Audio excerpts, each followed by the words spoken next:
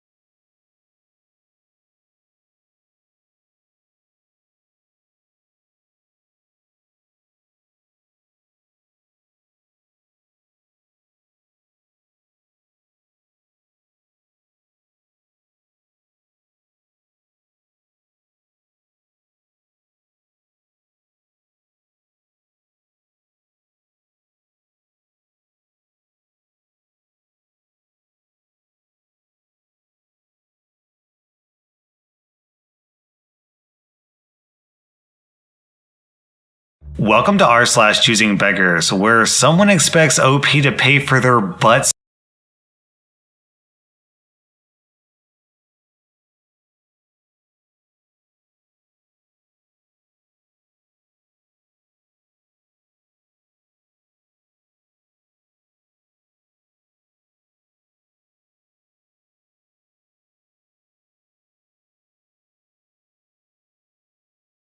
Welcome to r/choosing beggars, where someone expects OP to pay for their butt surgery. Hey, Ariana Queen. I just need characters for my game. All the same art style, of course. And I've got a description of the characters, but I need someone dedicated who won't just give up after like 5 minutes and take a break for like a day. It pisses me off. No sleep until you feel you've achieved something at least, you know? Anyone? Effing hell! You'll get credited as well, so don't be a dickhead. Imagine I've been coding this whole game, but I'm awful at drawing, so I can't put the characters in. But cool, whatever. Cheers for the effing help. I don't care if I ping you guys. You all are snakes. Someone help me if you're a real one. At everyone. And then after she pings the entire Discord server, someone else replies. If you're looking for an art designer, check Instagram. I'm sure there's plenty of creators who will accept a commission from you. Discord isn't the best place to look, in my opinion. Thank you, Ember. At least someone is helpful. But Instagram people will charge me money that I don't have. Well, of course, art takes time, and exposure and credit isn't enough to pay the bills of an artist. Nah, I found 2 people who would do it for free, but they're not dedicated enough. Like, they don't care enough about it, you know? Some people do it just for hobbies. Hopefully I can milk someone for free, no homo. Man, imagine you're actually a nice enough person to just give someone free work, and then they rag on you because you went to sleep without finishing the free project. It's like, lady, I'd sleep just fine. This next post is a comment on an author's Facebook ad. This book is overpriced at $3.99 on Kindle. The author replies, that's actually below the average price for an ebook at the moment, but all of my books are also available in libraries if you prefer. Libraries, if open, would be the last place I'd choose a book from. Being visually impaired, the Kindle offers an ideal solution. Why not try the 99 cents introductory price? Then I'd probably follow you as an author. This is my job and my career, Choosing Beggar. It feeds my family. If you don't value books and $3.99 for a year's worth of work is too much for you, then you can borrow Kindle books from the library for free. I know sometimes I joke about how for Choosing Beggars free is too expensive, but this literally just happened. This guy complained that $4 was too expensive. It's not, by the way, and when the author's like, sure, you can get it for free at a library, he's like, well, you know what? That's just not good enough. Ahem. Is anyone gifting a fully working 55-inch TV or bigger? Mine just broke, so now I have a thick black line down one side. I need it ASAP, or my kids are gonna go crazy without a TV. I would need delivery too, because I don't have a car, and the only person I could have borrowed a car from has just left. Thank you in advance from a very desperate single mom. Then someone replies, you'd have to be really lucky. If anyone is gifting a TV, you'd be lucky to get a 32-inch, never mind a 55-inch. Gotta try. Why 55-inch or bigger? Surely if you're that desperate, you'd accept anything, right? Because that's what we're used to. If anyone's offering, can you let me know? And someone else replies, and me. Hello, furry boob artist. I would like free hot boob art, no payment, exposure only. Draw me a hot cat wipe with big boobs only. Hot titted boob only. No homosexual, boob only. I'm dying soon. I need breast booby furry art to live. I'm guessing this is just like a troll or a jokester instead of an actual Choosing Beggar, but I had to include it anyway because honestly, kid, same. I also need big boobies to live. Message received from Fortnite Gamer 2009 Pop. What do you think the odds are that 2009 indicates this person's birth year? Meaning this person is what, like 12 years old or something? Hello, are you the person selling the gaming PC? I'm interested. Yeah, it's an i5 7th generation GTX 1060 with 16 gigabytes of RAM computer. My asking price is $700, but I could do $600 if you got the cash today. Okay, listen man, I need that computer because I need to make a Fortnite YouTube channel. So, I need the PC delivered free. But don't worry, I'll give you a shout out. If you don't, I'll call 911 and you'll get arrested. Give your mom her phone back. But why? Please give computer, I shout you out or else. LOL, no. Bro, do it now, I beg you, or I'll call 911 and they'll cuff you if you don't give it now. Answer. Okay, I guess the cops will arrest you. Answer. Alright, yeah, I'd say this kid's definitely 12 years old. Selling custom scooter for $400. Cool, is $25 okay? It was $800 brand new. Bro, all it is metal and plastic and rubber put together. $25 is more than enough. Seriously, dude? $25 is more than enough. You're a scamming children. What? OP, just offer him $25 for his car. After all, it's just metal, plastic, and rubber, right? Wow, that artwork is so effing cool. I would love to get a print. Your page is really cool. I keep wondering if I should get a copy of anything. I couldn't resist with this one. OMG, thank you. That's so nice. I'm very glad. Do you have a size that you prefer it to be in? I think medium will do. Yeah, medium will do. I have to pay? My bio literally says DM to buy prints. Oh, LMAO, people actually pay you for that? Is there anything you're handing out without payment? Oh yeah, absolutely. And then OP sends the Choosing Beggar a picture of her middle finger. Our next post is from Hashed Pony. I'm a photographer based in a tiny country in Europe, and while I've had my fair share of, can I have a discount? Why can't you photograph for me? Wanna do a collab? I had a client recently who went an extra mile on the crazy highway.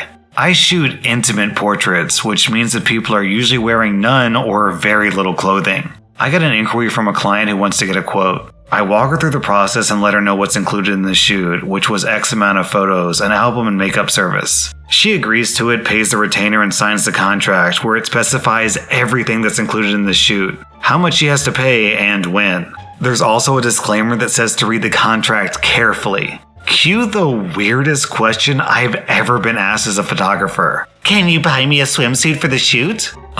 Sorry, no. I don't have a client closet yet. Maybe in the future. Oh, okay. Well, I was interested in maybe getting a butt lift. Can you do that for me? What? No, I'm a photographer. I don't know the first thing about butt lifts. I can ask a friend of mine who provides that service though. I'm sure she'll be happy to help you. I give the client my friend's number. Thanks. While you're at it, can you get me a temporary tattoo for my lower back? Will your friend be with us in the studio so I can get my butt lift and tattoo? I sigh heavily, already dreading the day of the shoot. I do not provide that type of service. All you've paid me for is the photos, the album, and the makeup service. That's it. Everything else is not included. Also, if you're really serious about these procedures, you have to get them done way ahead of time. They require surgery, so your skin won't be ready for the shoot at all. Oh, okay. Well, can you at least make my butt bigger in the photos? I sigh, because she clearly didn't read my Photoshop ethics in the contract. I can do some changes, however, I can't do anything extreme because that's against my editing ethics as a photographer.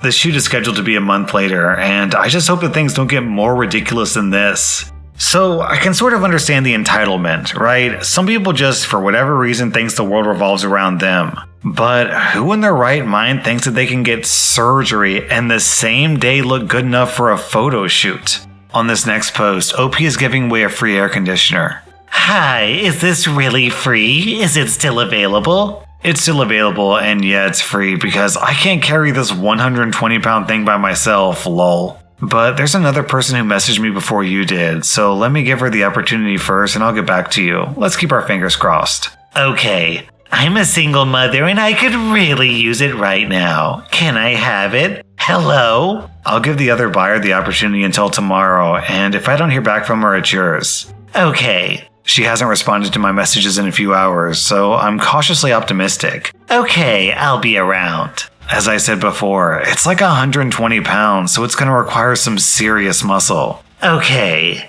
And then the next day the choosing beggar sends, Hello? Hi there, good morning, how are you? I haven't heard back from the other buyer since yesterday, so yeah, it's yours. Okay, when do you think you could drop it off? As I said before, it's pickup only. I'm disabled, can you just come drop it off? I'm like 140 pounds, and this thing is like 120 pounds. There's no way that I can bring it to you, lol. That's the whole reason behind my free air conditioner post. But I can't come to you. Okay, no problem. I'll just let the third person who contacted me know. Thanks for your interest. No, I still want it. Let me see what I can do. Okay, it's still yours until tomorrow. I found someone who could pick it up. Can you pay him $20 when he gets there? No. Hi, is anyone here giving away a free, new, or like-new Chrysler 200 from the year 2015 to 17? My 16-year-old daughter turned down $3,000 for a new vehicle because the car that her grandpa was trying to sell to her was pretty sucky. Also, I need it ASAP, thanks. Then someone replies, you need to leave now. This group is not for this. It's for people who are actually in need of financial help. If you'd actually read, most posts here are about people who usually don't have enough money to even buy a full meal. Maybe you should rename your group. You're giving people false information. I thought this was a support group. Then the person replies, idiot. Man, I remember my first car. My grandma gave it to me actually. It was a 2-door Metro Geo and it was a piece of garbage. But hey, I still took it because it was a free car, so how am I going to complain about that? As a small restaurant owner, I come across people that belong on this sub every day, but this one really got to me. This dude I know was pissed off that he didn't get any extra food with his order. So he came down to my restaurant to tell me in person. Granted, when things were normal, I would throw in a couple of extra wings or fries for regular buds on a busy night. It was common practice. But things are obviously different these days. My profits are stretched even thinner, so no more freebies. At the very least, way less freebies. This dude is also in the industry, so he should know this. I explained this to him, and he said it was messed up, and next time to please make sure it's worth my while. Seriously? I told him to just not bother ordering anymore until he figures out why he's being such a douchebag. Man, imagine seeing your friends struggle with a failing business and then trying to get freebies out of them. Smiley face. Hope your day is going excellent.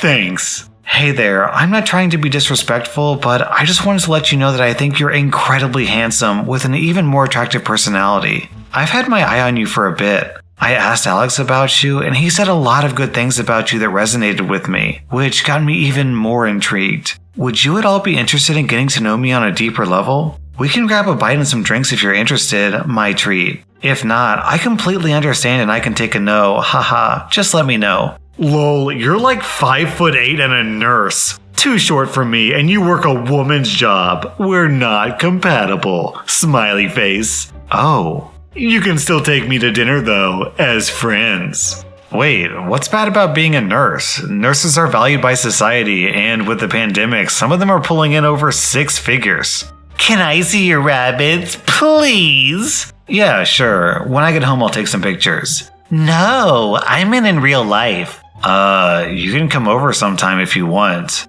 But one of my rabbits, Griffin, just got neutered, and I don't want him moving around too much. I was actually thinking if you could bring them over here. My daughter loves them so much. Dude, you live in blank. That's like 45 minutes away. I am not driving that far. Please, you know how my daughter hates long car rides. Do it for a friend. I pretty much deserve it because I gave parsley to you. Wrong. I took the rabbit parsley because you starved him half to death. If you want to see him, come over here. Okay, B-word. That was r/choosing beggars, and if you like this content, check out my podcast where I publish extra episodes. Also, hit that subscribe button because I put out new Reddit videos every single day.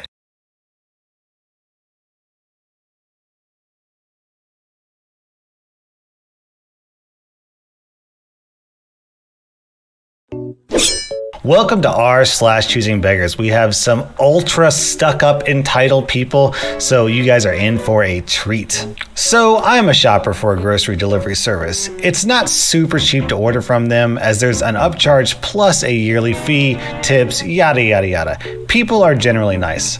When I get to the store, I always text the customer if there's anything else they need while I'm there. Usually it's 1 or 2 small things they forgot to add to their list. But no, not today. Linda gave me 17 extra items to pick up. Thanks, Linda. By her texting style, I assume she's somewhere in her 50s. It's Super Bowl Sunday. The stores are busy. There's a lot of traffic. Girl Scouts are bombarding me at every entrance, trying to seduce my inner fat ass with their cookies. I have to add each extra item the customer requests into my shopper app, get everything on our list, and GTFO. I'm running back and forth across Kroger like an idiot since Linda can't just give me everything all at once. And finally, I get to head to checkout way later than I want to. I pride myself in always being on time, and this lady was trying her hardest to make me late. I got more texts from her for one order than I have for all my other orders today combined. I check out, load up, and fly down the road to her house. When I get there, she wants me to unload everything into her house and onto her kitchen counter. Not a huge deal, but I am in a hurry. She did comment on how long it took me to get there. She then starts to ask me about the receipts, and I kindly let her know that she will have her receipt emailed to her and in the app when I mark the order as delivered. She demands the receipt I got from the store. I again reiterate that this is a grocery reselling business and that the receipt belongs to the company. Linda gets pissed. She starts throwing an absolute fit because how dare I, a measly grocery delivery girl, deny her the paper receipt? She swore she wouldn't tell them that I gave it to her. It'll be our secret. She'll even rate me 5 stars for it. I grabbed my canvas bags and got out of there as fast as I could. I marked the order delivered and then my phone rings a few minutes later. Hello? Why is this so expensive? That's not what it said it would cost when I ordered this. Ma'am, you added on at least a dozen items. That's not what I agreed to pay. I only agreed to X dollars and I am not paying for this. Come give me my money back. Y'all, I was in the Publix parking lot about to start another order. I could not deal. I told her I would call HQ and figure out a solution, and that just set her off further. I am just a poor old woman who wanted some groceries. You are an inconsiderate little brat that needs to pay me back. Come back to my house right now and I'll only make you pay for $30 of it. If you make me wait, you're getting 1 star and I'm reporting you to the police for scamming me. I told her I was sorry and I hung up. Called HQ. She calls me 4 more times while I'm on the phone with them. They're phenomenal. Unmatched her for me so I never have to shop for that lunatic again and say they'll deal with her. Thank the Lord we use mass numbers that expire after an hour, or I have a feeling she would still be calling me. I guess I won't be getting tipped on this one. Yeah, I would love to see Linda's review. 1 star. The shopper wouldn't buy my groceries for me. How selfish can you be? Hey, is the charger still for sale?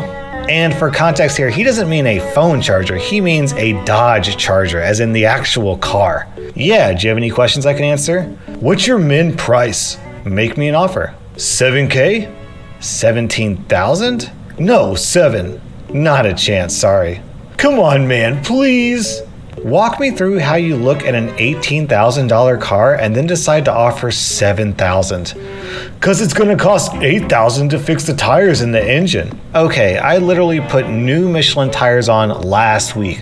Plus there's nothing wrong with the engine. Are you done wasting my time? Don't be a jerk, man. Your car isn't worth anything. Okay. F you, you're going to sell it. Not to you though, bye.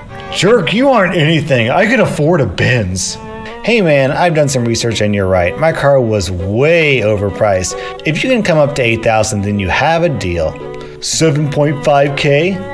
You win. You drive a hard bargain, but how could I say no?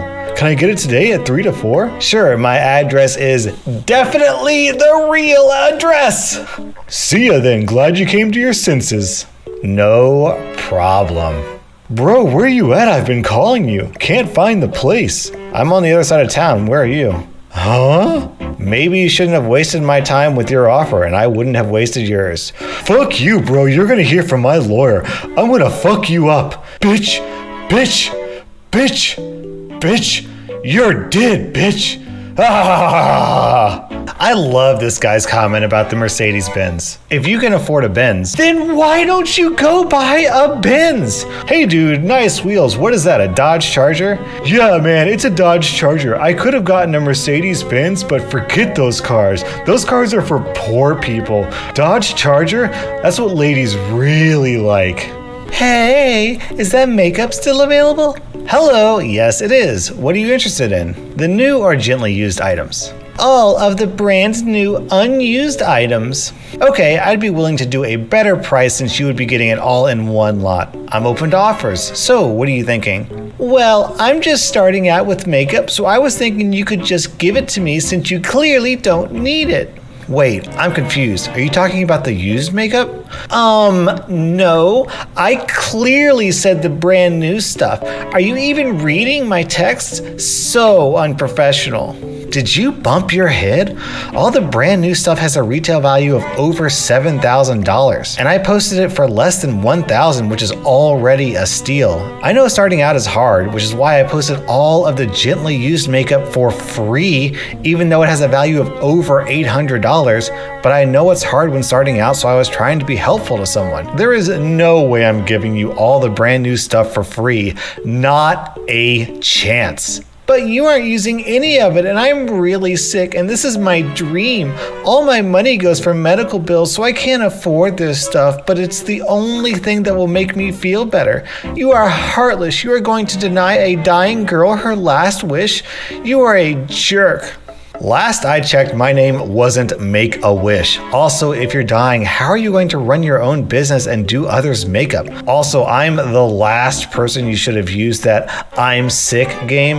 I have cervical cancer, and if I can't use that as an excuse to get free stuff, neither can you. I'm using the money I get from the sale of this to take care of medical bills and take my kids on a small water park weekend vacation, so I feel no pity for someone trying to guilt someone into getting free stuff. I'm going to report you as a bad seller so you never sell your stuff, and I'm going to tell everyone that you are a stupid fake makeup artist so you get no work ever again. No one wants your nasty, gross used makeup. I hope your cancer kills you and your kids die with you. Give me your makeup or I'm going to ruin your life. Answer me, jerk. Hello? Thank you for your offer, but I'm going to have to respectfully decline it. Hope you're able to find what you're looking for in your price range. Have a wonderful day. Die, you stupid jerk. No wonder you have cancer. You are a worthless use of life. I've never seen someone pull a reverse choosing beggar on a choosing beggar. This choosing beggar actually led with, I'm sick, I'm dying, give me your free stuff. But this person said, but I'm sick, but I'm dying. She should have asked the choosing beggar to help her with her medical bills. Clearly, it's a winning strategy. Oh, you're dying of cervical cancer? My bad. Let me send you all of my money as an apology. I organized a small conference in Manila for work. The conference was at a gated 5-star hotel that came with a very large buffet for breakfast. The buffet had everything: American breakfast items, British stuff, French, German. It even had sushi, Chinese, and Thai food. The conference fee included the cost of the buffet, but if you were just staying there, you had to pay for it. I walked in, gave my room number to the host, who confirmed the food was complimentary. I'm seated by the door as the room is almost full, so I can hear the next conversation clearly. An elderly man from China was next to be seated. I heard him speak it to someone else earlier. He said in English, "My food is free too. I'm with her." Points to me. The host attempts to seat this man with me. I said to the host that I was saving the seat for a colleague. The host said, "Wait, he's not with you?" I said, "No, he's not even with my conference." The guy gets super RIMO'd. RIMO is government speak for righteous indignation, moral outrage. He tries to tell me he's a conference attendee. I just laughed and said, "What's the name of the conference?" He said something about his secretary doing all the details, so how was he supposed to know that? I just looked at the host. The host pulls him away and seats him at another table and said, "I'll have to confirm you are a guest here before you eat." The guy gave the host the details and I got the stink eye for a while. Cut to the buffet. I'm standing at the counter putting food on my plate. I then realized it was that same guy. I watch in horror as he picks up the spoon for the scrambled eggs, tastes them, and then puts the spoon back in the serving dish. He then picks up the spoon for the beans, tastes them, and puts the spoon back. He did this for every single dish. I hurried back to the host, grab his arm, turn toward the buffet, and say, "Watch." I thought the host's head was going to explode. He turned a scary shade of red and veins started popping out of his forehead. He gets on his walkie-talkie and calls security. He also motioned to a waiter and brought him over. He told the waiter to grab every other waiter and start clearing the buffet quickly, as it was now contaminated. Security arrived in about 20 seconds. 2 guards with gigantic guns strapped to their back pulled the guy out of the room, and the buffet was closed for about an hour while all the food was taken back into the kitchen, remade, and brought back. The irony, it was for an infectious disease conference. I think this post is giving us a glimpse of the apocalypse. When we all die from some super virus, it's going to be because some dude was like, "Ugh, wash my hands. I'm too important to wash my hands," and walks into like the hyper Ebola chamber, gets infected, and then spreads it to everyone because he licks every flavor of ice cream at his local Haagen-Dazs. Hi, I just wanted to let you know you're the Amazon gift card winner. Thanks for notifying me I'm the winner. As you know, I'm really in need. Do you need my PayPal or Cash App info? No, you won a $50 Amazon gift card. May I have the email I can send it to? Why can't you just send me the cash? WTF am I supposed to buy with a gift card? I need groceries. I need to pay my freaking bills. I don't need an Amazon gift card. Send me cash or don't send me anything at all. I stated on my post I was giving away an Amazon gift card. I never said I was going to send cash. I will take your word and pick someone else. What's the difference? Didn't you say you wanted to help someone? How's an Amazon gift card going to help anyone? I'm sorry you feel that way, but I'm only offering Amazon gift cards, not cash. Have a good day. Wait, are you going to send me the gift card? No, I've already chose someone else that seems to be a bit nicer than you. Have a good day. F you. Hope you go broke. Wannabe artist who can't even paint. Loser. Hope you feel good now that my daughter and I won't be able to eat because we don't have money for groceries. What kind of person turns down $50 just because they don't like the format that $50 is supplied to them? And if he needs groceries, you can actually buy groceries on Amazon. What is wrong with this moron? Hi, is that pasta maker you were selling on Craigslist still available? Hi, yes it is. Good, but the price is too high. How about 10? 10? The listed price is 30. My bottom is 25, so I'm sorry, no way. I don't care. You're gonna sell it to me. No one else will want that trash. I'm sure you know best. Tell you what, you can have it for free. Good. Deliver it to blank. Hello? You lying effing jerk. Now how will I feed my kids? I hope you die. That is so unreasonable of OP. How is this choosing beggars kids supposed to touch their spaghetti without the pasta maker? Hello, I'm interested in buying a banner for my YouTube channel. Sure, banners usually cost $10 to $15. What do you have in mind? Yeah, okay, I want my name blank in the top corner, but in like 3D, and I want a galaxy in the background and maybe some cool graphic things. Sure thing. Could you maybe specify what graphic things you want? Only makes my job easier. Like Roblox or something? I don't care. Okay, I'll have that done in a couple hours. I'll DM you when finished. Okay, idiot, just make my banner. Huh?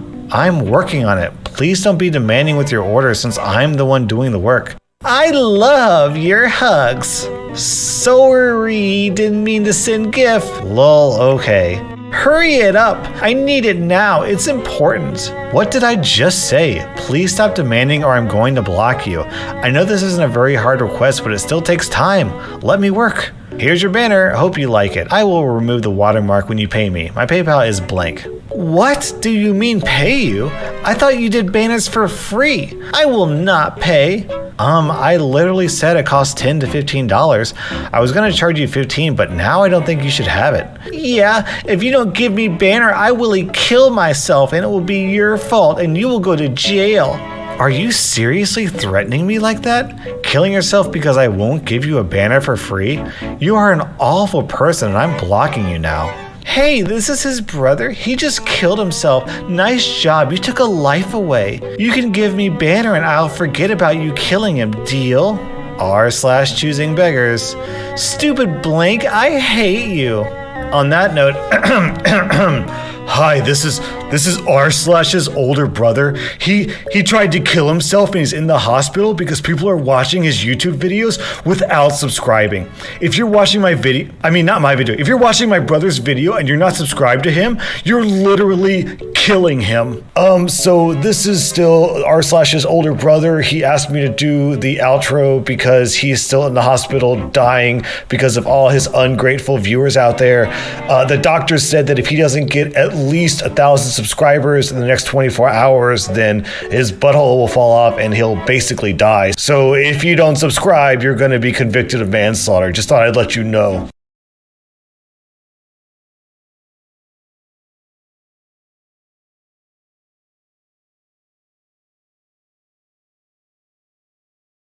Welcome to r/choosing beggars, where having a kid with cancer gives you a special 50% discount. Part-time job, $65,000 salary. I'm looking for a part-time job here in Rexburg that pays $65,000 a year. Need flexible schedule, minimal hours, and benefits. No call centers or summer sales. Thanks. Lady, if this job was actually posted, the interview line would literally be a mile long. Selling Xbox One, $175. Hi, is it still available? Yes. Would you please donate? His was stolen. My son is not taking it well. He has cancer and he loves his games. It would be a great birthday gift for him. He's a victim, he has cancer, and it's his birthday. Wow, the choosing beggar trifecta. Is the motorcycle still available? Yes, it is. I have an Xbox One I'm willing to trade for it. For like a down payment? No, straight trade. It doesn't have any cord or controllers though. I'll throw in cash too. So the Xbox and like $1,700 in cash? I have an Xbox, so I have no need for it. No, like a straight trade. I unfortunately lost my job and that's all I have to offer. Dang fam, get you a job and save up and I might still have it. $1,800 firm. F you. I love how this guy gets canned and the first thing on his to-do list is go buy a motorcycle. I'm a lunch lady at an elementary school. I often have teachers ask for milk for breakfast. No big deal. They're polite about it, so I don't mind. My walk-in went down last year and I had to freeze my milk for breakfast the next day. Milk takes forever to thaw out, so I couldn't serve white milk for breakfast. The chocolate and strawberry were fine. Anywho, I had a teacher's assistant that would come a few times a week and grab a white milk. She came in the morning that I had no white milk. I told her the situation. She got extremely annoyed and said, "Well, how am I going to eat my cereal?" Me, being already annoyed by the walk-in issue, told her, "It's not my problem, run to the store." This jerk decided to totally jump the chain of command and email the superintendent of the whole county. I was audited and was fine because it was beyond my control and I still had milk to serve for breakfast, just not white. So this jerk decided to still come in a few days later and ask for a white milk. I said, sure, no problem, but since I was audited, I now have to charge the 55 cents for the milk. The look on her face. That jerk paid for milk all year. Maybe not crazy petty, but enough to satisfy me. Hey blank, this is blank. I got your number from Alicia. She mentioned you're selling your laptop. Info, please. Hey man, it's a Toshiba Satellite P55WB. Bought in 2015. Just got gifted a new one, so no use for it now. Top condition. $200. I'll throw in the sleeve I purchased for it, as well as the mouse and mousepad. Ah, dang, lucky you. Any chance you can keep the freebies and just let me have the laptop for less? Oh man, I thought I was already selling at a really good price. I bought it for $1,300, so was expecting at least $200 back. You just got a laptop gifted to you. Why would you want to recover a certain amount for your old laptop? Not like you're buying a new one. Sorry, I read that back. Sounded like a dick. All good, man. How about I make it $160? You can still have the freebies. How about $100 for the laptop? I really need it urgently for assignments and stuff. You can keep the rest. Sorry, can't go that low.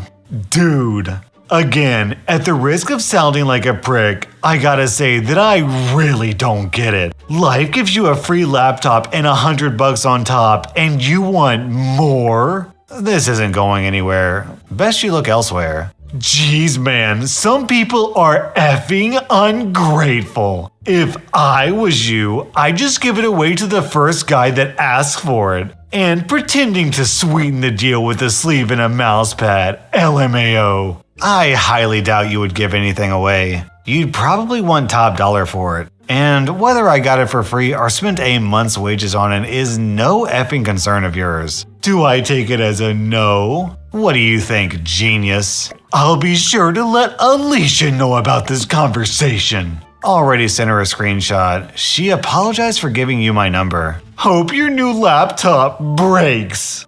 This guy's argument is literally the same thing as saying, well, since you're buying a new car, you should just give away your old car instead of selling it. Since you're buying a bigger house, you should just give away your old house instead of selling it. Don't be selfish. Hey Adam, I heard you've made mobile apps before. I was wondering if you could make one for me. Yeah, I have. Hate to ask, but I've had some people ask me to do it for free. You can pay, right? I charge $20 to $75 an hour to people I know, and based on how difficult I think it is. I was thinking we could split the profits of the app 50-50 so you could make a lot more money overall. Sorry, mate. I need some guaranteed money here. Come on, dude. You should be grateful I'm offering you 50-50. You could even add to your resume that you made my app. How about this? You tell me the idea and I make the app and get 100% of the profits. Then you can put in your resume that you came up with the idea for the app I made. F off. Can someone please help me find a car? $900 or less with low mileage. I'm not too picky. Here's a posting for a 2004 Chevrolet Cavalier for $800. It's decent, but it's ugly. Lady.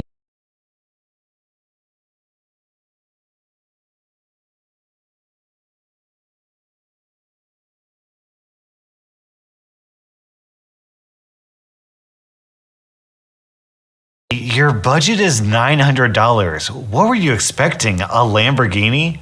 There was this beggar woman in my old neighborhood. I'd give her $1 or $2 sometimes. I felt sorry for her because she had a kid she used to drag around. She got used to it, so she started knocking on my door daily. I was okay with giving her $1 on the street, but knocking on my door was not okay. Every time she knocked, I would decline giving her money until I stopped opening the door altogether. One day, I was returning home and I saw her through the corner of my eye coming towards me. I pretended I didn't see her, opened the door, walked inside, and closed it. She starts knocking on the door aggressively. Hey, what's going on? Hey man, I need money. Look, I'll give you money sometimes on the street when I can spare it, but you can't go knocking on my door. Please, I need it. You are one of the only good guys around here. Okay, here's $2, but never knock on my door again. She looks at the $2 disappointed. What's this? I have to buy medicine for my child. She always said that. The kid was fine. I need at least $10. I paused for a minute. So it's not enough then?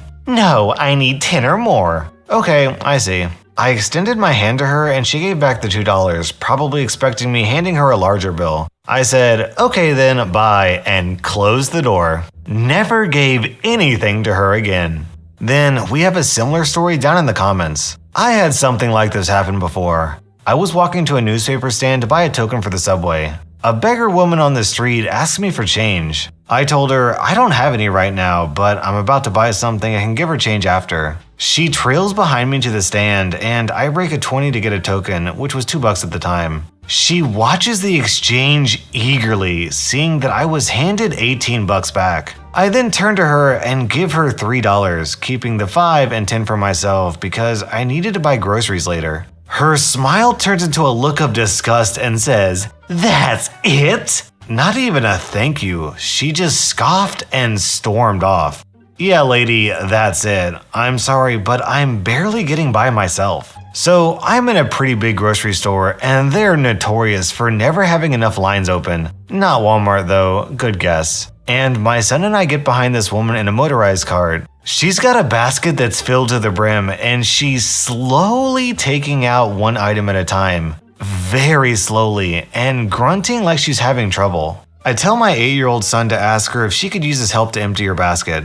I'm trying to teach him to help others. She agreed and he quickly got everything out, but not before she told him exactly where on the belt to organize everything. While he's doing this, she cleans out her purse full of garbage and receipts.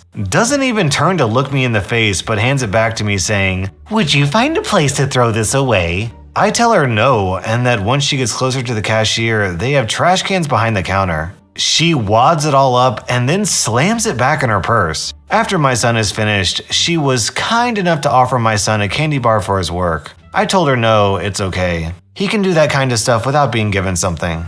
She tells him to pick something anyway, and then I allow it. She gets up to the cashier and they know her by name. Uh-oh. And there's even a woman on standby helping to bag her groceries according to the woman's demands. When she goes to pay, she says the exact amount on her card is $21.36. There isn't enough money on her food card for all the items she'd packed into her cart. I feel bad for her, but not that much after her numerous bossy fits she's now had towards the cashiers. She has them backed up for over 20 minutes while she says, "Oh, I thought I had enough. I thought I had enough." while she rocks back and forth like a crazy for added effect. All the other lanes were about 10 people deep with full carts, and my stuff was now already on the belt. That's why I didn't move. Suddenly, she stops her act and turns and asks my son, "Do you live in this town?" He answers yes. Cue her waving her hand to fan herself and loudly saying how it's so hot. And she's gotta wait for the bus, and she asks me, "You wouldn't mind taking me home?" I sternly informed her that no, that will not be happening. She then tries to say she didn't know she was short on money and if my son can return the candy bar. At that, the other cashier went to the next register, got her scanning gun, and proceeded to scan my items from the other belt. I asked while paying at the other register, "I'm willing to give $20 towards her groceries to help, but only if this isn't something she does often." The cashier gives me that look like, "Please don't," and says this is her third time in that week and that people buy her groceries all the time. She's definitely not short on food. I thank the cashier, bag my own items, grab my son, his candy bar, and I leave from that hot mess. On the way out, the lady who couldn't get out of her cart to get her own groceries out is now standing, telling the cashiers how I'm rude and inconsiderate. I've encountered tons of people like this back when I was in college and had to do my grocery shopping at a nearby Walmart. There's about a 95% chance that the reason why she's in a motorized scooter is simply because she's fat and lazy. Wanting free iPhone XS. Free. They aren't that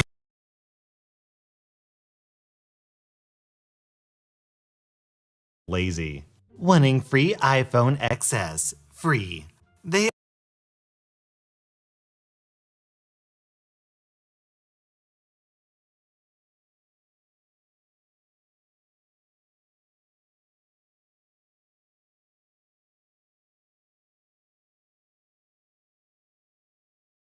fat and lazy. Wanting free iPhone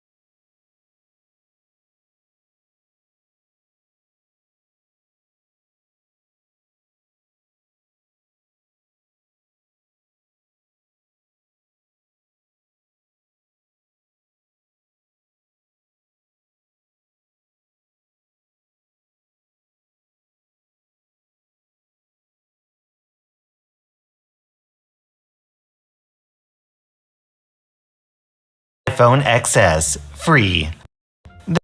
They aren't that good of phones at all, so looking for someone to donate them for free. Android can do a lot more, so you can't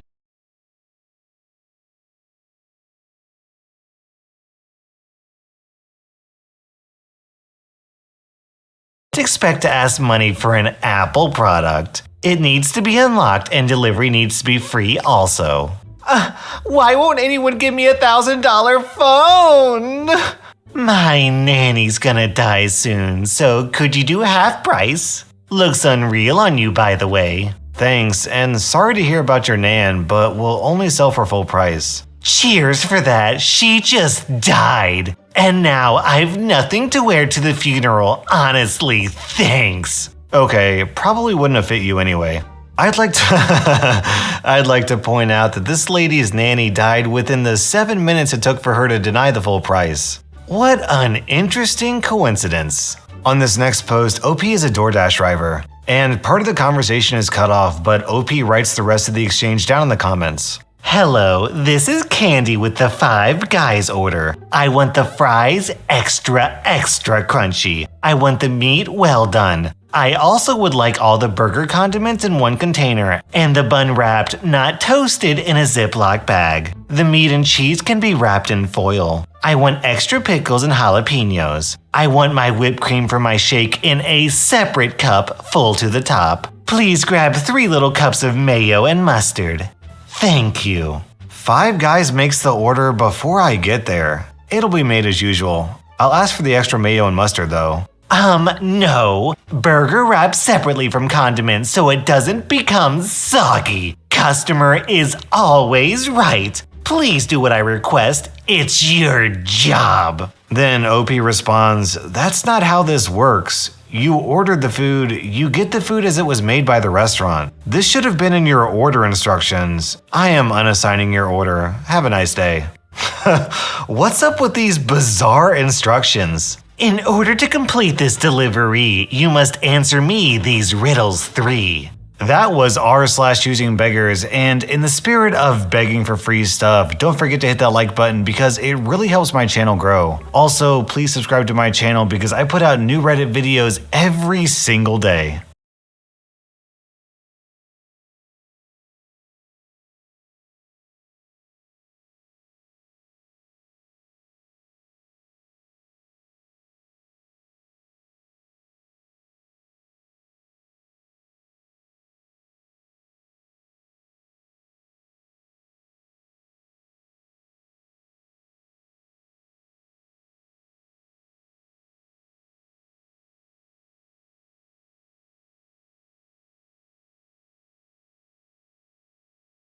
Welcome to r/choosing beggars, where people demand discounts on free products. It will be 21 years since my humble beginnings of fabulousness, and I know you are all wondering what to give such a queen as myself. Worry not, as I will enlighten you. 1. All monetary funds are and will be acceptable. Hit up the DMs with the money emoji for bank details. 2. In the matter of cosmetics, clothing, and shoes, gift cards are a more acceptable option. Unless you know my shade or size, do not gamble. 3. Branded jewels, accessories, and perfumes are welcome. Do not buy me flowers. Do not buy me chocolates, even if they are expensive. You will be enlisted as an enemy of my weight loss progress.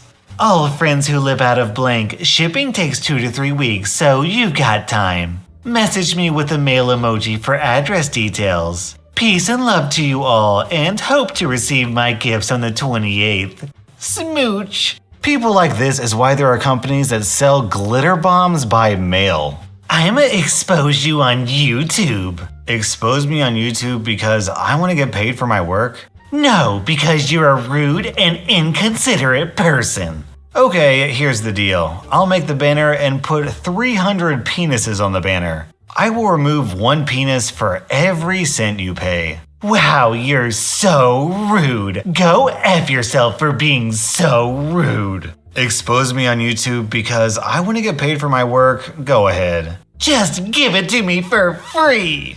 Gotta go. See ya. Well, you are getting exposed on YouTube, but not the way you expected. Selling Avengers Endgame poster, limited edition, free. Is this still available?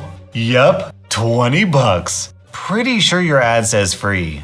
The comment says give me a reasonable offer. Serious buyers only. Read before you speak. No, I read that. Just wanted to know why you'd post it as free if you're expecting reasonable offers. So people can click on it, and so I can get an offer. Remember, nothing is free in this world, mother effer. Except that poster you got. You got it for free. You know what else is free? Lying and saying that you'll buy the poster. Just meet me in this incredibly out of the way and inconvenient location. Indian man pushes birthday present BMW into river. An Indian man, apparently angered at getting a BMW for his birthday instead of a Jaguar, pushed the new vehicle into a river. A video posted on social media shows it floating away on the river in the northern Indian state of Haryana. It later got stuck on a bank of tall grass, and the man, said to be the son of a local landlord, tried to rescue it. Police are investigating the incident, local media reports. BMW cars cost around 3.5 million rupees, or about $49,000 locally, with Jaguars costing about 4 to 5 million rupees. So down in the comments, someone posted the video footage of this, and this guy looks exactly how you expect him to. And here's some footage of a $50,000 car floating down an Indian river. Hello, ma'am. I really like your t-shirt designs. Can I get one? Sure. Do you see a design on my profile you like, or do you have a different one you'd like me to do? I am a streamer. I am good at the playing video games. I want a t-shirt with my gamer logo on it, please.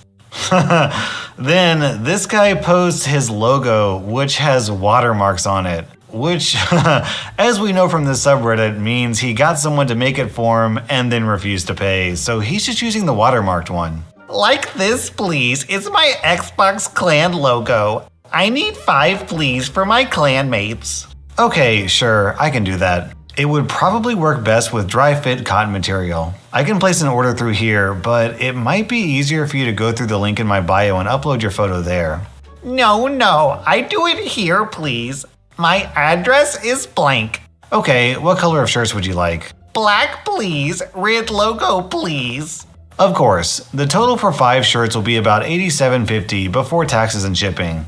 Each shirt will be $17.50 before taxes. Why shirts expensive? Well, those are actually pretty good prices for the value. I have to order the shirts, then apply the logo by hand. Blank, a printing shop where I make all my shirts by hand, which includes ordering shirts, weeding out the design, and then hand applying it to the shirts individually. And I do that all myself. Free only. Free? Free t-shirts? Yes, please, ma'am. I am poor, but I give you a shout out on my gaming page. I'm sorry. I can't do that. I am, however, willing to give 10% off your order since you're a first-time customer. Okay, ma'am. I can pay $20. Take it or leave it. Afraid I can't do that. Sorry. Please send me the shirts, angry face.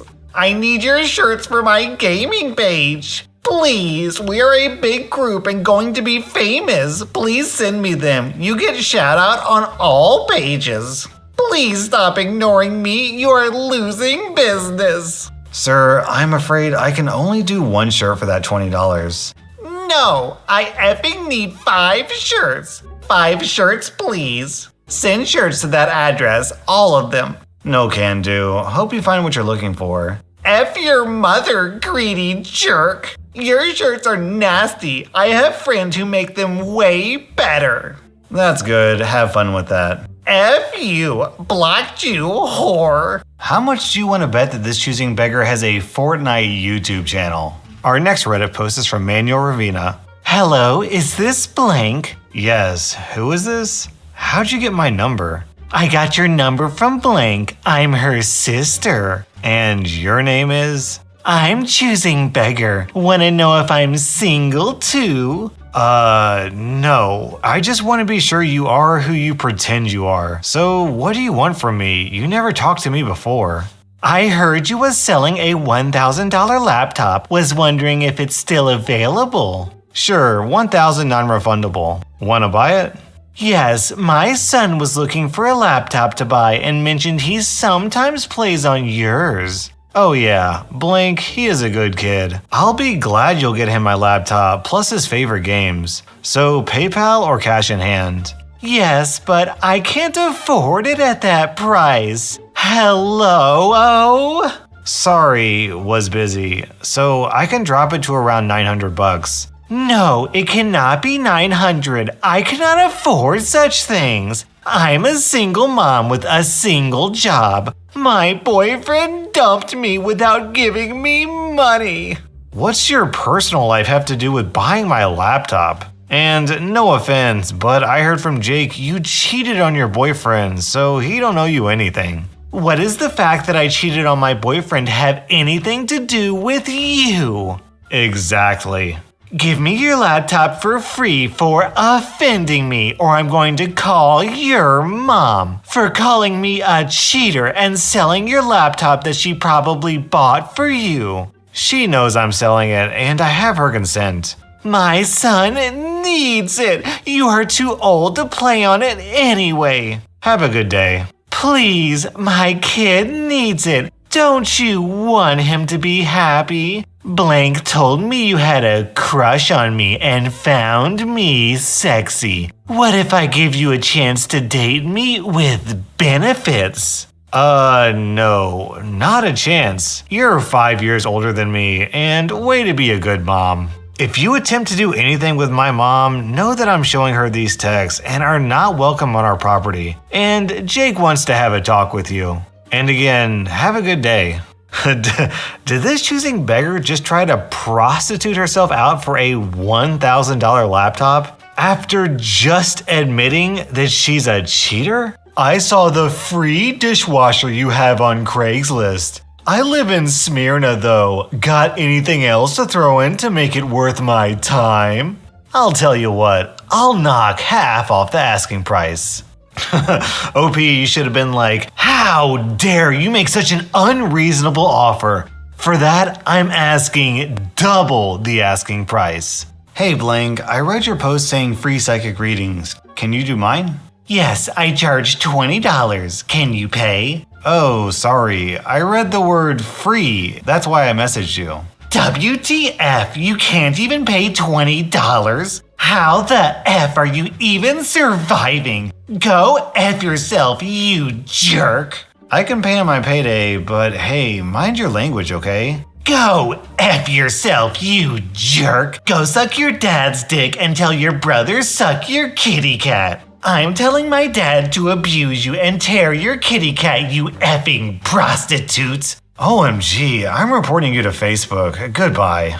OP, I think you read the posting wrong. It's free psycho, not free psychic. Hi there, I've replaced Nicole at Blank, and I can't find the keys to the lock on the change drawer for any of our machines. Hi Amber, the keys are with me, as my guys are the ones who empty the change and tally it every fortnight. Hi, Abs, is it? I don't know why you would have the keys when they're our units. I'll need them back, please. We should be the only ones with the keys. I have the keys because the units were given to you free on the proviso that I get 10% of takings until they're paid off. No, we purchased them, therefore we should have the keys. Surely there was a payment plan attached when this was negotiated. Amber, that is the payment plan. Since the funds weren't available at the time, I decided to give them to your organization anyway and take a small percentage each fortnight until they were paid in full. Then, the keys are all yours. If you'd like to arrange a direct debit instead, we can do that. So you're saying that you don't trust us with the keys, so you need to come out and count the money yourself? No, it was just a mutual agreement at the time, but since you put it that way, yes, definitely. I'll need the keys, please. How do I know that you're not the one stealing? My staff counts the money in front of your staff. Then your staff verifies the count and signs the slip. They both get a copy. I believe that's how you would know. Okay, it's simple. I'll get the locks changed on each one then. Thank you. Amber, Sebastian and I had a long chat prior to delivery. He advised that the organization lacked the funding and if we could work something out. I said, yes, I'll give them to you and take a small percentage, interest-free, until they're paid off. You are exhausting my goodwill now. Sebastian had no authority to approve this. Don't think you can pull the wool over my eyes. The locks will be changed and you won't extort us further. Extort? They cost me $6,000. I gave them to you free. 10% of the takings goes towards paying them off. You keep 90%. How was that hard to understand? They're not free if you're taking 10%. What if one week they make $100 and the following week they make $1,000? You are taking the same fee regardless. You are a thief stealing from a charity. Okay, you are officially the second stupidest person I know. I'm the first for deciding to help your organization, evidently. In your scenario, the first week, 10% goes towards your payment. The following week, $100 goes towards your payment. And changing the locks makes you the thief, Amber, just so you know. So now you're resorting to insulting me because you got caught. So the more machines make, the more you take. How is that even fair? We are done here. Either the keys or I change the locks. I take that back. You are not the second stupidest person I know. I'll bring the keys tomorrow. I thought so. I'm in from 9 a.m. through to 2:30 p.m. Don't play games with people. You'll eventually find someone better than you. I'll be taking the machines with me though. I'll see you at 9 a.m. Hopefully you won't trigger another migraine. I'll have the police waiting. Good luck with that. No need, I'll bring the sheriff with me. I'm sure he'll explain it to you very, very slowly. The sheriff won't come out at a day's notice. Nice try though, but you're messing with someone above your pay grade. You'll be leaving in handcuffs. Bye. His name is Blank, and his number is Blank. You can call him personally or verify with Blank Police Station. I'll call him and let him know to expect your call. It's probably a friend of yours who will also be arrested for impersonating an officer of the law. Not very smart, are you? I'll humor you though. You're awesome. He explained it a lot better than you did. You could have been more professional and explained it in layman's terms. We're not all tradesmen. I want this paid off ASAP as I do not wish to deal with you any further. That's a pretty sucky apology, Amber. I'll be there at 9 a.m. to collect my units. I'll write a check for the amount paid so far. Don't choke on that foot, love. Don't you worry, I'll have this sorted out. No, you won't. Good luck. Bye.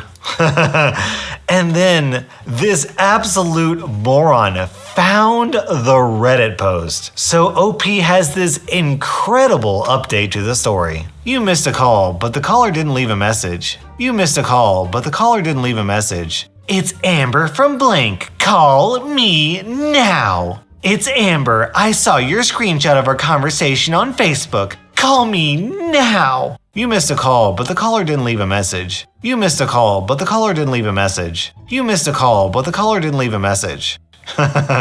You missed a call, but the caller didn't leave a message. I did not give you permission nor authority to upload our private conversation to social media. I forwarded everything to our legal department. Ignoring this won't make it go away. You need to call me. You missed a call, but the caller didn't leave a message. Call me now. I want this removed immediately. This is now in the hands of our legal team. I hope you have a good solicitor, mate. Oh my god, you botched surgery. He's not answering, let's blow up his effing phone and annoy him into picking up. What a great idea. I'm not busy or anything. I sit here waiting for your call every day. I look forward to hearing from your legal team. We can laugh at you together. I beg your pardon? You uploaded a private and confidential conversation between us and humiliated me in the process. Take it down before things get worse. I won't ask again. You missed a call, but the caller didn't leave a message.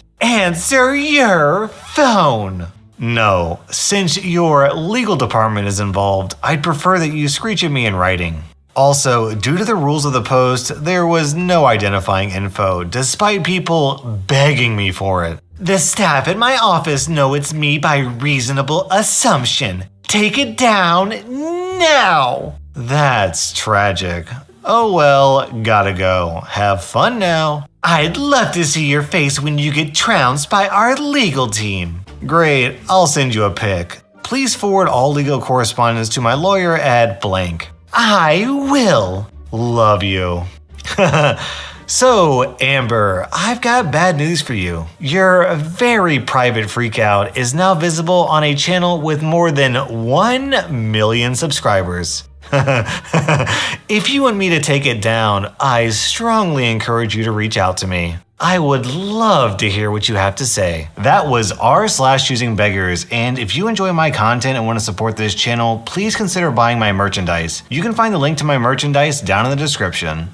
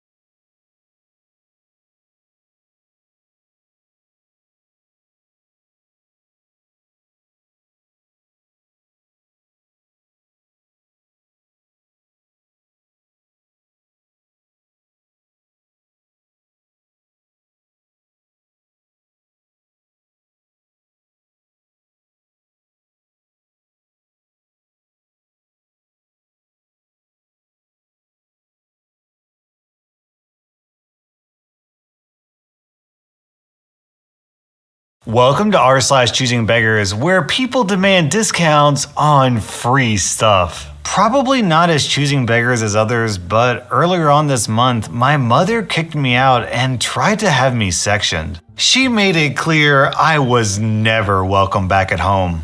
For Christmas, I had planned to send her away to the Azores, a beautiful cluster of islands off the coast of Portugal in the Atlantic, for her and my stepfather in the springtime for a week. Flights, villa, and everything paid for. My younger sister let slip that I'd arranged this for her on Christmas Day. After 3 weeks of no contact between us, I get a text reading, "Hey, hope you're having a good Christmas. Missing you. Just wanted to know when you're going to send us our holiday that you bought for us. You can send it in the post if you want so we don't have to see each other. It is so nice that you've done this for us. Thank you and have a good new year." I was fuming. I replied with, "Sorry, think you have the wrong number," and gifted it to my brother and his girlfriend as their first holiday away. The nerve! "Hello, my precious son. We want you to buy vacation for us, but we honestly don't want to even see you. So if you could give us your money without us ever having to see your face, that would be ideal. Thanks." Our next Reddit post is from Jamie Madrocks. "I just want a guy I can fall in love with, but never actually be official and let me do whatever I want." Find a cuck. WTF is that? A guy that lets his wife passionately hug other guys and gets off on it. Heck no, I like my guys to be protective and jealous over me. You obviously see how that conflicts from what you just said 2 texts earlier. LMFAO, I want my men to want me and be jealous over me, but no, I'm still doing whatever I want. That makes no sense. OP, you need to run, not walk, to the nearest exit. This woman is nuts. "Can I get a $15K loan? I'll pay you back next week." I don't carry that much in my personal account. $5K? Max I can loan is $500. I'm not giving away $5K like that. "Just use your company account. It's your money anyway. You own the effing thing. WTF. Blank, we've been through this, and I've told you the whole thing about business and owner being separate entities. Are your business partners more important or a close friend? Effing idiot. I'm not replying anymore. So, just to clarify, what the choosing beggar was asking here was for OP to commit embezzlement, which is a felony because it's basically stealing from your partners and investors. And even if OP doesn't have business partners or investors and he owns the company entirely by himself, asking him to take out a personal loan from the business side of his account is how you get audited by the... Asking for a personal loan from the business is tax evasion and the IRS will throw you in jail. So yeah, dude, the business is more important than a quote friend. Our next Reddit post is from Zap12341. Free couch. "Hi, I'm wondering if this is still available." Yes, it is. "I charge $300 to remove it." So, you're telling me you want my couch, which I'm giving away for $0, and you want me to pay you $300 for 15 minutes of labor? Keep your garbage and remove it on your own. This is sort of like when people down in my comments say that I should pay you for the privilege of having my videos watched. Our next Reddit post is from Omega Weapon. "Hi there, we were put on a list to receive some upgrades and we've noticed that our sister organization has had 5. Yet, we were on the list before them. I was emailing with Carlos at the time. Thanks." Hi Julie, there is no Carlos here. Which organizations are you referring to? "Blank received them. I'm calling from Blank College. I'm sure I spoke to a Carlos. He had a Spanish name." Hey Julie, we've never had a Carlos working here, but Blank did receive the upgrades. "I'm sure I spoke to someone there who had a Spanish-sounding name. Anyhow, why would Blank get them before us? We were before them in the hierarchy. Blank is on the priority list as they're a very underfunded organization. You are a well-funded private college. I didn't know the two of you were affiliated. That shouldn't matter. We were promised upgrades to our chairs by Carlos or another Spanish guy. Julie, there is no Carlos or any other Spanish guy here. But oddly enough, you're both in the system. I'm the only one who books jobs, and my name is definitely not Carlos, that I'm aware of. I know who I spoke to. I can't find Carlos in my emails. Maybe he used a fake name at the time.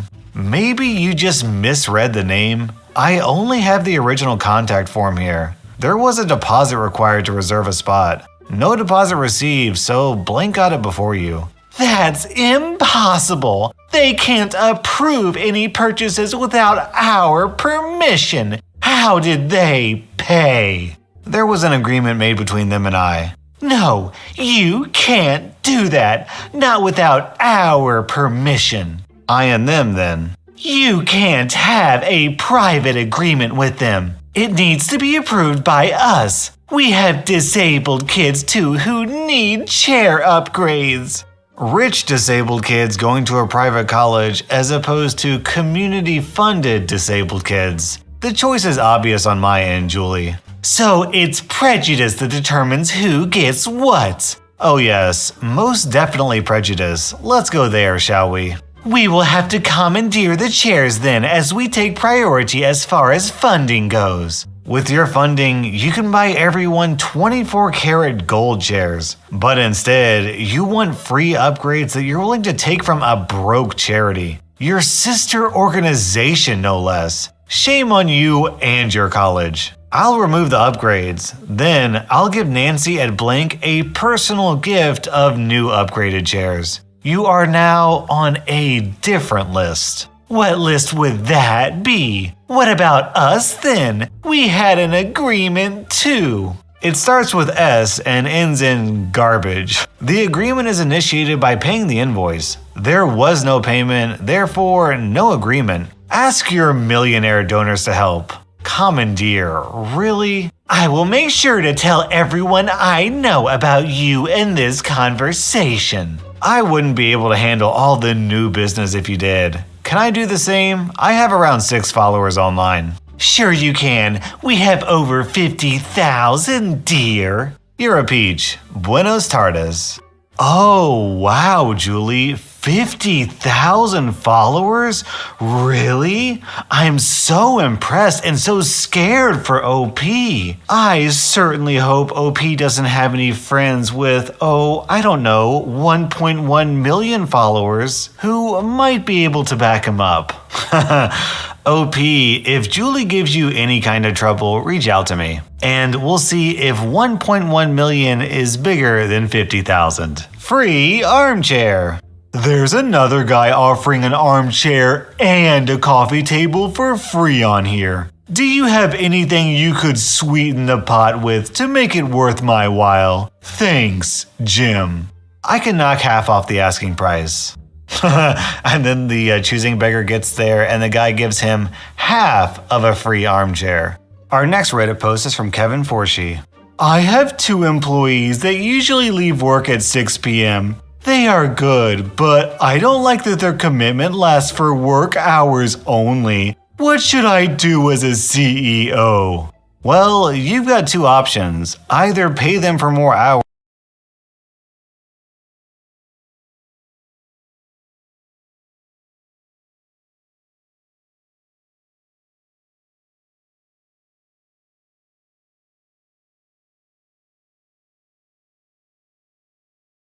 CEO. Well, you've got 2 options. Either pay them for more hours or go back in time to like the 1800s when slave labor was legal. Our next Reddit post is from Paradoxical Mind 420. And in this post, a distant acquaintance reached out after years of silence in response to a post about looking for a CNA or MA position. I'm interested in applying. I appreciate the interest, but I'm looking for someone with a CNA or an MA only. Sorry. Blank may be hiring for other positions that don't require that certification, but unfortunately I'm not. Wow, as a fellow mother, you'd think you'd help someone out. Excuse me? I'm not hiring personal help. Blank makes the rules for who is qualified for these positions. I just interview and hire based on those qualifications. But I really need a job. I have 7 kids. Think that's enough qualification, don't you think? Life experience isn't qualification for a position that requires a certain set of skills. Try retail or waitressing maybe, where you aren't required specifically to have background in that area to get a job. I don't want to work in waitressing. I get nauseous when I'm around too much food. And I don't want to work retail because I don't want to work every weekend or at night. That's for kids. Well, I'm not sure what to tell you, but I can't help you. What if you just vouch for me and say I have a CNA? Are you kidding me? A CNA is a license they give you through the state. 1 quick check and they'll know if you're lying. 2, what makes you think I'd lie for you? As another mom, I'd think you'd help me out. My kids are going to have Christmas 'cause of you. Thanks. So, a CNA license is a certified nursing assistant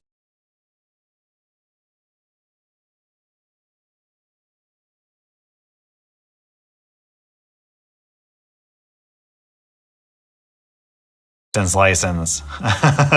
Can you imagine living in this alternate reality where doctors and nurses are chosen based off of how many kids they're having? Yes, hello, I'll be performing your brain surgery. Lucky for you, I have 12 kids. So let's hurry up and get this done. I want to be home before 5 so I can spend time with my precious babies. Hi, I heard from Blank that you've been looking to sell your PS4. Is that right? That is correct. It's a PS4 Slim with controllers in a very good state except for some microscopic scuffs here and there. I've had it for about a year only, so I'm listing it for $220. Let me know if you're interested. Oh, and I'll also throw in Uncharted 4 for you. How does that sound? Why are you selling it? I recently bought a PS4 Pro, so this one is no longer in need. But as I said, it's still in good condition.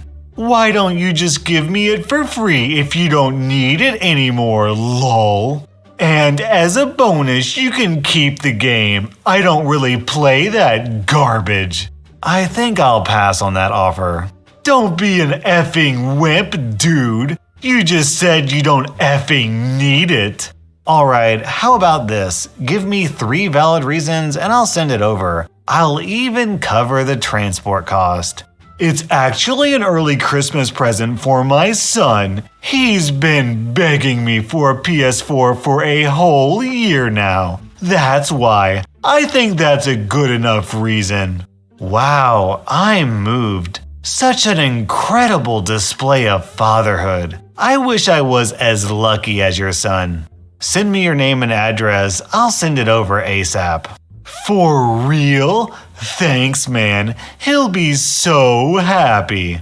Then the choosing beggar writes his address. Nah, I don't give a flip about your son. F you, man. I return the compliment.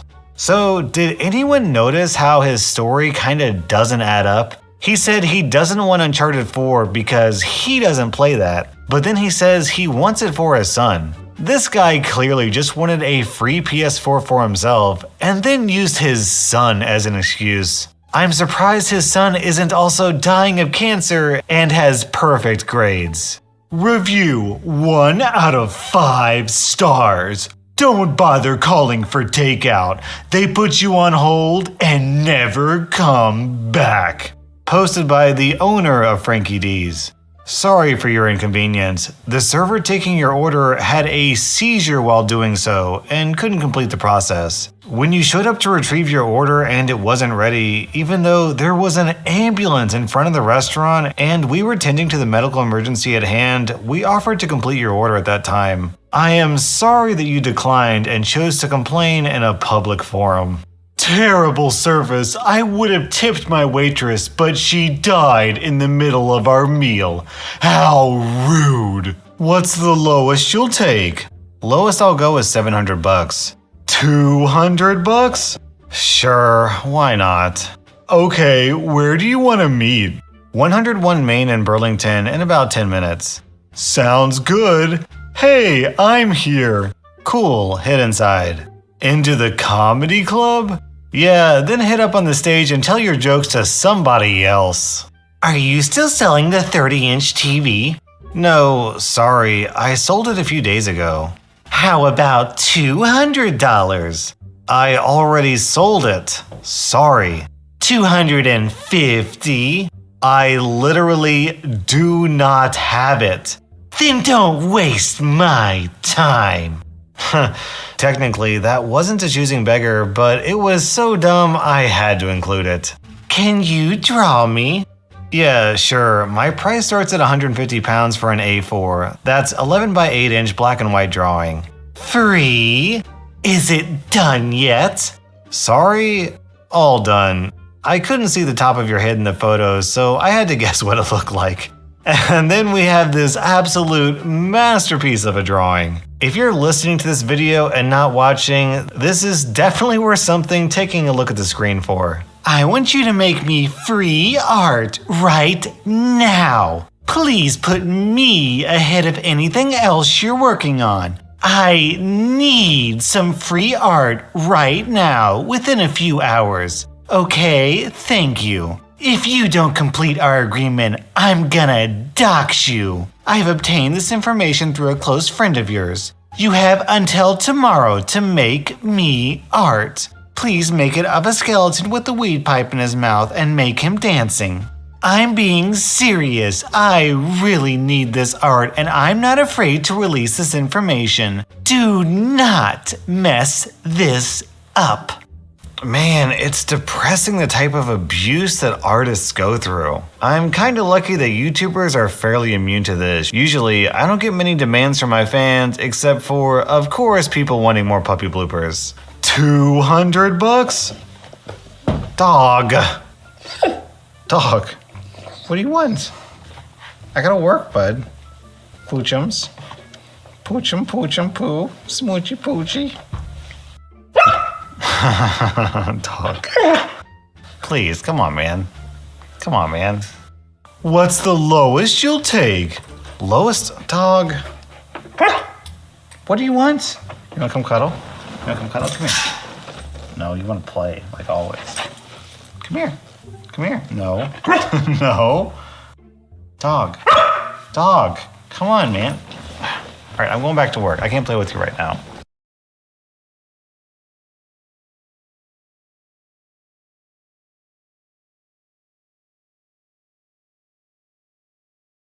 Welcome to r/entitled parents, where an entitled mommy almost kills her own child and then blames other people for it. A few need to know details. It was effing hot. It was about 35 degrees Celsius or 95 degrees Fahrenheit, but it felt like 44, an important detail for later. So I was standing in line at the checkout at my local supermarket. I think in total I had about 10 items, some frozen goods, drinks, and snacks. I usually tend to take out one of the buds on my phone, so in case someone addresses me, I would hear it. At this time, the woman at the cash register was taking care of the payment of one client, and there was one person in front of me. And then suddenly, she appeared, the entitled mother in this story. Now, honestly, she didn't look it. She didn't even give off a mean vibe or anything. Even the way she started talking to me was overall nice and polite, at first. Excuse me, do you mind if I skip ahead? I'm in a hurry. Now, in general, if somebody politely asks me this and I don't have any urgent business of my own, I usually don't mind. This time, however, I didn't have that many groceries, so her delay would be at most a few minutes, while she was pushing a fully loaded shopping cart in front of her. So if I would have let her skip, I'd probably still be in the store for another 10 to 20 minutes. So I politely decline and tell her I will hurry as much as I can. Of course, this was a great offense. I had not given this woman her entitlement. She blew up instantly, yelling and screaming at me that she was in a hurry, and, not kidding here, had to be home in time for her shows. Now, at this time, I would like to point out that during this rant, she only said she had to be home in time for her shows. Went into ignore mode and just started scanning my groceries, which I loaded into bags while the entitled mother was going on about how I was garbage and they should ban me from the store. Now, this should have been the end of it. Just turn around and go home and forget this happened. But then she said something that 1, made me almost want to kill her, and 2, made this a postable story. While I was walking away, just about to put the earplug back in, she yells, "If you pass by my car, tell my son you're the reason he has to wait another half an hour for me."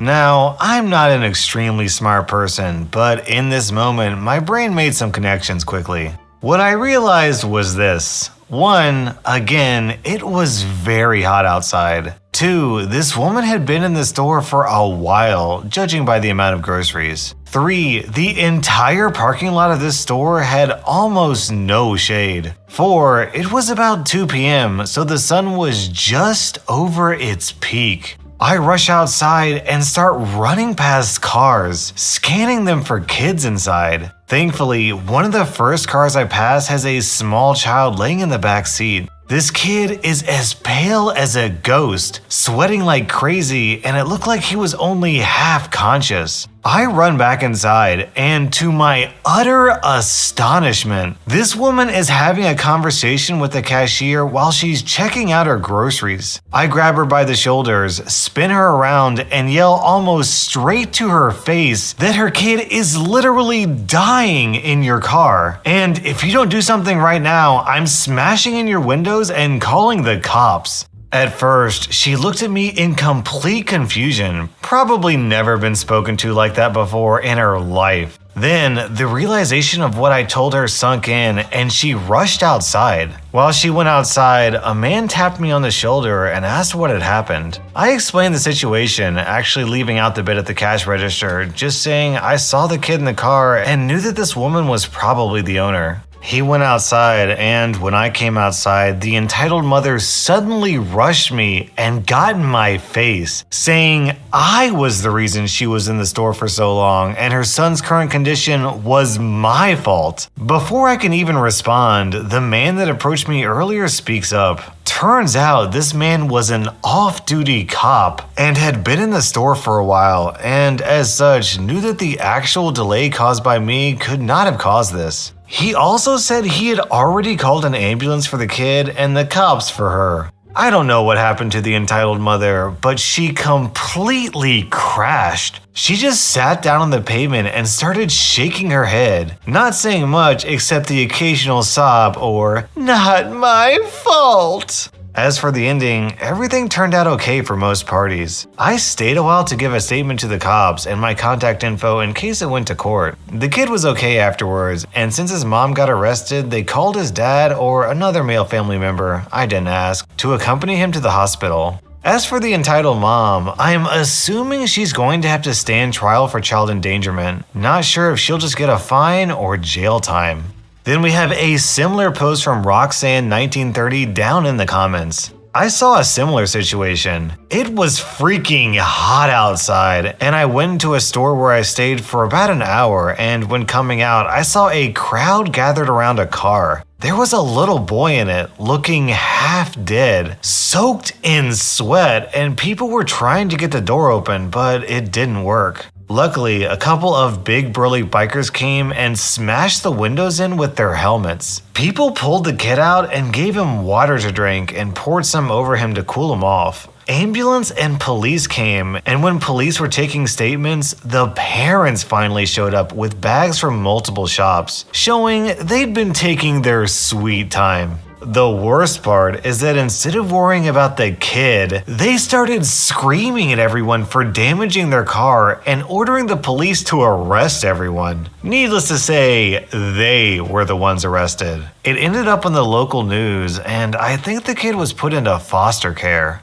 The thing I really don't understand about parents leaving their kids in cars on hot days is that stories like this make the news all the time. There's just no excuse for it. There's literally no excuse. Everyone knows hot cars kill toddlers. Honestly, parents like these belong in jail. Our next Reddit post is from MadRin15. A little backstory. I'm the middle of 5 kids, and it's a complicated mess from my mom being married 3 times. Basically, the order of us is my older sister from her first marriage that was raised by her grandmother for reasons I was never told. There's me and my younger brother from her second. He's only a year younger than me, and we've always been super close because we were raised together. Then there's my stepsister, who's a few years younger, and a stepbrother a few years older than me from her third and last marriage. That man was a saint and treated me more like a daughter than my waste of skin father ever did. The oldest among us is almost 10 years older than me, and because she had a kid young, I was 8 when my first nephew was born. Thankfully, she didn't live with the rest of us then, but when she moved back in with us when I was older, around 16, she had some fight with her baby daddy and bailed. I somehow became a free babysitter for her kids every weekend. This pissed me off a lot because my mom not only allowed it, she told me I had no choice because she needed time from the kids. Never mind the fact that I'm juggling school, a part-time job in Army Cadets, and she was a stay-at-home mom. I had one night to myself each week to do my homework or go out with friends, and my sister would bugger off and leave me with her crotch goblins. She didn't even have the decency to feed them first, and these little turds, ages 2, 7, and 8, were picky eaters. And trying to do my homework with these 3 fighting was more than I could take. It came to a point that I stopped coming home till late on my days off and just headed to the library or friends instead. This was also in the days before cell phones were common and cost like $900 up front, so my sister couldn't text to demand where I was. I often miss the days before texting and social media for reasons like this. I know, ironic, considering I'm posting on Reddit. As soon as I would walk in the door, she practically bolted and would get pissy if I told her I had to work or cadets. Other problems she caused were things like when my boyfriend would pick me up before school and she would hit on him. Once, she grabbed his car keys and dropped them down the front of her pants and told him if he wanted them, then he would have to grab them. He quickly responded that he didn't want his hands anywhere near her filthy claptrap, and we ended up walking. I lived close enough to the school, but he didn't, and I had to lend him my bus pass until I could get his car keys back. Or she poked fun at a friend of mine who was really short due to Turner syndrome. Called her a beach ball because of her height combined with her double D cup size. On top of that, my mom and stepdad, who were truck drivers, were home less and less as we got older. My mom had made me start to pay rent when I got my part-time job, about $50 a week that went into helping the bills. I hated that because I didn't make a lot, and bus passes were not cheap. My mom also started to tell me that the money that I would give her for my rent was to go to my sister to buy groceries. My sister, on the other hand, used it to go to the casino with our other sisters, then lie to my mom and tell her that I didn't give her the money. I had to start getting her to sign receipts from a book I got at a dollar store just to prove she was full of garbage. Anyways, this went on for close to 2 years. Sorry for the long backstory, but this woman was the bane of my teen years and part of my 20s. What finally broke the camel's back was my 18th birthday. My mom and stepdad couldn't be there because of work, which was fine, and I had bought a nice dress to wear with some friends at the bar. The legal drinking age where I live is 18. They also told me they would bring me home the morning after so we could grab lunch together after they had a nap. I got home from school to shower and get dressed to head out. Because of her antics, I had a lock installed on my bedroom door because I didn't want her kids in my room because they would break things. I was in such a hurry that I forgot to relock my door while I was in the shower, and when I got back to my room, she was there, trying to zip up the dress that I bought on her, but she was too fat to manage it. Take that off and get the F out of my room. But I need something to wear tonight. I'm going out and you have to watch the kids. The F I am. It's my 18th birthday. I'm going out. But I need you to watch them. You haven't been home and I can't afford a sitter. Then I hear a rip as one of the side seams bursts open. Smugly, my sister takes off the dress and drops it to the floor. Looks like you're not going now, huh? and she walked out of my room. I checked the dress. The stitches on the seam broke, so I could fix it in less than 5 minutes. I called my boyfriend and tell him what's going on, and he told me he would handle it and I get ready to go. I fix the dress, get ready, and as I finish my makeup, I hear my sister start screaming in rage. I go outside and can barely hold back my laughter. All 4 tires on her car are flat. Then my boyfriend pulls up and I pout at her. Looks like you won't be going, huh? And we leave.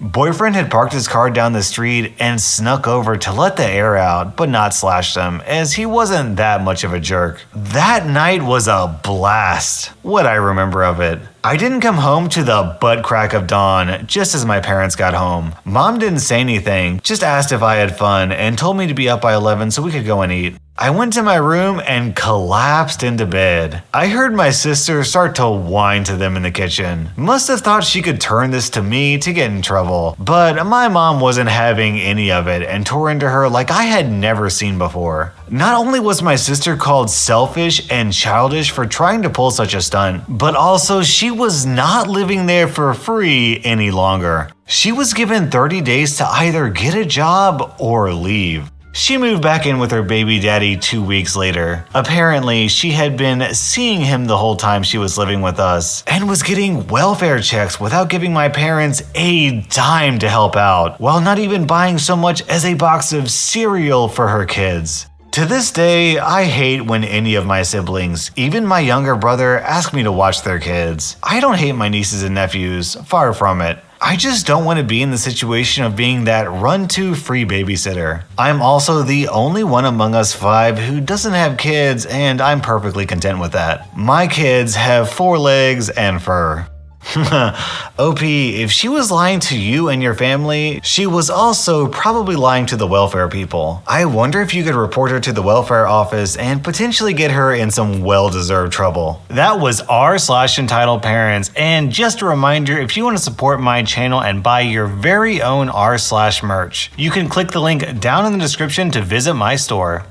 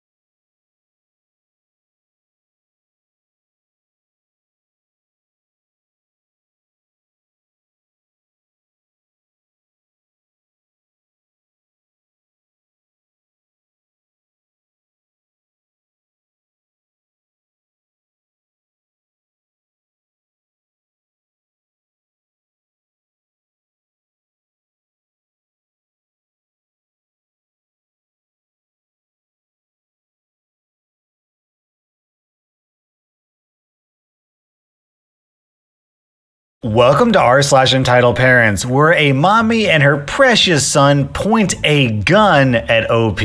Our next post is from Spartan with a Gun. This happened last week, so I'm trying to wrap my head around it still.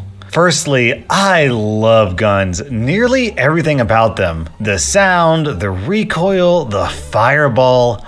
What I don't like is when an idiot is given one. When idiots have guns, people get killed. So when I see an entitled parent and her 9-year-old son at a gun range, I was initially happy that this kid was being taught at a young age. I go to my bay, right next to the entitled parent and son, who was actually quite nice. When I see entitled parent's handgun pointed at me, so I jump out of the way of the barrel and tell her to keep it downrange. She scoffs at me, pulls the "not loaded" BS, to which I reply that I don't care, always treat it like it's loaded. I had 2 guns with me, my Springfield XD40 subcompact handgun and my AR-15. Now continuing the story. The kid goes up to shoot, he starts firing, and when he's done, he sets the gun down so that it's pointing at me. Being a kid, and probably new, I tell him to always keep it downrange for safety. He acknowledges this and points the gun back when I feel a firm smack to the back of my head. Don't talk to my son like that. I'm trying to teach him gun safety. If anybody gets shot at one of these ranges, this place can get shut down. Don't talk back to me. She moves to hit me again, to which I hover my hand over my XD40, which was resting on the table. That sends her enough signal to back off. When she goes up to shoot, she pulls the trigger, to which nothing happens. She points the gun at me again, to which this time I yell at her to keep it downrange. She decides to ignore me. Ma'am, if the gun misfires, keep it downrange because it may have had a delayed firing. Shut up, butthole.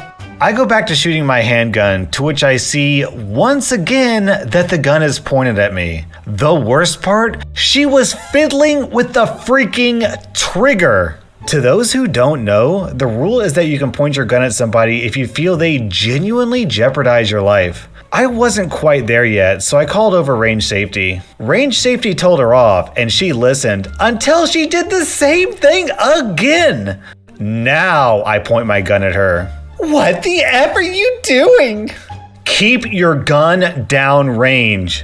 Range safety comes over to calm me down, and he takes the gun from entitled parent. Then entitled parent tries to throttle range safety.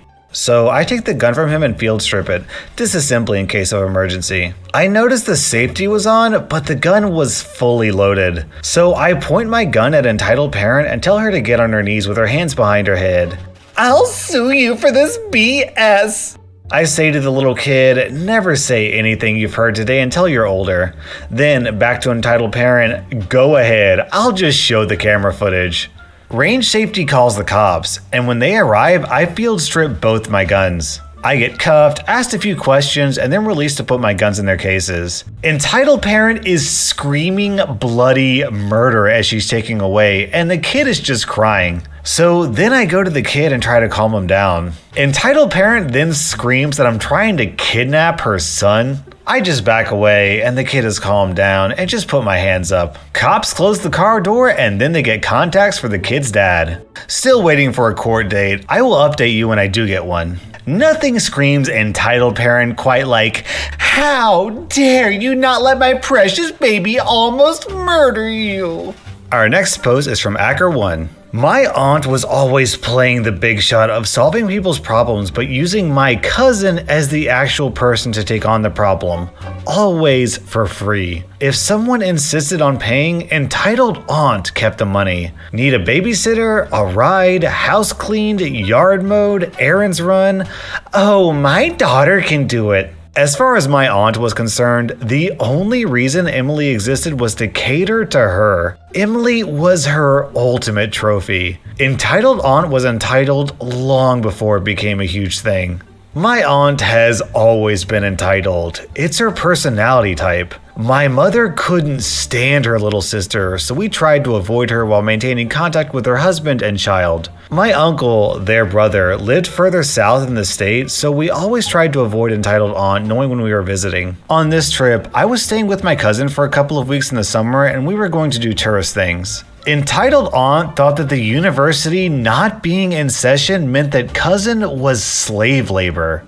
One day, Emily decided that enough was enough. She was supposed to run errands for a friend of entitled aunt and had told her mother she had plans. Her mother, as usual, acted as though Emily had agreed and expected her to comply. Emily just didn't run the errand for the friend as demanded. It was that simple. My mother and I had arrived about 10 minutes before the phone rang. Entitled aunt called, and though this was back during landlines, she was screaming so loudly that both my mother and I could hear both sides clearly. How dare you embarrass me with my friends? You call Miss No Name and apologize immediately. You are grounded for a month and you may not drive the car at all. Now you make that call and go run those errands now. If anyone can explain how she was supposed to do this without using the car, I'd like to know. Emily said, Mom, I'm 22. I do not live in your house. You do not pay my bills and you do not own my car. Run the errands yourself. I have plans. My mom was a little nervous leaving us at that point. It's a mom thing and a she has met her sister thing, even though we were both fine. She left just after meeting Emily's boyfriend. We left and went to a water park and a few other things. We got back to the house and were talking about where to have dinner. Mom insisted on paying for us to go someplace really nice for dinner that night. We get back and Emily's car is gone. She called and asked where it was. Mom, do you have my car? Yes, I do. Your father brought me over so I could check and see if you had... Mom, that's stealing. I want my car back now or I'm going to report it stolen. No, Mrs. No Name can't drive my car. I'm your mother. What I say goes, Missy. You need to learn some respect and to get it through your head that I'm in charge and you are a child. You don't own anything. It's mine because I am your mother. The police will likely arrest you for wasting their time. Emily hangs up and looks at me. She is so angry she is crying in rage. OP, if I call the police, she's going to know you are here. I can live with that. That fallout is a whole other story. She picks up the phone and calls the police, tells them the car has been taken without her permission and where it is. Mike, Emily's boyfriend, drives us over there. We do not want to miss the show. The police officers knock on the door and entitled aunt answers. Hello, officers. Do you need something? Ma'am, the vehicle in the driveway matches the description and location of a vehicle reported stolen. It's my car. I took it from my daughter because she is grounded from using it for being disobedient and disrespectful. I see. May we have a word with her, please? The entitled aunt looking very smug. She doesn't live here. The police officer noticed us across the street. You three, come over here, please. Did one of you call us? Emily said, I did. It's my car, officer. My mother seems to think she has control over it and me. It's my car. I'm your mother and you have to obey me. It's the law. Tell her, officers. Actually, ma'am, there is no such law. Your daughter is an adult. There most certainly is a law. I'm going to report you to your chief for not knowing it. I may even sue. May I see the car registration and your license, please? Emily hands them to him. Ma'am, this car is registered in the name of your daughter and only your daughter. It's her car and you have no right to drive it. Entitled aunt looks at the registration the officer is showing her and then snatches Emily's license from him and slams the door. The police officers look at each other for a moment and then shrug and ring the bell again. Entitled aunt answers it, looking very smug. Ma'am, I'm going to need you to return the license now. Entitled aunt hands him the license that she has cut into several pieces. Now she can't drive because she doesn't have a license. She looks at Emily as though she just scored some odd victory. Then she finally notices me. Hacker, what are you doing here? Just trying to have a nice visit with my cousin. She has hated me for years. You need to leave. I didn't give you permission to visit. Where is your mother? I don't need your permission. My mother is not here. I can travel without her. Ma'am, you are under arrest for destruction of government property. Apparently, cutting up a valid license is a felony in some places. Who knew? And grand theft of this car. You can't arrest me. I'm her mother. I have rights. Yes, you do. He then reads them to her. The officer explains to us that until she destroyed the license, he had been willing to issue an appearance ticket. Then, instead of being arrested, she would just have had to appear in front of the judge and get a fine. This was a much bigger deal. Emily ran into the house to tell her father what had happened. We all chatted for a little bit until the phone rang. It was entitled on telling him to call their attorney. We left. I drove the car back to Emily's and took her to get her license replaced the next morning. The attorney called by my uncle apparently didn't know my aunt, and he showed up at the first hearing a week later to try and get it dismissed. It looked to be going her way at first. Her attorney said, "Your Honor, this is a family matter. It's simply a case of a mother disciplining her child, and the child calling the police because her mother grounded her from using the car." The judge said, "So she got mad and called the police, and she, not knowing that it was a crime to destroy the license, did so." "Yes, Your Honor, that's pretty much it."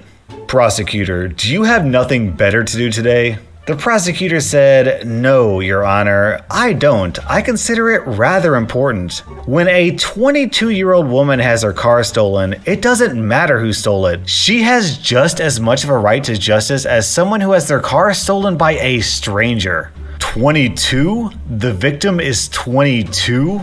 Yes, Your Honor. The victim is a 22-year-old woman who is the sole owner of the vehicle in question. The mother became enraged at her daughter. She then went to her daughter's home, stole her car, and later destroyed her license. Your Honor, I was not aware of the age or living situation of the victim. I was under the impression that the child was a minor who resides with her parents. Entitled Aunt was sitting there still looking smug. Her attorney was sweating bullets. Entitled Aunt, do you realize that these are very serious charges, and if convicted, you face up to 8 years in prison? For what? I have the right to discipline my child as I see fit. She disobeyed me. She will think twice before doing it again. No, you don't. You have the right to discipline your child within the confines of the law. You have stepped outside of that parameter. You stole your daughter's car. I'm her mother. It's my right. It isn't really theft because she is my child and her property belongs to me by law. Where did you get your law degree? I don't have one. Then let me be the first to explain to you that your child is a legal adult. Period. You have no right of anything of hers without her express consent. Period. You may not take her car without her permission. Period. You may not enter her home without her permission. Period. Do you understand that? You don't know what you are talking about. I'm her mother. That gives me the right. I'm in charge. No, ma'am. I'm in charge. This case will be held over for trial. I went home a week later. Entitled Aunt eventually took a plea deal where she had 2 years probation and had to take parenting classes. The parenting classes were Mike's idea and the prosecutor thought it was great. We laughed hysterically over that because my cousin is an only child, lol. Emily and Mike married a year later and moved the heck away from there. This took place about 30 years ago. Entitled Aunt maintained for the rest of her life that the judges, there were 5 for different status hearings, didn't know what the heck they were doing, and she was right. Most entitled parents treat their kid like they're the second coming of Jesus. This special brand of entitled parents treats their kids like modern day slaves. This is classic r/raised by narcissist behavior. If you like this story, I recommend checking that sub out. Personally, I don't feel comfortable covering those stories on my channel because technically it's a support sub, so if you do visit, be respectful and lurk without making any posts, unless of course you were also raised by a narcissist. But there are some insane, nutso stories on that sub. Our next post is from Dragonsfire242. I work at my local supermarket. Obviously, we have all sorts of idiots and entitled buffoons come in, but this one clearly takes the cake. So this mother came up to my checkout lane and started putting stuff on the belt. Apparently, she decided to give her kid the box of Oreos she was buying, and he elected to tear through that stuff like there was no tomorrow. So she pulls it away from him. The situation ensues. Tony, put those down. She turns to me now with a half-eaten box. Oh, I'm sorry. Could I get a refund for these? Ma'am, you haven't bought those yet. Yes, I have, and I can't use them now. Can you give me a refund? Ma'am, you haven't bought them. Now you have to. That'll be $5, roughly. No, I bought these and now I want my money back. Roughly. No. Now you have to. That'll be $5, roughly. No, I bought these and now I want my money back. Now, I don't know if this was some god-awful scheme or if she was actually this stupid, but either way. Ma'am, I cannot give you a refund on a product you haven't bought. You'll give me a god-dang refund! At this point, she pulls out a taser and starts waving it in my direction. I hit the button to trigger the silent alarm. The cops are now on the way. Give me my god-dang refund, you idiot! Look, ma'am, I can go get the manager. Maybe he can help. Fine, go get the freaking manager. So I go back and get him, and he goes out and talks to her. I didn't hear what they said because I cowered in the office for fear of being tased, but the cop showed up after about 4 minutes and arrested her, so it was a heck of a Friday. Hey, look on the bright side, OP. At least she didn't point a gun at you. That was r/entitled parents, and if you don't subscribe to my channel, I'm gonna tell every entitled parent on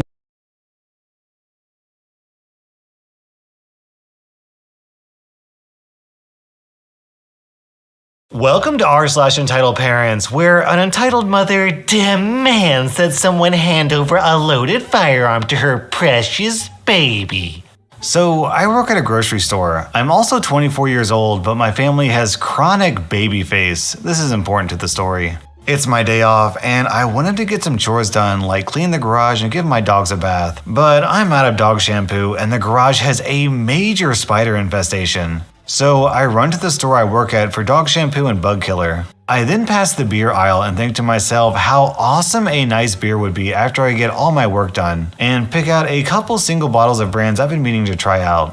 Behind me, I hear someone loudly exclaim, "Ahem!" I look behind me and see a woman with a full cart and baby in the seat. I assume I must have been in her way, as I did have earbuds in, and I take a while to read the labels when I decide to try a new beer. "Oh, sorry," I say, moving out of the way. "You're not old enough to buy that, are you?" she scoffs. Yes, I am. I know I look really young. I get it a lot. "Don't lie to me. I have 3 boys. 2 of them are teens. I know what you kids get up to." She then points to the bug killer in my cart. "And I bet you're getting that to get high off, aren't you?" "Miss, I'm old enough. It's my day off work, and I'm getting some stuff done like killing spiders in my garage, giving my dogs a bath, and then relaxing with a nice beer." "Then show me your ID." "No." "Then you're lying." "Lady, I don't need to show you my ID unless you're a cop or an employee here. It has my private information on there." She huffs and looks around, possibly for an employee or someone else to back her up, but no one was around, so I just leave. A few minutes later, I'm at checkout in the self-scan. And guess who I see again? Entitled mother. She glares at me again and watches as I scan the beers and then wait for the employee to clear me for it. When the employee walks up, entitled mother loudly says, "You better check his ID, he's underage." The employee just kinda looks dumbfounded at her. Miss, he works here. I know for a fact he's over 21. I sold him beer before. Entitled mother goes quiet. She probably wasn't expecting that I did, in fact, work here. She scoffs and says, "Well, can't ever be too careful these days," and walks off. The employee and I have a laugh about it as she scans my ID and then I pay for my stuff. So, this entitled parent's kids apparently try to get high by sniffing poison? Those are some grade A genes you got there, lady. Our next Reddit post is from King B Man. I'm at the park with my daughter and girlfriend, helping her play on the slide. As cute kid is running around with a stranger's kid, playing with a fake gun and finger guns. Now, I'm trying to make it a personal habit to always carry my gun with me wherever I go. I fully conceal it as much as possible, but I'm guessing when I reached up to put my baby girl on the slide, it must have revealed it. Cause next thing I know, I feel a tug at my shirt where my gun is, so I quickly turn around and it goes as follows. "What's up, little buddy?" The cute kid says, "Let me see your gun. We're playing cowboys and he doesn't have one." He points to his friend. No, sorry pal. No one can have this but me. It's dangerous." The cute kid looks angry, so he pretends to shoot me and runs off. Over? I hoped, but no. Soon I hear a ahem. What? "Why can't my kid play with your toy?" What toy? "The toy gun on your hip." No, sorry. This is a real gun and it's dangerous. I proceed to check to make sure it's still hidden under my shirt, and it is. "So just take the bullets out and let him play with it." How about you F off? She has a baffled look. "Well, I never. What's the harm of him playing with it if it's unloaded?" I'm sure you haven't, and because loaded or not, I'm not letting a child play with an effing gun, you halfwit. Don't you have someone else's business to mind? "I'm going to call the police because you have a gun at a park." Go right ahead, it's a public place. She huffs and storms off, not to be heard from again. It was an annoying encounter that put a damper on my already sour day.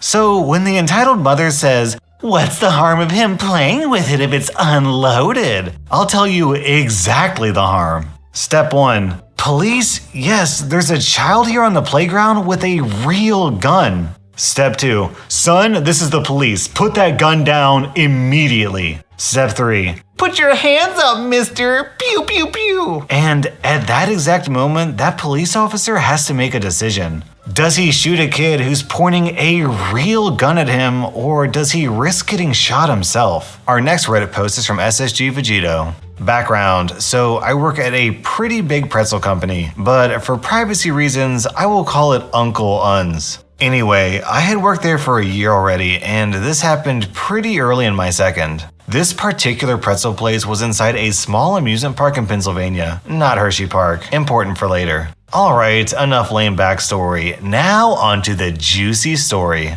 So, it was the last 5 minutes after my shift, so I'm tired and want to go home. We were busy cleaning and not paying attention to the window because normally most families would have left by this point. Then we hear a knock on our window. I'm the cashier, so I walk up to the window and say the line I always say. "Hi, how can I help you today?" The entitled mother standing there says, "Yeah, are you closed?" "We closed 5 minutes ago." "Great, do you have any leftover pretzels?" "Yeah, we do. Why?" "Can I have them?"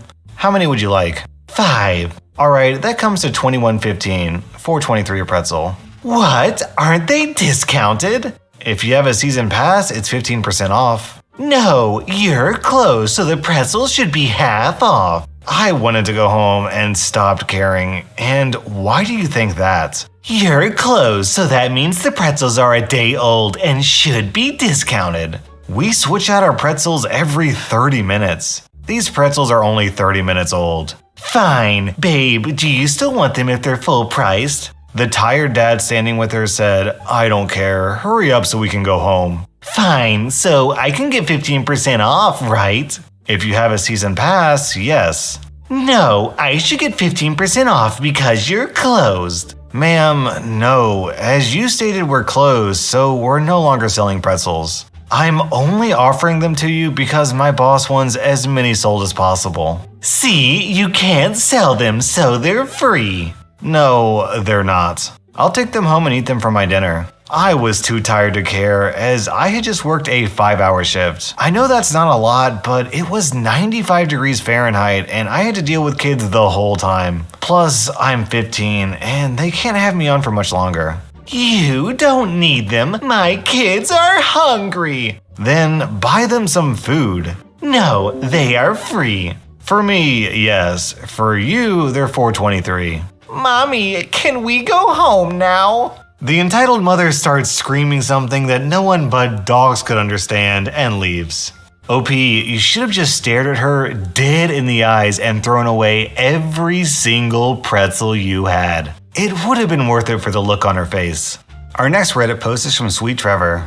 Alright, first post on here. Be merciful, Reddit. I'll try to keep this short for you guys. I'm a 16-year-old lifeguard and it was a relatively busy day at the pool. I was currently guarding the deep end of the pool and this father had been turning around and not paying attention to his child all day. We had talked to him about it several times, but he constantly just said she could swim fine and paid attention to her for a couple seconds before stopping again. The daughter was maybe 8 and she could swim, but she'd been doing it all day and was tired. At one point, the father left her in the deep end and went to talk to some fellow parent in the shallow end. The kid started to show signs of drowning, flailing arms, bobbing up and down in the water, etc. She's freaking out, so I blow a long whistle, the sign for an active victim, and get off my stand and go in after the kid. Not a very hard save, nothing dramatic. I just had to offer her the lifeguard tube to hang on to and tell her not to grab my neck.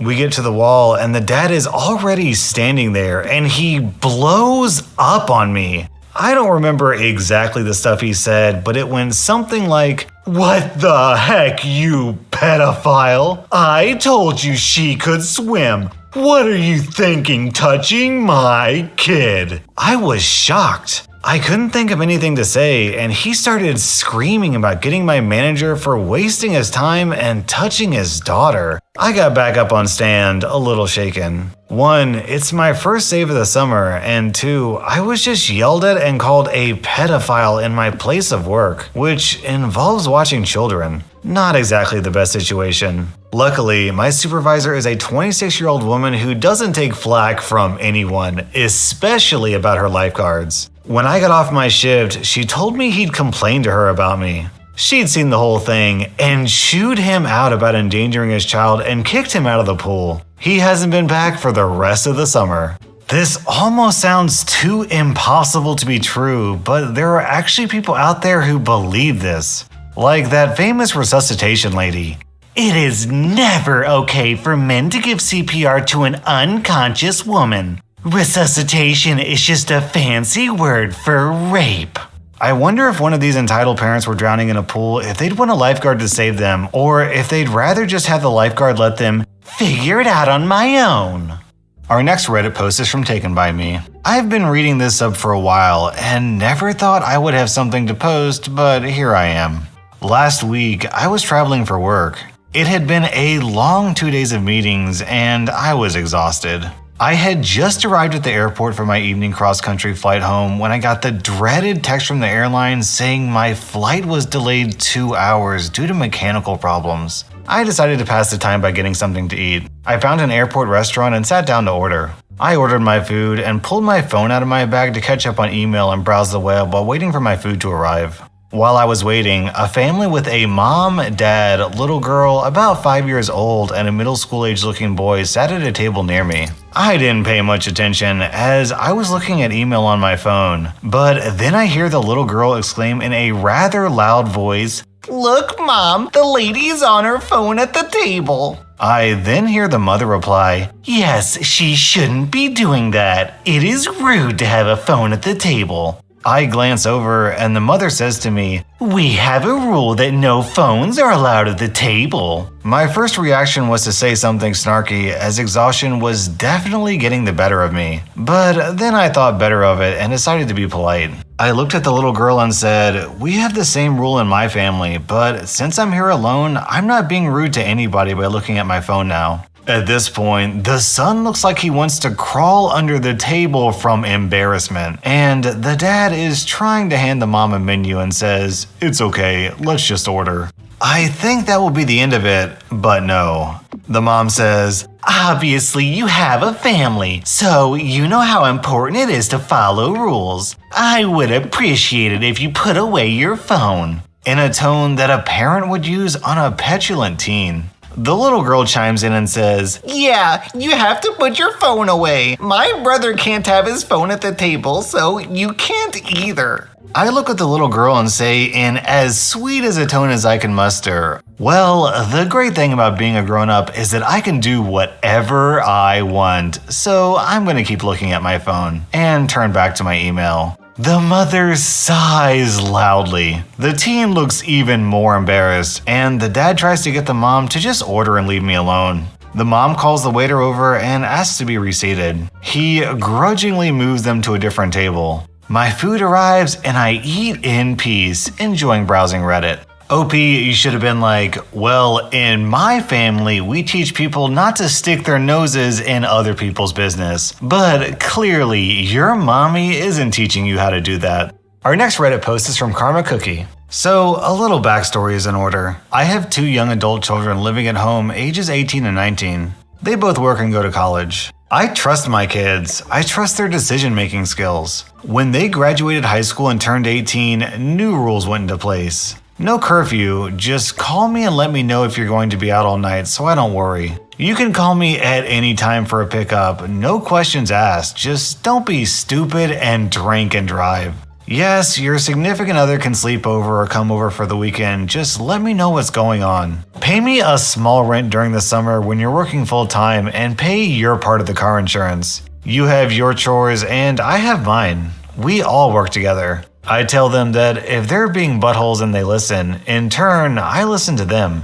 There is very little fighting or arguing in my house. This is their time to spread their wings and learn how to be a responsible adult and have me as a safety net. Lately, one of my kids' significant others has been spending a lot of time over at my house. He's here pretty much all the time. 2 days ago, I got a call from a number I didn't recognize and I answered it. It was my daughter's boyfriend's mother. Hello? "You need to tell my kid he isn't allowed over your house anymore." Who is this? "This is Tommy's mother." I already know where this is going. Oh, Tommy's mom. I have to say you raised a great kid. He is always polite and respectful. In fact, "Look, I don't care what you think about my kid. He is never at home. He isn't spending any time with me." Okay, there isn't much I can do about that. "Yes, there is. Tell him he can't come over to your house anymore. I want him home. And you set a bad example for my son. Your daughter has no curfew and I am sick and tired hearing how nice it is at your house. I miss him and want him home." Me speaking very slowly and basically growling into the phone. Are you done yelling at me? I think I stunned her into silence. I'll take that as a yes. Do you trust the way you raised your son?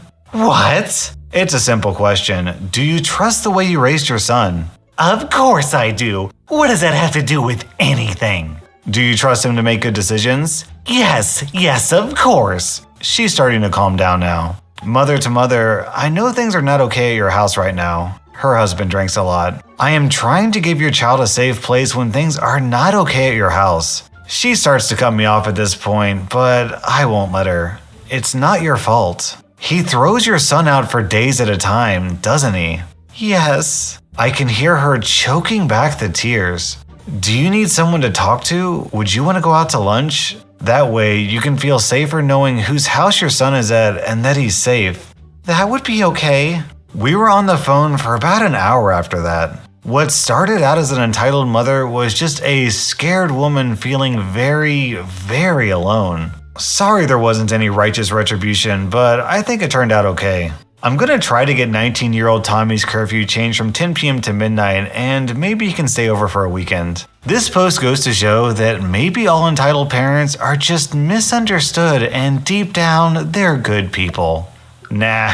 That was r/entitled parent, and I'm r/'s mommy, mom/. And I expect each and every one of you to subscribe to my precious baby's channel because he works so hard on his videos. So he deserves your subscription. Also, and every one of you to subscribe to my precious baby's channel because he each and I'm r/'s mommy, mom/.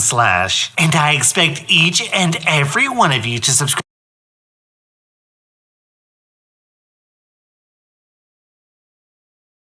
to my precious baby's channel because he works so hard on his videos. So he deserves your subscription. Also, be sure to like his video, otherwise I'm calling the police.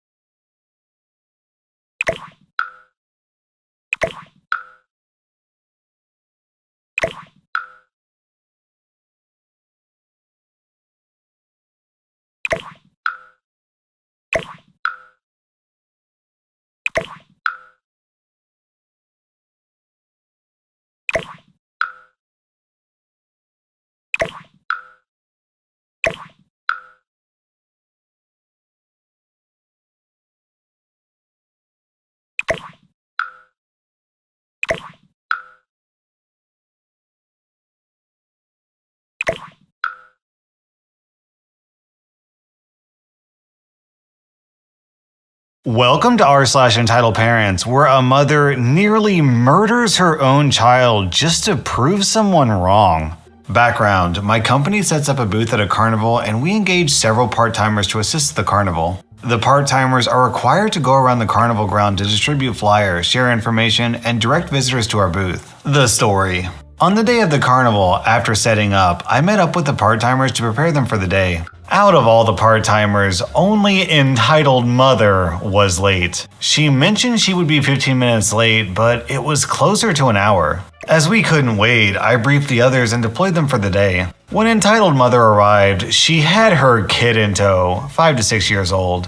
Due to the job nature, we can't have her lugging her kid while working. Entitled mother knew this. My husband couldn't handle the kid, so I had to bring her along. I can't have you working with your kid. It's not my problem. If you don't like it, get someone to watch over her. My colleague, who was watching this unfold, offered to watch over her kid. He was only required to help out during the start and end of the carnival, so was entirely free during the event. I thought alright, since he was free. I can watch over her, get her some food, watch some shows, play some games, but you'll need to pay me. Whatever, but I'm not paying you for your time, only for kid. He grins. Sure. I was flabbergasted. My colleague told me not to worry. He had a plan. Once entitled mother started working, colleague brought entitled mother's kid systematically through every single booth throughout the entire carnival. It was the kid's dream come true, and I believe her best day ever. Whatever she wanted to eat, colleague bought. She saw a lot of shows and won many prizes. Since colleague had a staff pass, he didn't have to pay for the shows, only for the kid.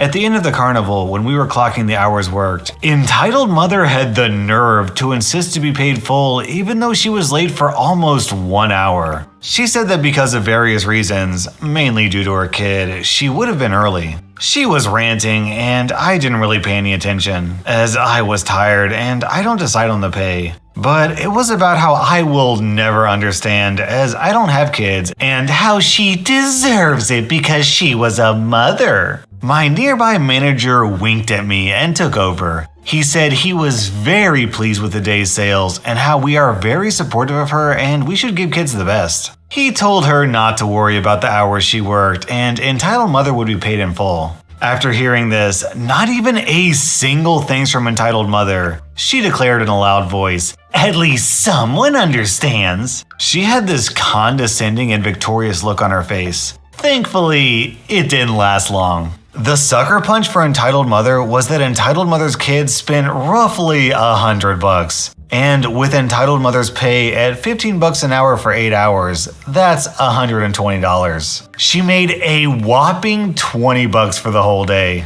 Colleague made it a point to keep track of the expenses, receipts, tickets, stubs, etc., and took tons of photos. Of course, entitled mother threw a fit, but with the amount of evidence and her daughter vouching for all the fun she had, entitled mother had no case except to yell, "I'm not paying for this!" grabbed her daughter and stormed off. We look forward to payday when we issue her a check of $20 after subtracting the amount her daughter spent. Lady, don't try to scam carnival workers. They have a lot of experience dealing with clowns. Our next Reddit post is from Always in Pain. And for this post, it's important to understand that a lilo is an inflatable mattress, kind of like you use in a swimming pool. The parents of a child whose life was saved by the RNLI after she drifted out to sea have sent the rescuers a bill for the 7-pound lilo. The girl had drifted out to sea on the inflatable, and a 7,000-pound rescue mission was launched to save her. The rescue helicopter was even roped in to get the girl back to safety off the coast of Cornwall. But the heroic rescuers were stunned to be sent an invoice by the girl's mom and dad, Bristol Live reports. Mike Carter, president of the RNLI branch, said a rescue helicopter had to be used to save the youngster when she got into a precarious situation. A crew member then jumped into the water to save the girl, but left the inflatable lilo in the water off Porthleven. Mike said, "A family visiting Porthleven purchased a lilo from a local shop and went to the beach. There was an offshore wind, and the parents immediately experienced their child waving goodbye as the lilo went further and further out. The Coast Guard scrambled the SAR helicopter, which was soon on scene.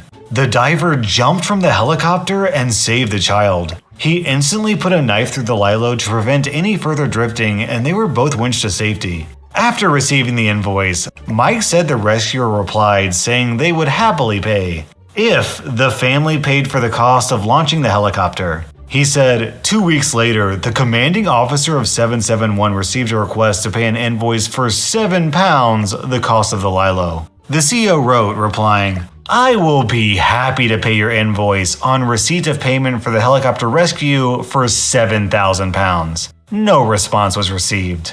I love the image of the little girl waving goodbye to her parents on the lilo as she slowly drifts away. I don't think this kid got caught in the tide. I think this was her escape plan, trying to get away from her entitled parents. Our next Reddit post is from Dabbles in Irony. This happened a week ago, and I've just gotten over the shock and finished giving my company statements. I work part-time in a chocolate shop, and we give out samples to customers. On this particular day, the sample contained a hazelnut praline. Here in the UK, there's been a massive rise in allergen awareness, so we're all very well trained in advising customers. I'm working on my own in the store on a very quiet day. The entitled mother and annoying son, about 4 years old, walk into my store. "Hi, can I offer you chocolate? It's a praline, so it contains hazelnuts and milk." The entitled mother takes the chocolate.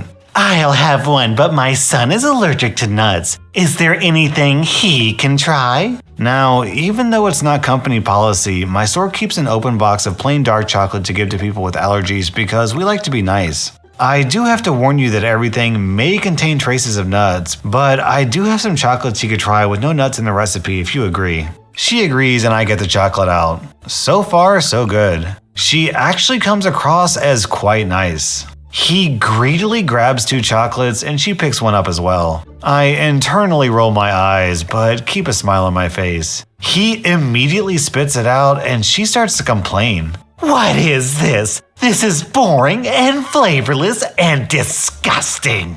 It's just our dark chocolate. It's the safest for people with allergies to eat. Well, I got a fancy chocolate and my son who loves chocolate got something with no flavor. It's like you're punishing him for having allergies. Give him something nicer to try or I won't buy anything from this company ever again. I spend a lot of money in this company and you don't want to upset me. He's screaming and jumping around over at our wall of chocolates, and because he's young and can't read, he picks up a bar that contains nuts. Want this, want this, want this.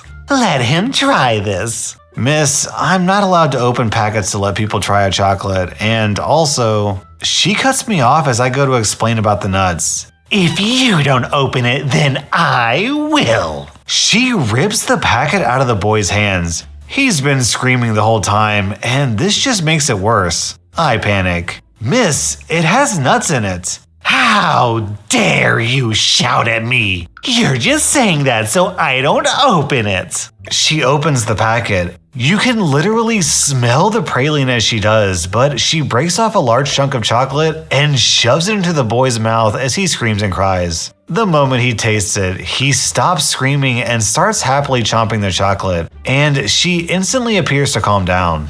Her voice changes back to how she was when she came in, if a little more patronizing. See, that wasn't so hard. I'll buy this because he likes it, even though you lied about it having nuts. I've never seen anaphylactic shock before, and I thought it always happened instantly, so when he didn't swell up straight away, I assumed he had been lying to get a different chocolate. Entitled mom clips annoying son into his buggy, and then comes to the till to pay and takes a moment rummaging in her bag to find her purse. I realize the store has gone very quiet and immediately look at the buggy thinking he must have fallen asleep. The boy's face is very red and beginning to swell a little. He looks super disoriented and can't make proper sounds as his throat swells. I realize this is the beginning of an allergic reaction. Entitled mother turns and screams. Thankfully, I work in a shopping mall, so I hit our button that alerts emergency services to the store. In my panic, I just start yelling, "Do you have an EpiPen?" Entitled mother is clearly in shock and just starts making this high-pitched whimpering noise and nods while pointing under the buggy. I stick my head out of the store door and yell for the responders. I'm pretty much in tears at this point. Thankfully, the mall responders arrive and take over. They're first aid trained and get the EpiPen. They also call 999. They administer the medicine and have annoying son laying flat until an ambulance can arrive. Entitled mother is clutching my arm the whole time. I nearly feel sorry for this woman until I remember that this is her fault. The ambulance arrives and takes annoying son and entitled mother away. I called my manager and she let me close the store until coworker arrives, and I start giving statements to everyone. My company, the mall, the police, who has turned up with the ambulance. I got the rest of the day off and the next day off. Thankfully, annoying son recovered, so there is a happy ending. You know, I'm gonna be honest, I am completely shocked that entitled mother didn't blame OP for poisoning her kid and then turn around and try to sue the store. I think reading all of these entitled parent stories has given me a really dark and twisted view of humanity. Our next Reddit post is from the Fire Eagle. I'm at a city park with my kids.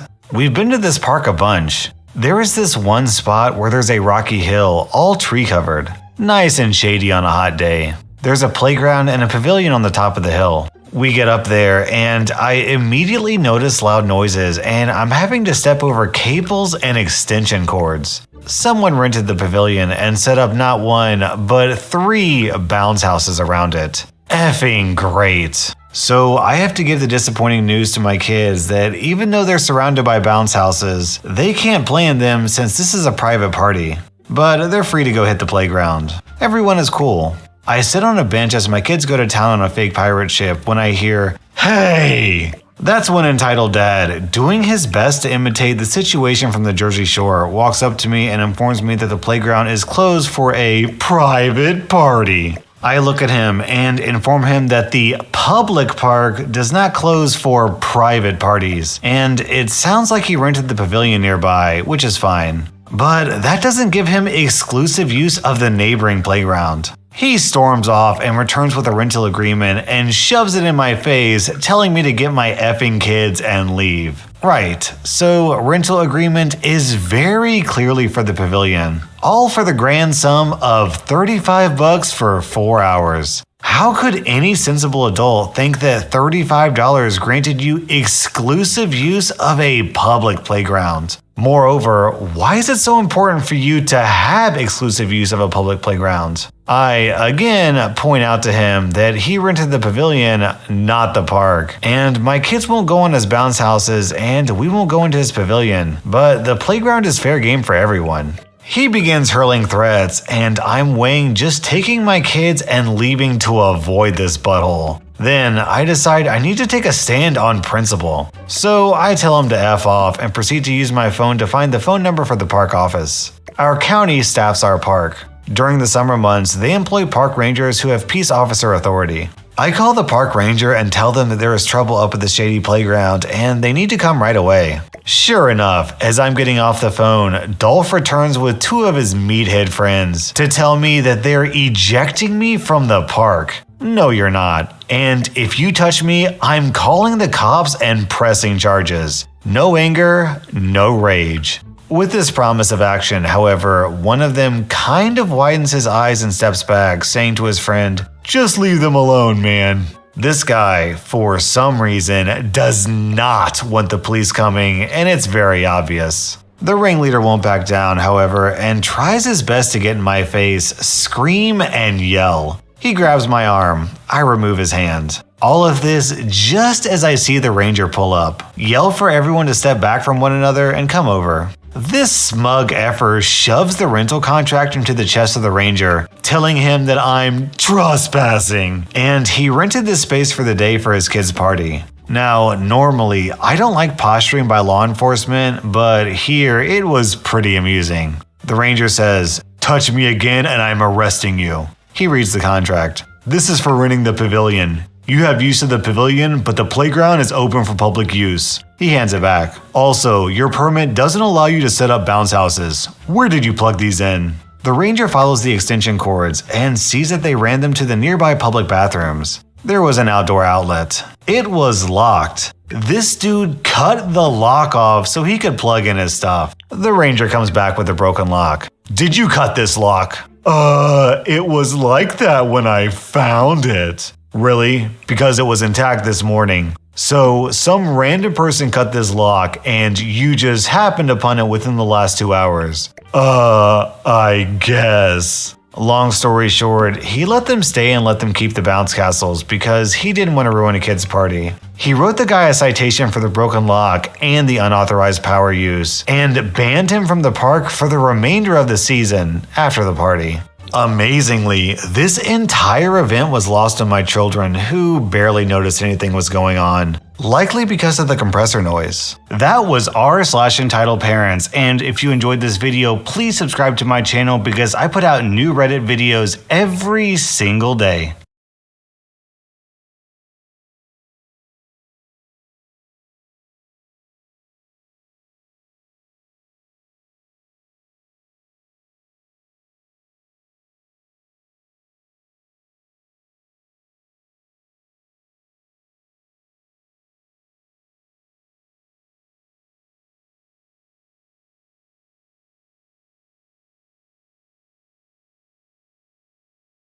Welcome to r/entitled parents, where parents literally expect other people to give them their organs. Hi.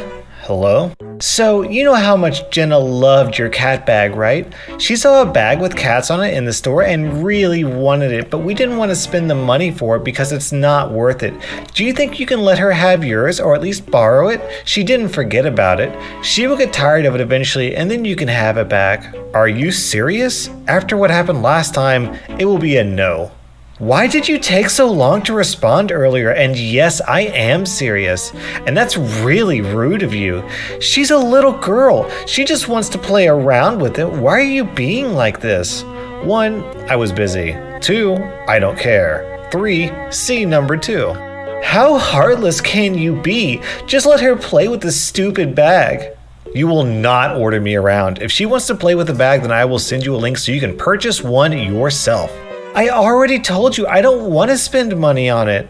Okay, so how is that my problem? I bought it for myself. That bag is $2,000 and I will not have it ruined. Stop bothering me. So now you are saying that my daughter will ruin the stupid bag? What an evil, cruel jerk you are. You can afford it anyway. Just because I can afford a bag that I worked hard for doesn't mean that your daughter is entitled to it. You are her mother, you entitled, stupid jerk. If she wanted something, then you buy it for her. Go shove a vacuum up your butthole and maybe we'll be able to suck the stupidity out of you. Stop contacting me. F you, jerk. I will be telling your grandparents about what a jerk you are. Go ahead. They already know that I am in the right. Sorry, sweetie, they aren't going to stop loving me. Hey, I just wanted to give all of my viewers out there a warning. After reading this post, I actually tried sticking a vacuum up my butthole to see if it would suck the stupidity out. It definitely sucked something out, but it didn't look like stupidity. So long story short, I may have to get butthole surgery again. Do not try this at home. 0 out of 10 would not recommend. So for some background, I'm 18, 6'1", and about 190 pounds. I've been trying to make my own business from unwrapping cars, vinyl wrap, interior and exterior detailing, and I was so lucky to have a guy in my area ask if I could unwrap his Ferrari, a 488 if anyone is curious. I give him my price and estimated time it would take to do it. A few days. I'm mobile, so I gotta go to him. He agrees, so I start work. I get to my 3rd day of work, removing adhesive from the wrap, and I'm working at the end of his driveway as that's where the sun is making my life easier, and this daddy and daughter come walking down. ED is the dad, mid-40s in age. EG is the daughter, maybe 16 or 17. Entitled dad, nice car you got there. Thank you, I'm just working on it, so I'll tell the owner you like it. You got the keys to it? No, I don't have the car keys, sorry. Can I sit in it? It looks fun. No, it's not my car, so I can't let you sit in it, but points to my ratty 86 Toyota pickup. You can sit in that, that's my car. I don't mind if you sit in it. Ooh, that's disgusting. No way I'm sitting in that. Stands up from kneeling. Well, I can't let you sit in here. It's not my car. I couldn't let you sit in it if I wanted to let you. So she is just sitting in it, not gonna hurt it. I turn to face the dad. Big mistake. Yes, it can hurt the car. As I say that, I hear the door open and shut quickly. I turn to face the car just as she locks the door. I try to open it, no luck. Me knocking on the window. You need to get out right now. Back off before I make you. As he says this, I start my way around to the passenger door to try that one. Dad sees this and quickly pushes me over, door unlocks, and he jumps in too. I get up and honk my truck's horn to let the owner know something is up. He comes out because, well, it's an expensive car. As he does, I call the police because it's obvious that they aren't going to get out anytime soon. The owner tries to talk to them, but they both mock him. I tell the operator that people are trying to steal a Ferrari. That got their attention. 4 or 5 cops come up hella fast, code 3. Lights and sirens for those who don't know. Entitled dad and entitled girl don't seem scared by them. The cops get the key from the owner and they try to unlock the door and open it as quickly as possible. They just keep locking it with no luck. It took lots of talking and lots of trying. They stopped trying for like 5 minutes and surprised them by unlocking it and opening the door. Suddenly, they start screaming and kicking. The dad somehow gets away from the officer and runs at me. I try to defend myself, but he gets me in the gut really good and knocks me to the ground. The officers get control of him and make sure I'm fine and asked if I wanted to press charges. That was a fast yes, as he has wasted over an hour of work and I felt like he destroyed my gut, along with a bunch of other charges that he got per request of the owner and all the laws he and his daughter broke. This happened about a week ago and I'm feeling much better and got a ride in the Ferrari as a thank you. The entitled dad and the entitled girl, I'm not sure what happened to them, but I'm sure it wasn't good. So I looked up the price of a Ferrari 488 and these suckers go for about $400,000. If you bought a car worth almost $500,000 and an entitled dad and his daughter jumped in and were mocking you from inside, what would you want to do to those two people? Let me know down in the comments because I'm imagining for a lot of you it would involve some broken bones. This is a true story.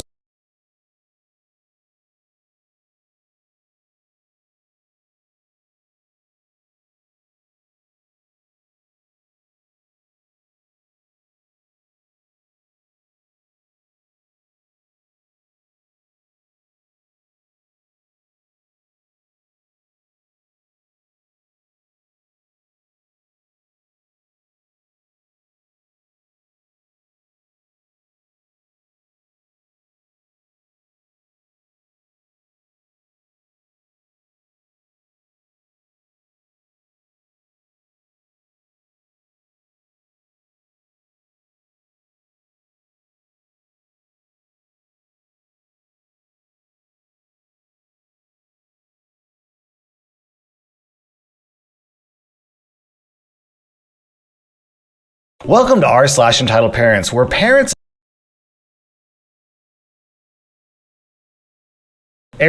everything was fine for the first 2 minutes of me being in there until someone knocks on the door. Dialogue approximately as follows.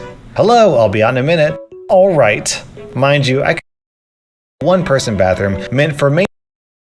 She even brought up the fact that the adoptive father experienced miscarriages to insult him. Son is making my life easier. I'm not sure. And his daughter jumped to have 2 children as opposed.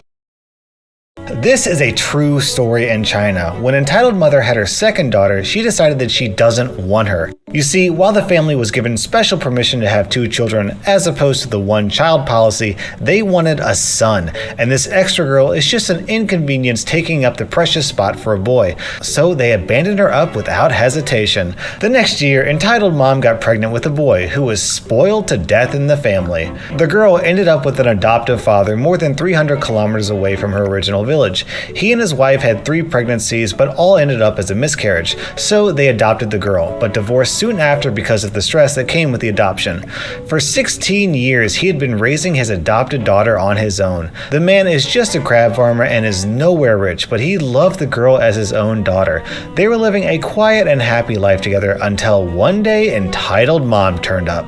Turns out the son got leukemia and needed bone marrow, and no one in the family had a match. So they turned to the daughter they abandoned 16 years ago, hoping that she would be a match. The father felt sorry for the 14-year-old boy. He agreed to take the girl to a hospital for a test, but he was afraid that the girl would know she was abandoned for her gender. So he made the entitled mom promise to not tell her that she's adopted. The girl was a match and agreed to the procedure under the impression that she was donating for a stranger. The adoptive father then asked for a bond for the girl's health. In the beginning, he was misled into thinking that it would be as simple as donating blood. However, when the doctors told him that donating bone marrow is a risky procedure, he was worried that if there is any complication, he won't have any means to save his daughter. The money would be returned to entitled mom if the girl remains complication-free when she's married. Entitled mom refused. Then the father said, "Don't worry about the money, but the surgery needs to be near where he is living so he can take care of his daughter and work." Entitled mother refused again, saying that it would be more expensive for them. The father hesitated, and the entitled mother freaking exploded. Entitled mom, her husband, and their eldest daughter marched to the girls' school right after class, stopped the car the girl was in, pulled open the door, grabbed the girl by her arm, and started yelling at her that she was adopted. They are her real family, and she needs to save her younger brother. The teachers had to physically intervene to stop them from taking her away. A bystander called the police. Even in the police station, entitled mother kept pressuring the girl for her bone marrow. The girl was in shock after knowing that she was adopted in such a violent way and cried for a whole night. This put her into a lot of psychological stress. The next day, entitled mother printed out hundreds of open letters calling both the girl and her father by name, saying that they are cold-blooded and the girl, in particular, is ignorant and doesn't understand morals. She even brought up the fact that the adoptive father experienced miscarriages to insult him. She emphasized that the boy is the girl's biological brother. She bolded that just to put more pressure on the girl. She put this around the village the girl is living in, all the way to around the girl's school, so both of them can't even go back to their home. When she was asked about this later, she said she didn't think about what that would do to the girl. She even went to the village council and said that the girl is rightfully hers and she will take the girl back and make her donate her bone marrow. Of course, she was told that the girl was legally adopted, so she has no rights over her, and if she does anything like that, it would be kidnapping. She started interfering with the girl on her way to and from school. A teacher had to drive the girl to and from school for her safety, and they even got assaulted by entitled mother's relative for their trouble. The entitled mother later went onto a television program, probably wanting to bully the girl and her father into giving up her body rights. She got ripped apart on live TV. Later they found another match on the donor database, so the boy is fine. The thing is, if she had been less entitled and cruel to the girl, she would have already donated her bone marrow. She could have doomed her son to death because of this. This is the most entitled parent we have ever seen. This isn't give me your phone. This isn't give me your car. This is give me your actual organs. My church has a huge finished basement and a huge kitchen and common area, usually used for after-church coffee, donuts, and big community events. Underneath the back stairs, going into the storage space, is a little one-person bathroom meant for mainly people with disabilities and/or injuries so they don't have to go all the way back up the stairs. On to the story. About 8 months ago, I had screwed up my knee pretty bad by landing very wrong on our trampoline and was on crutches with a metal brace for a while. So, during one of our breakfast fundraisers, I was sat at the end of the food tables handing out silverware. This is important because everyone who came through saw and greeted me, including our entitled mom. I decided I had to use the restroom, so I temporarily switched with my godmom and hobbled my tall ass over to the bathroom. Everything was fine for the first 2 minutes of me being in there until someone knocks on the door. Dialogue approximately as follows. "Hello, I'll be out in a minute." "All right." Mind you, I can hear her child whining about having to pee, and I recognize his voice. This is important later. A couple more minutes pass, and I'm just starting to get up when she knocks again. "I'm just getting up. 1 moment, please." "Can you hurry up? My son has to pee, and we've been waiting too long." "Ma'am, there's bathrooms upstairs. This one is meant—" "I am not gonna walk up all those stairs," literally one flight, "to have him use that filthy bathroom." They're clean daily. At this point, I have my pants on, and I started to wash my hands. The bathroom is small enough for me to stand without crutches, the walls and sink close enough for holding onto if necessary. I sigh, not really wanting to deal with this any longer. Apparently, washing my hands was a no-no because I hear the child whine again, and then comes, "That water is making him have to pee even more. You are torturing my child. Get out here now, or I'm getting the priest." I turned off the water and went for the paper towels. "Ma'am, like I said earlier, when you rudely interrupted me, this bathroom is for the disabled. I know for a fact that you and your child are perfectly mobile." "Then why are you in there? You don't sound disabled." What does that even mean? That was the last thing out of her mouth before I opened the door, my crutches back under my armpits. "Well, I sure feel disabled." Entitled mom's eyes widened, seeing my brace and crutches, and she grabbed her kid and bolted for the stairs. I didn't see her for the rest of the morning, and she still avoids me at mass to this day. It still makes me laugh. Yeah, guys, you really can't judge if someone is disabled or not based on their voice alone. I mean, I had my butthole ripped off in a freak vacuum cleaner accident, but you wouldn't be able to tell that from my voice. When my daughter was 11, the only thing she wanted for her birthday was some heavy-duty rope so she and her brother could play in the woods with it and do things like make tree swings. My husband and I went to Home Depot and bought her something like 15 feet of rope that ended up costing about $50. We wanted her to have some nice rope. It was an unusual thing for a little girl to ask for her birthday, but we wanted her to be able to use it the way she was imagining, so we didn't mind spending more than we'd expected getting this rope. At the time, we lived in this enormous planned community that had hundreds of acres of natural areas and parks filled with big, old live oaks, so plenty of trees for everyone in the community to enjoy in whatever way they pleased. One day, my daughter, our son, and 2 friends of theirs took the rope to a nearby park and looped it around some tree branches to swing off of. They were minding their own business in the park when this little boy of about 4 approached them, watching them swinging. They asked if he wanted to try, but he said his mom wouldn't let him.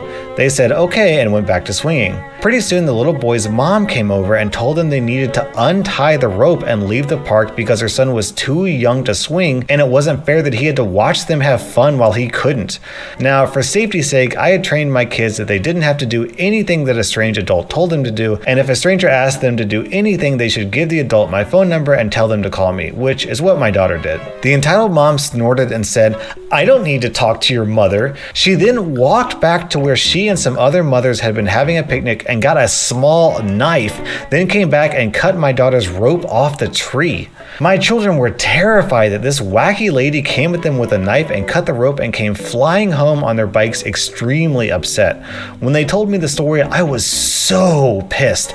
I'd been in a car wreck a few weeks prior and had a broken pelvis. I was just to the point where I was able to walk okay using a walker, but I wasn't supposed to be driving yet. But I was so angry I put my walker in my van and drove to the park looking for the woman my children had described. She was still there and was very smug and not at all sorry. I introduced myself and told her I was the mother of the kids with the rope. She told me the same story the kids had and admitted she had cut the rope because her son wasn't old enough to swing. I was astounded. I believed what my kids were saying to me, but I'd assumed the mother would spin it, that she was worried that my kids were hurting the tree or something. I told her, "You're going to need to pay for the rope you destroyed. That was my daughter's birthday present and you had no right to cut it." She said, "I don't think so. I'm not paying for anything." I wasn't sure what to do at this point, but I asked her for her name and address, and she stupidly gave it to me. She kind of laughed and said, "Sure, I'll give you my name. I've got nothing to hide." I hobbled back to my van and went home, seething with anger. I called my husband, and he immediately said, "Call the police," which I did.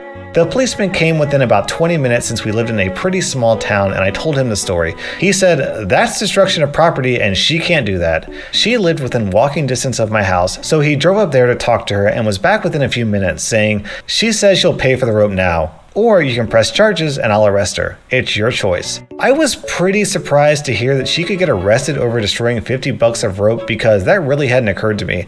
I thought maybe she'd get a ticket or something. When it comes to my kids, I'm a mother tiger, and by this point, I wanted this lady to spend a few hours in the county jail, but I didn't want to be unreasonably vindictive either. I asked the cop what he thought I should do, but he said he couldn't make the choice for me. I called my husband again, and he said, "Press charges. You already gave her an opportunity to pay for the rope, and she didn't want to." When I told the cop I wanted to press charges, he smiled and said, "That's the right choice. You gave her a chance to pay." He told me he was going back to her house to arrest her. I assume he did, though I never heard anything further about it. We ended up having to buy my daughter some new rope ourselves, but it was worth it to put that entitled mother in her place. Not only was this woman so entitled that she thought it was okay for her to cut the rope, but she was so entitled she thought there would be no consequences for telling someone that you wronged your name and address. Listen, r/entitled parents, I'd like to introduce you to my good old buddy r/pro revenge. All right, everyone, that was r/entitled parents, and as I said, the situation.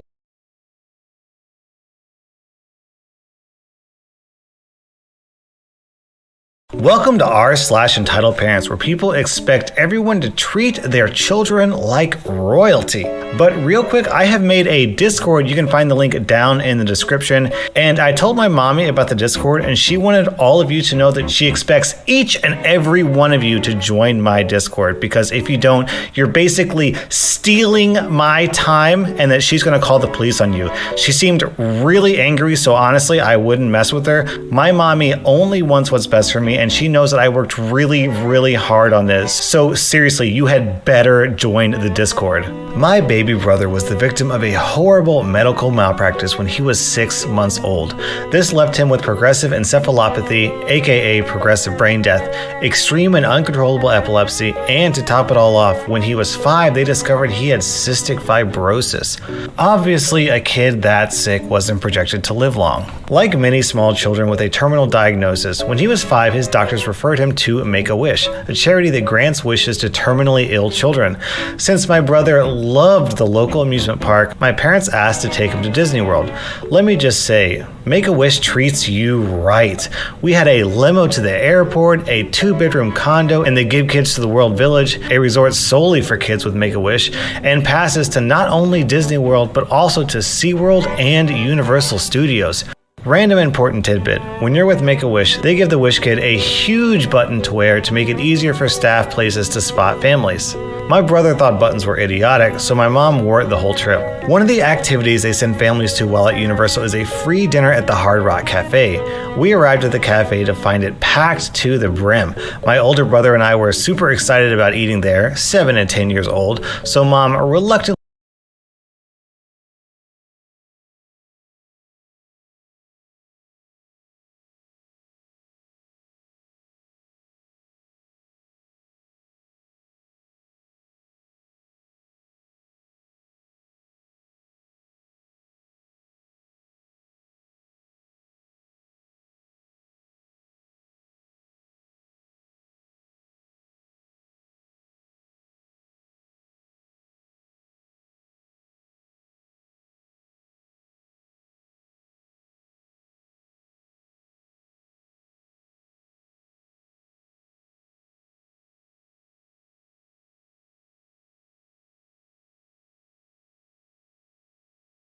waited in the line at the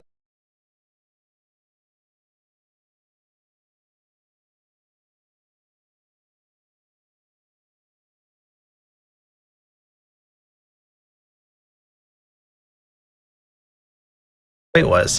When the woman in front of us put her name in, also for a family of 5, she was told the wait time was 90 minutes. She huffed a bit but gave in to wait. Having overheard the 90-minute wait time, Mom had begun telling us that we couldn't wait that long and she was sorry, but we'd have to eat somewhere else. Spotting the huge button on my mom's shirt, the hostess immediately waved us over and grabbed 5 menus. The hostess said, "You're with Make-A-Wish, right?" "Yeah, we are, but we can't wait that long." "No worries, we keep a table reserved for Make-A-Wish families. We can seat you immediately." Mom breathes a huge sigh of relief and turns to follow the hostess. It was at this point that the woman in front of us, aka the entitled mother, overheard what was happening. "That's not fair," stomps Foot. "Why don't they have to wait?" "They're with Make-A-Wish. We keep tables reserved for our Make-A-Wish families so they can get the maximum enjoyment from their trips." "If my kids have to wait, so do they." More foot stomping and huffing. "No, they don't. I say who sits when. They sit now, you have to wait. End of story." "It should be the opposite of that. They already get a free vacation and now they get to skip lines too? That's not fair. Someone needs to give my sons a free vacation." Hostess, clearly fed up with entitled mom's BS. "Tell you what, when one of your kids is dying, I'll let you skip the line. Until then, be grateful you get to see your kids live to adulthood." And with that, the hostess promptly sat us and apologized for the woman's horrid behavior. Considering it was normally my mom apologizing for my brother's goofy behavior, she was completely stunned to have someone stand up for us like that. In fact, we were so well treated on our trip that my parents found a way to save every single spare penny and find the cheapest possible option so that we could go to Disney each fall for 1 week. I got to go a total of 4 times with my brother before he passed away at the age of 10, and I'm more grateful than words can say for the kindness and compassion we were repeatedly shown on our trips. The memories have and will last a lifetime. This might be actually the most disgusting entitled mom that I have ever read in a story, because most entitled moms that we see is just born out of selfishness. They just want their own kid to have good stuff. This not only is this woman expecting good stuff for her kid, but she's also trying to take it away from a dying kid, a kid who's actually dying. This woman might actually be the queen of entitled parents. This next story is super interesting because it's an ultra rare 2-parter that actually involves Reddit. Sister's birthday ruined by entitled birthday and her daughter. Hello, I'm from India. English isn't my first language, so apologies in advance for any mistakes. Sorry this is going to be so long. This incident happened about 8 years ago. It was my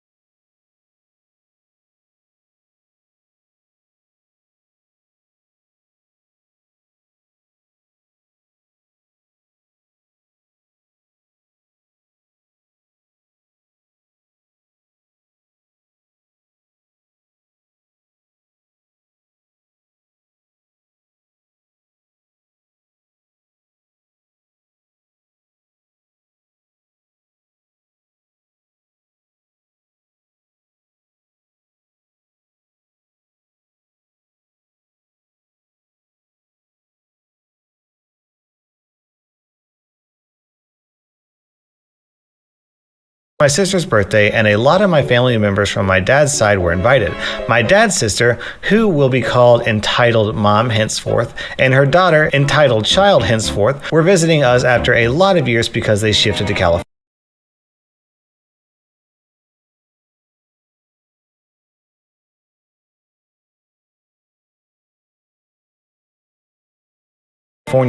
So Entitled Mom wanted her daughter to be the center of attention since the moment they came in. Entitled Child was about 7 years old, and everyone was quite taken with her because she spoke in an adorable accent. Aw. When it was a time for cutting the cake, Entitled Mom wanted Entitled Child to cut it even though it was my sister's birthday. The reason being, she is a kid. She deserves to cut the cake. She is the youngest of them all. OP's sister is way too old to be cutting cakes anyways. It was my sister's 11th birthday. Entitled Mom's request/order was declined by my mom, which made Entitled Mom quite angry. When dinner was served, Entitled Mom was very hungry and sat down to eat. As soon as she started, Entitled Child started crying and demanded to be fed. And Entitled Mom expected my mom to stop eating and feed her kid. And my mother agreed. The worst was at the time of gift unwrapping. My sister loves Barbies, so she received a doll and a dollhouse from my mom and dad, and I gave her a bunch of homemade chocolate that I made myself. Entitled Mom, what does your sister need chocolates for? Come on, give them to Entitled Child. You are way too old for them. Sister gave Entitled Child some of them, which Entitled Child proceeded to start eating right then. Sister went on to unwrap other presents and was made to share a bunch of other stuff like sparkle pens and sets of crayons, etc. too with Entitled Child. Entitled Child after some time started wailing that she wanted more chocolate. Entitled Mom literally shouting, "Why have you not given her the chocolate? Didn't I ask you to? Why are you being so mean? She's your cousin, she deserves them." Sister was almost at tears and gave her 3 more. Now only 5 chocolates remained, which she gave 1 to each of us, Mom, Dad, Entitled Mom, and me. I saved mine to give it to her later. Entitled Mom noticed it and asked me to give to Entitled Child since I obviously was not going to eat it. I didn't. When Sister got to unwrapping the dollhouse and the Barbie, Entitled Mom actually pounced on the doll and started pulling it away from Sister. Now,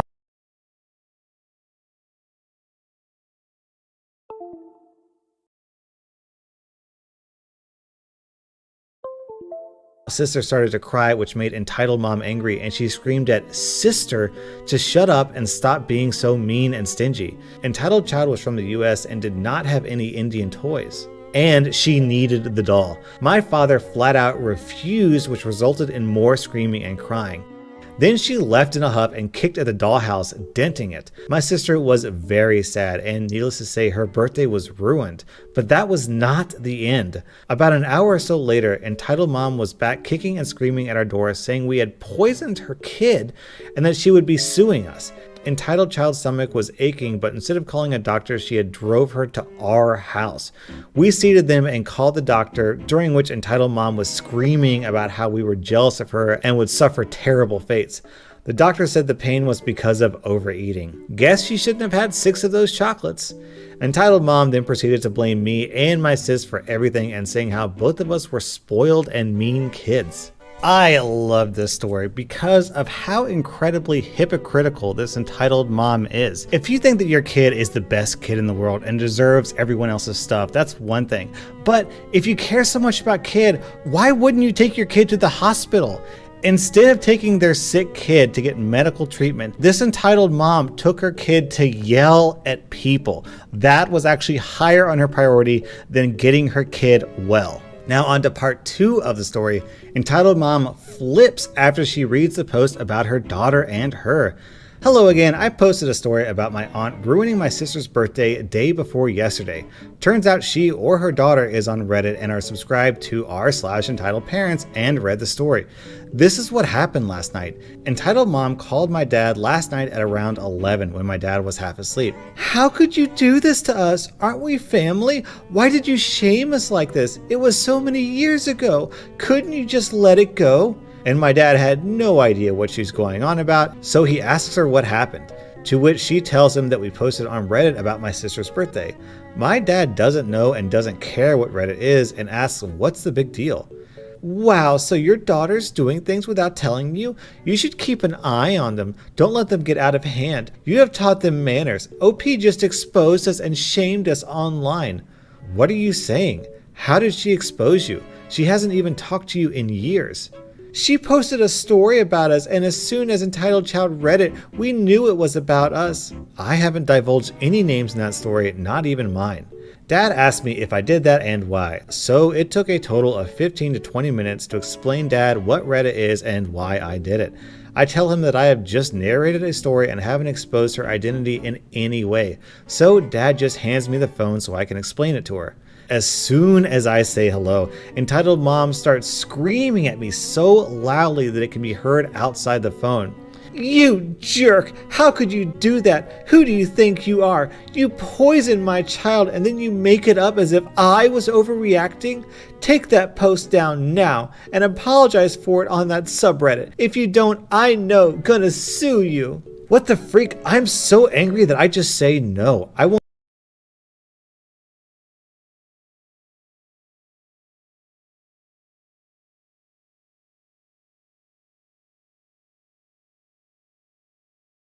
do anything of that sort, and that I would love to see how you can sue me all the way from California. Entitled Mom then proceeds to call me and my sister a whore and similar things. My dad takes away the phone and asks her not to ever contact any of us again and blocks her. So hey there, Aunt Sheila, hope y'all read this. So on the one hand, this is a hilarious story. On the other hand, the entitled parents are becoming aware of us. They know about us. Guys, I'm a little bit afraid that an entitled mom might find my channel and order a hit on me. If I suddenly stop posting one day, it means they found me. Alright, that is r/entitled parents, and as a reminder, the link to the brand new Discord is down in the description. And at the time of recording this, I have 1,709 subscribers, so if I don't have at least that number of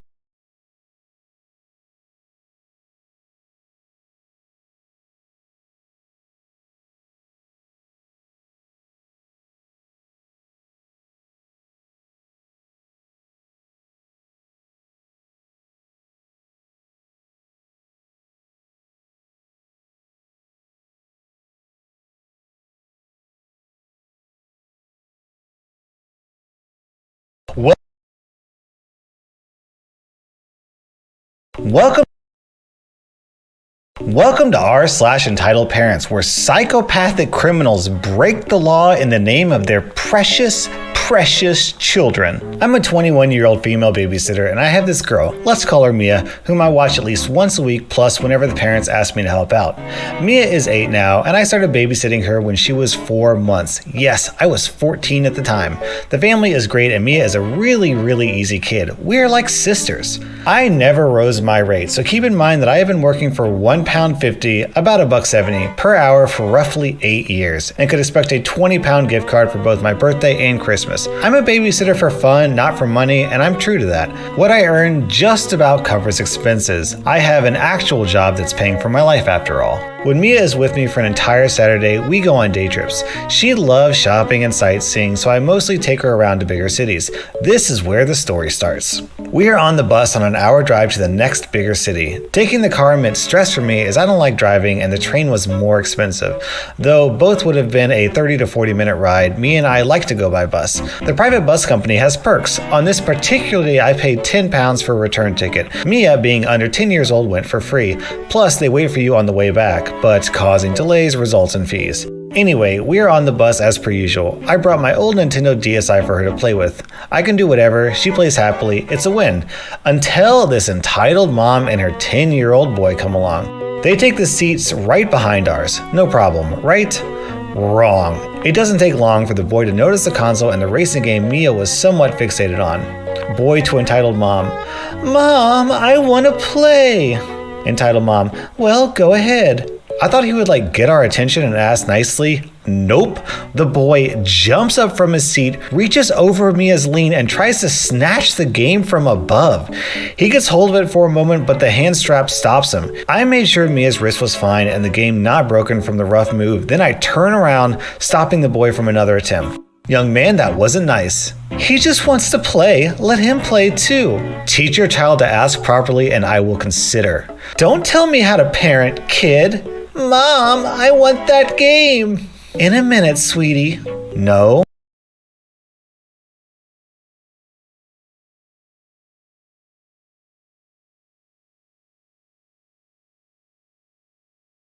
It's not yours, and I'm asking you to leave us alone. I sit back down, hoping to have heard the end of it. Way wrong. Mia's seat shakes a few times. The boy is kicking her seat. She asks him to stop. He continues. I warned the mom I would tell the drivers. There are always 2 on the bus, just in case. He is bored. Give him the game and he will stop. I immediately get up, quickly help Mia change into another row, then go to the front and explain the situation when I hear Mia yelling, "Let go!" I turn around. This boy has one hand on the game and the other pulling her hair. Entitled mom is smirking in satisfaction as the boy rips the hand sling off Mia and returns to his seat holding the game. I immediately storm at him and grab it back without a word. He starts crying and screaming loudly. I don't care. It's 8 a.m. This was supposed to be a happy girls' day out. Now I had Mia in tears and a bratty son with his entitled mom on my hands. You give that back right now. My son was playing with it. Bus driver 2 comes to our rescue, practically pushed the woman and her son into the last row, asking us to take seats up front to separate us as far as possible. Entitled mom was advised to use some common sense that this was not her game and thus not hers to decide over. I didn't quite listen anymore but heard something from the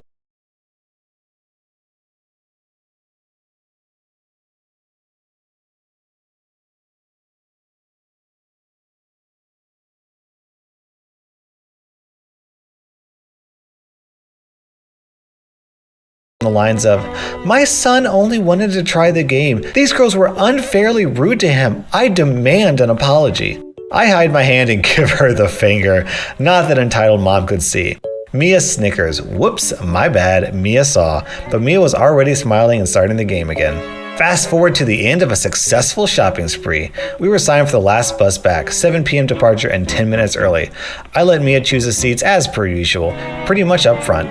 There were 2 couples waiting already and a third arriving with us. All seemed fine until the driver, I noticed that we're the same drivers again, announced we couldn't leave. 2 people were missing, but they would call them to either hurry to the bus or decline their seats. It would just be a few more minutes. Or not. We had to wait for them. Company policy. 7:35 p.m. my nightmare comes true. Entitled mom and son walk up to the bus, not hurrying at all, ice cream cones in hand. No messy food on the bus. They have to finish outside. Again, not hurrying in any way. 7:45 p.m. head count. We finally drive back. Everyone on board is annoyed by the delay. Entitled mom and son probably took the seats in the other aisle, yet right behind us on purpose, but I wasn't going to say anything yet. Lesson learned, I hoped. Bus driver 2 is driving now. Driver 1 comes up to the mom. Ma'am, sorry to bother you, but you caused a 45 minutes delay, and according to our terms and conditions, the company will fine you for that. Fine me? What, for a few minutes? No way, I was told there would be a ride home waiting for us, and that's it. I'm sorry, but you knew that beforehand. It is in our terms and conditions. No one told me that. You agreed to it, ma'am. The company will mail you everything. I need your ID, please. No. I'm afraid I will have to involve police then. He goes back into his seat. The boy shows up next to me. Boy, I want that game. I told you no this morning. It's still no. He pulls a sad face but goes back to his mom. It's semi-dark outside. Mia is lying spread over her seat and my lap. Not that I cared. She was tired and I expected her to fall asleep while playing. And she did, face buried in my jacket that she had folded like a pillow on my lap. I turned the game off, but with the sling on Mia's wrist, I can't put it away. Entitled mom suddenly hovers above me. She is done playing. So? My son can play now. No, he can't. It's my game. Come on, just give it to him. He wants it and you are too old for it anyway. I don't care. It's my game. I said no, so please leave me alone now. What gives you the right? She's practically yelling. I'm worried she might wake Mia and that I could end up with a cranky, tired child. I own it. Do me a favor and don't wake her. She is asleep. She doesn't need the game now. Ma'am, the game is tied to her wrist. I would have to wake her to get it, and in any way, I would be playing it then, not your son. It is my game, and if I have to tell you again, I will ask the drivers for help. You know I'll do it. Driver 1 turns around to us, giving her a stern look. I figured he was listening. Entitled mom and son moved a few rows back. I thought she was defeated. Again, I was wrong. A few minutes later, I was occupied with my phone, texting back and forth with a friend. I wasn't paying attention to anything else, but watching Mia didn't fall off the seats whenever she moved. I didn't think much of the tiny hand on my leg at first, since Mia's left arm was somewhere around there. Then Mia shoots up with an eardrum-shattering scream. I nearly dropped my phone in shock. There is the boy right between my legs. He had crawled up under our seats from behind to come up and probably try to snatch the game. That was his hand on my leg, and Mia had woken up to him staring right into her face mere centimeters away. The driver was cool enough not to cause an accident due to the scream, but stopped the bus as soon as he could. Both drivers were furious. The boy was crying. Entitled mom is screaming at Mia and I for making him cry, all while I am unable to grasp the situation for a moment, holding the shaking 8-year-old. A man from the other couples gets up and manages to somehow silence the situation entirely. Entitled mom, "This selfish girl scared my baby. She purposely screamed right into his face." Other driver, "Ma'am, why was your son underneath her seat?" "I want this girl off the bus now." "Ma'am, please answer the question. Why wasn't your son seated?" "He is a good child. He can do whatever he wants." Boy in tears, "I want the game, mommy." Entitled mother towards me, "You owe my child that game now, jerk." I ignored the insult. I had to calm Mia, trying not to explode in anger myself. I was so mad I wanted to punch something. The boy tried to reach for the game again. I had it with him. Admittedly, I didn't want to push him away as hard as I did, and I know I shouldn't have pushed him back at all, but since he only fell against his mother, I couldn't have cared less. I got up, face bright red, taking deep breaths as to not completely lose it. "You listen here, kid. Don't you dare to touch us or our game again." "You hurt my baby." "You better be glad he is underage, ma'am. Otherwise, he would be facing charges right now. Multiple attempts to steal my game, for starters. And the way he crawled up beneath us, I could probably make a sexual assault out of that. Also, Child Protective Services would be very interested to learn you even encouraged your son." Yes, I could have done that to him underage, but let's be honest, he was probably the victim of this woman's miserable parental guidance, and I wasn't going to ruin his life more, though then and there I very much wanted to. "You have no right to talk to me like that. Your brat made my baby cry. You owe him that game now. He deserves it. He is a good kid." She wanted to get past me herself now. Behind me, Mia still had the game. I didn't care for the game itself anymore, but she would probably hurt Mia trying to take it. Now, I'm 5'9" and roughly 70 kilograms. I'm one straight noodle and I really don't look like much, but I'm the only girl on an all-male rugby team. I take on guys bigger and older than her, and Mia knows that. She has seen me play. "Mia, do your trick." My trick. I can throw people over out of a stand pretty bad. That's my standard move, but I couldn't do that now. I had already overreacted pushing the boy. Both drivers and the man held the woman back. She was screaming and thrashing around, throwing punches and insults all over while demanding I gave her son that game. The two other men came to help tame her. It took a while until she gave in and sat down. Finally, I thought once more we could get home. I had already told Mia's mom that we would be back late due to delay, but nothing more since our departure. So I have Mia huddled over the seats again, shaking but sunken into the game again, and I take my phone out to let her mom know we would be even later. That's when I heard entitled mom whisper into her phone. She is obviously telling police some story about a stolen toy, child abuse, being threatened and cornered by several men, and being too scared to ask for an early drop-off somewhere around. She was absolutely exaggerating and presenting her own twisted version of the story. I asked Mia to let me up and I go to tell the drivers. They look mortified to say the least and contacted police and their office themselves as well. Now, I had to type that out for Mia's mom as short as possible. I didn't want her to freak out about police at the drop-off since she was coming to pick us up. Fast forward 45 minutes later. 8 cops are waiting for us. An ambulance. Mia's mom, who seemed to have introduced herself to police already, along with some elderly man who was there to pick up one of the couples. Mia is happy again, which I was overly thankful for. I was scared dead for this to have some traumatic impact on her.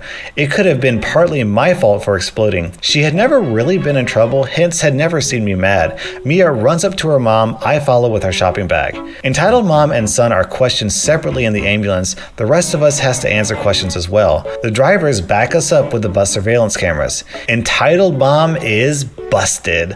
Both she and her child are banned to ride with the company. She faces charges for a handful of things, encouraging her son to theft, false accusations, and attacking me among them. At home, Mia proudly presented her new fabrics. I have a sewing machine which we work on rainy days, and shirts, all within the shopping money her mom gave her for the day. I pay for myself. In the end, I got off with a warning for pushing the boy. Entitled mom pressed charges that were dropped due to the circumstances. The judge figured I was protecting Mia and my property in a heated situation and that the boy's prior actions had made it necessary for me to step in. Entitled mom was fined for the entire delay she and her son had caused, an hour and 18 minutes in total, was ordered to accept family assistance, and Child Protective Services were to look over the family situation as well. Mia wasn't affected in any way. Mia's mother was quite understanding and doubled my Christmas gift card. I guess it was somewhat an apology or thanks. She said it was because I risked charges to protect her daughter and taught her to stand up and be strong. This weekend we went on another trip. Boarding the bus heading out, I see a boy in line who looks oddly familiar, but the man at his side doesn't. I forget about it. We drive off. Mia smiles widely as I pull the DSI game from my handbag. 2 minutes later, the boy. The effing boy. Give me that! Me, unsure if it's really him. How do you ask for things that aren't yours, young man? I want that game, now! No, sorry, too rude. Go mind your manners, please. Dad, she won't give it to me again. This bulky man gets up from his seat. To my luck, one of the drivers is driver 2 from the month before. He recognizes the boy and me. Driver, young man, I need to see your ID, please. Where is your parent? Father, my son only asked to try the game, sir. Yep, that is why he got banned last month. You have to get off this bus or I will have to call the police. I bought tickets for this. I have the right to drive. Police was called straight away. We stopped. The father got arrested for resisting police and fraud. Turns out both he and his son had signed in under fake names. Also, his son was 11 years old by now and needed a ticket, but was signed as 10 years old and didn't have one. Driver 2 came to me to apologize and see how we were doing. I told him no apology was necessary. I wasn't sure about the boy myself first. I thanked him for resolving the situation immediately. There were a few more kids on the bus this time, and Mia took over the last row with 3 other kids, sharing the game, taking turns. They had no trouble at all the entire ride through, and I exchanged contacts with their parents. We are going to meet up in a funhouse next week. Friends were made. That's how easy it can be. Honestly though, even on the second ride, had the boy asked nicely, I would have left the choice to Mia whether or not she wanted to share. After all, it could have been an opportunity to make a friend, and people deserve second chances if you ask me. But no, they felt like he had the right to have my game because he simply wanted it. He was rude, the parents were worse. I have no bad feelings for getting them kicked off the bus. However, I feel bad for the boy. It wasn't exactly his fault he didn't know better.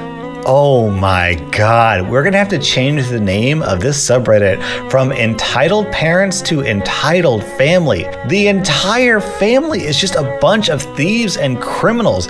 Also, even though this babysitter lost her cool, she still has the patience of a saint. I don't know if I could have handled all that.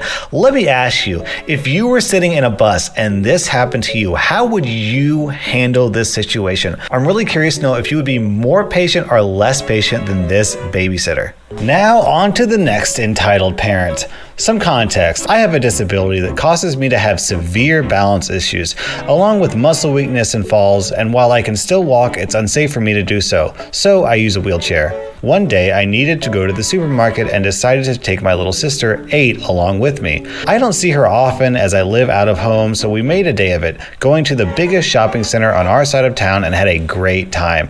After having lunch in the food court, she wanted to have a play in the playground they have, so with her sitting on my lap, I pushed us over and she went and had a blast. After about 15 minutes, she fell over, and since my chair can't fit into the playground, I removed my walking stick from its holder on the side and walked in to make sure she was all right. In enters the entitled parent. After getting my sis to stop crying by joking I'd have to eat her leg now that she'd landed on it, when I joke like that, she giggles like mad. I turned to wobble back to my chair only to see it's been moved. It was around 3 meters away from me where I left it, right by the entrance where parents had left trolleys, prams, etc., and a child was sitting in my seat while her mom spun the chair around. I made my way over and asked for the chair back when entitled mom started on me. "Hello, I need my wheelchair back, and you shouldn't have taken it without asking." "But you can walk." I was so taken aback by that. Yes, I could walk, but I was obviously struggling to even stand. "Excuse me? You can walk? You don't need it. You just want it." I was shocked. As she was saying this, she was raising her voice and people were starting to look. I was firm and told her that while yes, I can walk, I can't do so for very long and need my chair. "Well, what's wrong with you then?" "None of your business. You say you need that chair, but you won't even tell me what's wrong with you."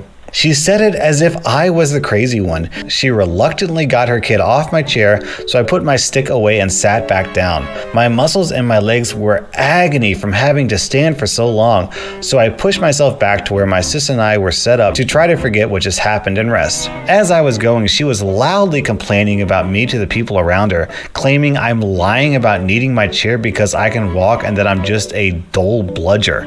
I got my sis from the playground and left the food court as fast as I could. My sis was upset from the confrontation too, so we went and saw a movie to calm us down. I think it was The Secret Life of Pets we saw. She loved it.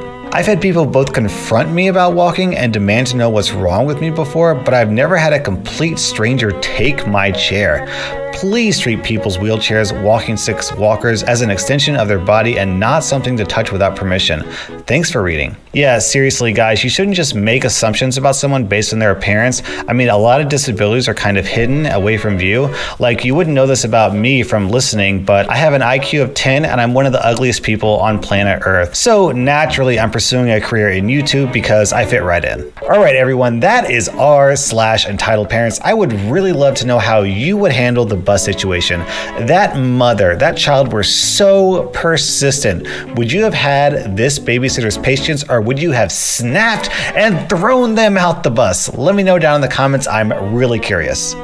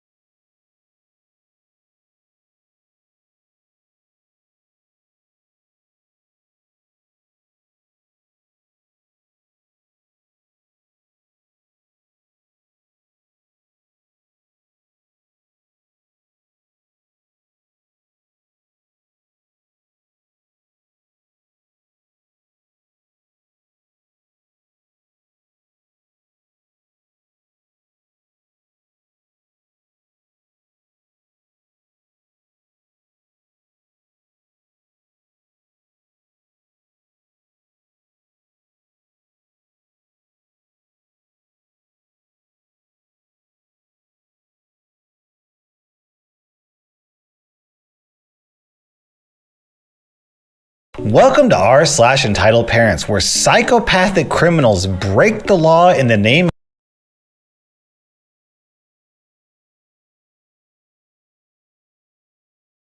Welcome to r/entitled parents, where stuck-up parents commit hate crimes against disabled people because their precious son is tired.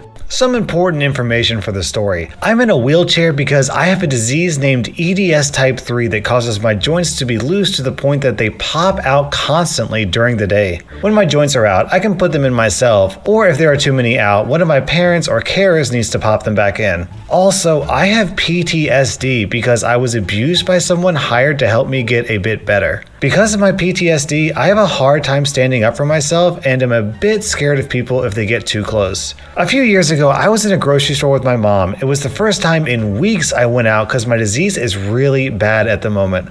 I was having a good time. My mom put me in my wheelchair in a spot where people could not bump me and went in the aisles because there were too many shopping carts in them and I could not go through. She told me it could take a bit because she needed to get things from the deli and there was a huge line. I didn't see this as a problem because I had done this so many times and never had a problem.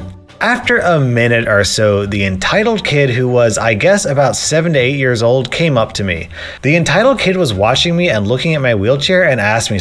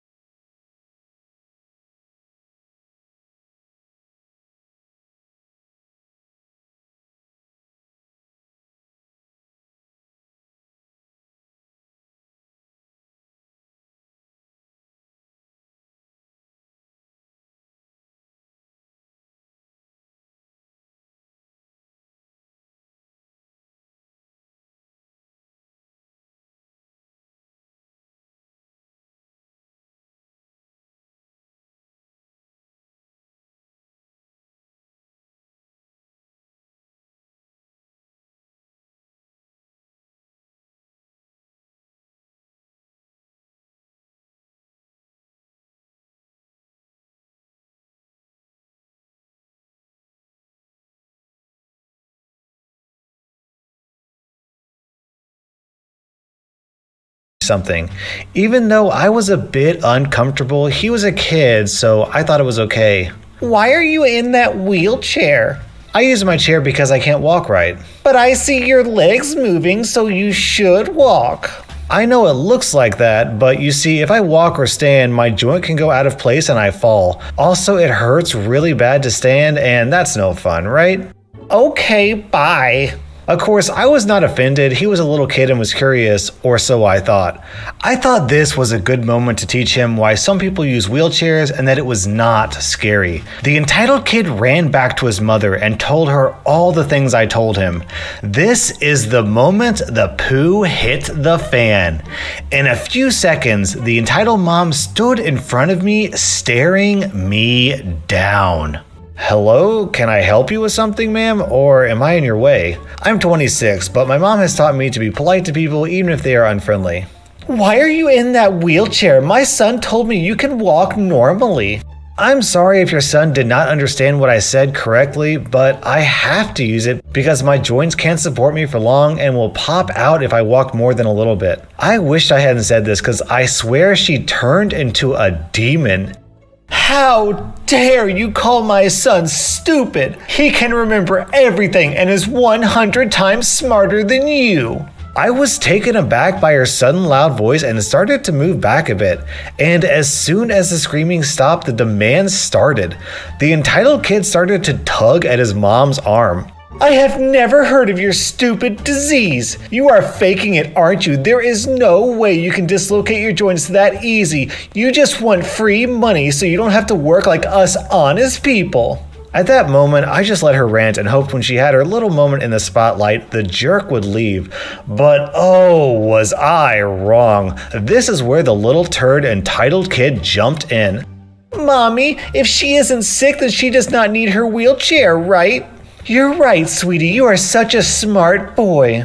If she does not need her wheelchair, can I use it? I want you to push me around, Mommy. I'm tired, and I think it will be so much fun. This isn't a toy. I really need this. I can only stand or walk for a really short time. I'll hurt myself real bad, and I will need to go to the hospital if I try to walk or stand without it. So go away. You are not getting it.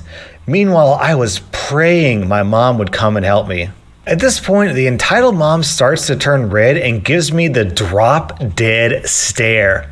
Shut the F up. My God, you're giving me a headache with your whining. Now you heard my son. He wants your wheelchair, so get the F out. My little angel wants to use it. He is tired. I was thinking to myself, I'm not going to get this no matter how scared I am. My city will only give me a wheelchair for 1 year for free, and because it is really hard to get a wheelchair funded, I had to buy one myself. It cost more than €700.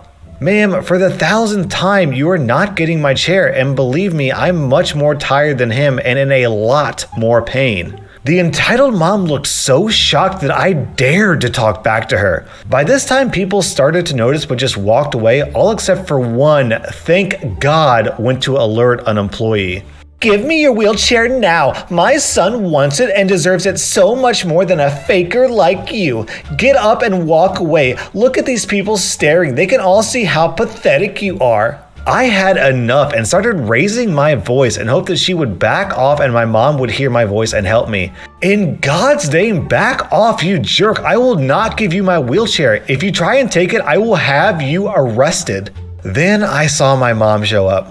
Hi, OP. Is everything okay? Is she bothering you? Look, you jerk. My problem is with that deadbeat girl and her stupid handicap. I bet she learned how to fake an injury from her stupid parents. So stay out of this. How dare you say that? You can call me anything, but she is my daughter, you hag. How can you think she is faking her handicap? She is in extreme pain and really can't stand. We are going to step away so I can get her home. Mommy, I want that chair and I want it now. I want you to push me.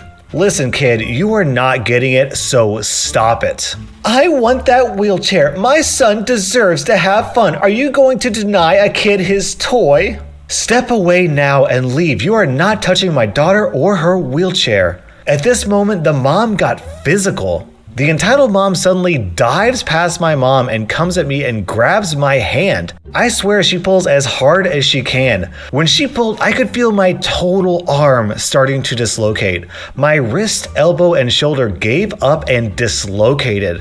I felt myself getting pulled out of the chair, and since my feet were still on the footstand, my ankle gave up also. The wheelchair along with me flew to the ground and I started screaming in pain. So many joints came out, and at that point an employee came rushing to me asking what he can do. I can hear my mom scream my name and see her slap the woman hard across the face. But my mom was more worried about me at that point and came rushing to help me. The grocery store employee said, "Ma'am, what in God's name are you doing? Why would you hurt a handicapped woman?" The entitled mom dragged the wheelchair off me and put her kid in it and started making a beeline for the exit. My mom entered extreme protective mode. "Come back with that wheelchair! Someone stop her!" "Are you okay? What happened? What do I need to put back?" My mom knows how to put back my joints because it goes really easy but painfully. "Help me, my whole left leg and arm are out." I was crying so loud while my mom put all my joints back into place.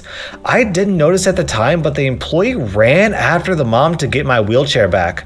"Someone call an ambulance. She is hurt and needs help. OP, please stay still. Help is coming." I was in so much pain and at that point fainted from the pain. Because of the pain, I don't remember anything from that point that I fainted till I got in the ambulance. I was told by my mom in the hospital that after I fainted, the employee and security caught the entitled mom and pulled my wheelchair and her to me. Luckily, the wheelchair was okay, while another employee guided the ambulance and police that arrived. As soon as my mom saw the entitled mom, she wanted to just attack her, but was smart enough not to with police there. I was loaded into the ambulance bed while the woman was arrested. She was charged with attacking a disabled person and theft. In the ambulance, I was given some morphine and oxygen. I spent 3 days in the hospital for my pain and healing since I was bruised everywhere on the right side and am in a ton of braces so my joints can rest. I'm dragging that woman to court because this has caused permanent damage. I will need surgery on my ankle within the year. I'll write an update when we have the court ruling. Update: we're going to court next Tuesday for the initial sentence since they can't hold her for long without conviction. If we want more time to prepare, then she gets to walk free until the court ruling. My country is awful at this. I hope they can give her the maximum sentence of 4 years for severe assault here. I would also like to thank everyone for the mass amount of support and love. It warms my heart. To all the fellow zebras out there, stand tall and never give up. Wouldn't you just love to listen to the entitled mom's lawyer try and defend this case in court?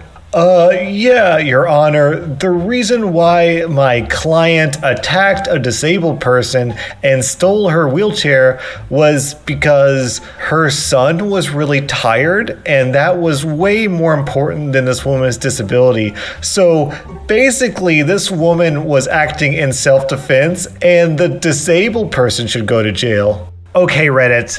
This tea is scolding. This mother effer hit me today, so I'm pretty freaking heated right now, so please excuse any spelling errors or word jumble because I swear to Christ, I almost choked an Abby Lee Miller looking soccer mom today and was willing to take the prison sentence for self-gratification that some form of justice would be served.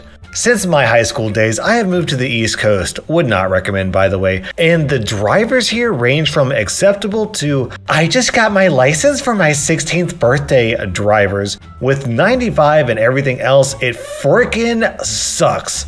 So anyways, I was dropping a friend's sibling off at soccer practice because coincidentally, she needed to get her front bumper fixed from a fender bender she was in. Now, I have a perfect driving record. No accidents, no speeding tickets, only one non-moving traffic violation because I borrowed my dad's car and a tail light was out.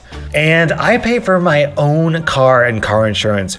Rip to my bank account. Catch me with that total collision coverage and replacement and liability insurance, entitled mom.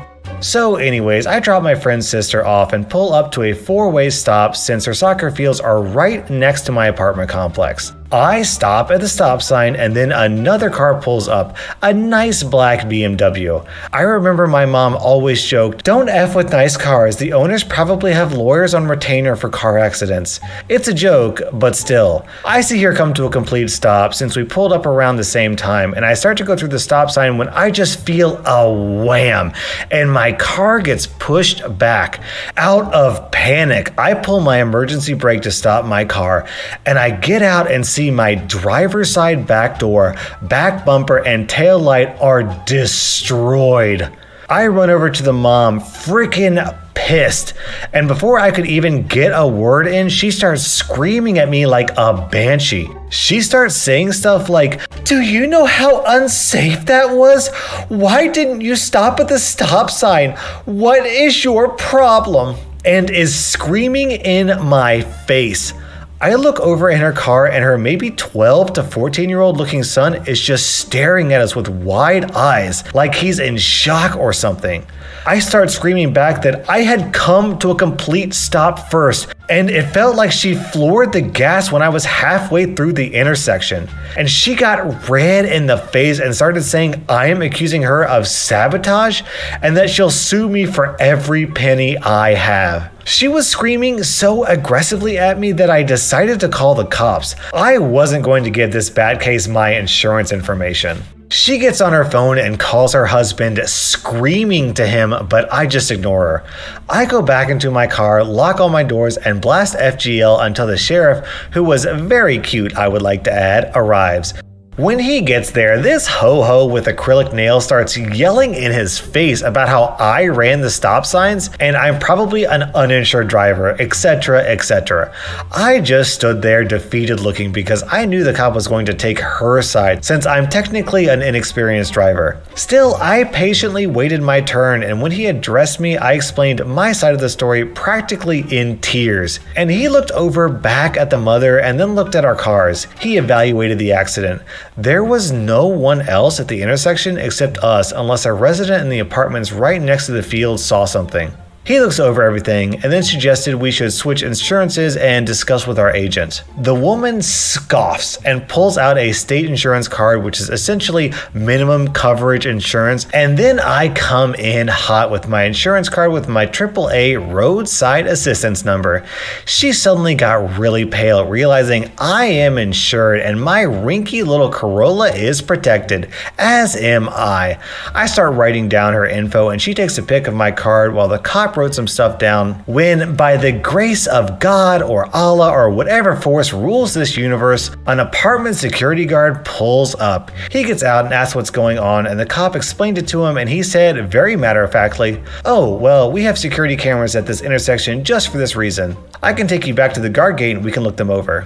Suddenly, this beached whale looked terrified and said she had to take her son to soccer and he was on the elite team and was already late, to which the cop said smugly, "No worries, ma'am. If your car drives, go drop him off. We'll wait and then go review the tapes."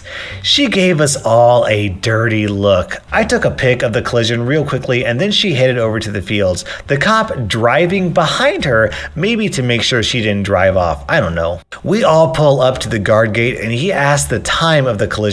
I told him, and in about 15 seconds he pulled up the video.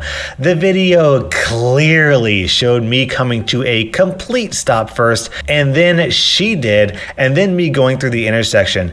And like I thought, her flooring her gas pedal and rear-ending me. She immediately started making some BS excuse about how her son had autism, and he was panicking because he was going to be late for practice, to which the officer kindly said, "He seemed perfectly calm to me during the entire exchange." The cop wrote some more stuff down, and then I called AAA and insurance to tow my car and to get me a rental until I could get repairs done. Since I am not at fault, I'm not sweating this in the slightest. Moral of the story, don't freaking break the law. I don't know what she was thinking, or thinking she could get out of this, but she ended up getting the short end of the stick. What bizarre logic. "Officer, the reason why I ran into that other car was because we were late for soccer practice because my son was really worried." "Oh, you hit another car because your son was worried. In that case, it's clearly the other driver's fault." That was r/entitled parents, and I'm kind of imagining myself in the shoes of the mother from the first myself. Welcome to r/entitled parents, where an entitled mother actually tries to kidnap an infant just so her daughter can play with it. This happened yesterday, and yes, it was as stupid as it sounds. So for some quick context, I'm a cleaner at a private school. It costs something like £25,000 a year to send your kid here, so you can imagine the amount of rich, entitled BS that goes on. You already know who entitled mom and me are, so let's get into it. It's 4 p.m. and I've been at work for an hour just getting on with what I'm doing. And the entitled mom comes storming into the classroom I'm cleaning. You need to move your car. What? Why? The entitled mom speaking very slowly and loudly for some reason. You need to move your car. Me copying her tone. No, I don't. Entitled mom does some confused blinking. Why are you talking like that? Because you were? Ugh, whatever. Just move your stupid car. It's blocking me and I have an appointment. Lady, my car isn't blocking you. I'm parked along the back row by a hedge, blocking nobody. You're lying. Come and move your car right now. This goes on for about 5 minutes, and eventually I figure she won't shut up unless I do something. Look, if I prove that my car isn't the one blocking you, will you get out of my face? Finally, just move the stupid thing so I can go. So I get my keys from the cupboard where my stuff is. Entitled mom practically glued to my shoulder the whole time. Go to the car park, press the button on my key, and the lights blink on my beat up Fiat in the corner. See, my car, right there, not blocking anyone. Thinking that's the end of it, I turned to go back to my job and she started screaming behind me. You stole those car keys. That's not your car. Your car is in front of mine. Get your keys right now and move it. Okay, which car do you think is mine? I figured if it's a staff member's car, I could direct the crazy woman to them. She marched over to a Range Rover, presumably hers, which was blocked in by a brand new Porsche. A brand new freaking Porsche, and glared at me. I must have stared at her for at least 10 seconds before I started laughing my butt off. Lady, if you think I could afford that car on a part-time cleaning job, you must be delusional. She then started yelling about how I'm deliberately stopping her leaving and she's going to have my car towed, but I just walked away. I don't get paid enough to deal with that garbage. I have no idea what happened after that, but I really hope the Porsche driver didn't leave for another few hours just to stick it to her. I'm surprised this janitor didn't handle the situation better. After all, you'd think this guy would be much more experienced in dealing with garbage. Setting, local coffee shop. One afternoon after our mommy and me yoga class, I know it sounds dumb, but a great way to meet mommy friends. Me and baby decided to get a coffee and catch up. Well, I would get a coffee, she would get that sweet, sweet booby milk. Well, baby, lightweight that she is, passes out after that boob milk. I decided to be wild and get that second cup of coffee. I'm drinking my second cup of coffee when a wild, entitled kid and entitled mom appear. The entitled kid says, "Aw, a baby." I smile and go back to reading the news and sipping my coffee. When I look up, entitled kid is trying to pick up my sleeping baby. I panicked, obviously. I yell, "No, no, no, no." "Oh, she wasn't hurting her." "I want to hold the baby." "She's sleeping and you're too little to hold her, honey. She's heavy." "Oh, just let her hold her. Entitled kid is very mature." "She's not a baby doll. No." "You don't have to be a B-word." "Excuse me?" During this time, entitled kid tried to pick up baby and woke her up. So baby starts crying. I pick her up and start hushing her. "Now, see what you did? Leave us alone." "She just wants my daughter to hold her. She tries to grab my baby." "What the freak? Get away." I turn to keep baby away. The baby cries. "Just let her hold her. She keeps trying to steal my baby." "Help!" I open hand punch her in the nose. At this point, the coffee shop employee jumps in and pulls her away. One of them says that they called the police. Entitled mom's nose is bleeding. Entitled kid is sobbing. I kind of feel bad for the kid. She's pretty little, but her mom should teach her better. The employees ask us to stay and wait for police. Good, she assaulted me and traumatized my child. Baby is still crying, so I give her that boob. She's exposing herself to a child, pedophile. What? I ignore her and baby finally calms down. The police came and asked us each what happened. She exposed herself to my daughter and assaulted me. Me, scared that I'm going to jail. That isn't true. She tried to steal my baby. I just was protecting her. Luckily, the coffee place had cameras. She got arrested for attempted kidnapping. I have to go to court for it next month. Update, we go to court on April 14th for the criminal charges against entitled mom for attempted kidnapping. I didn't expect to update before then, but then this happened. Me and baby went to the park this morning. We got back around 11 a.m. There was a man standing on our porch looking lost. Baby was in her stroller sleeping. I put my hand in my purse and onto my mace.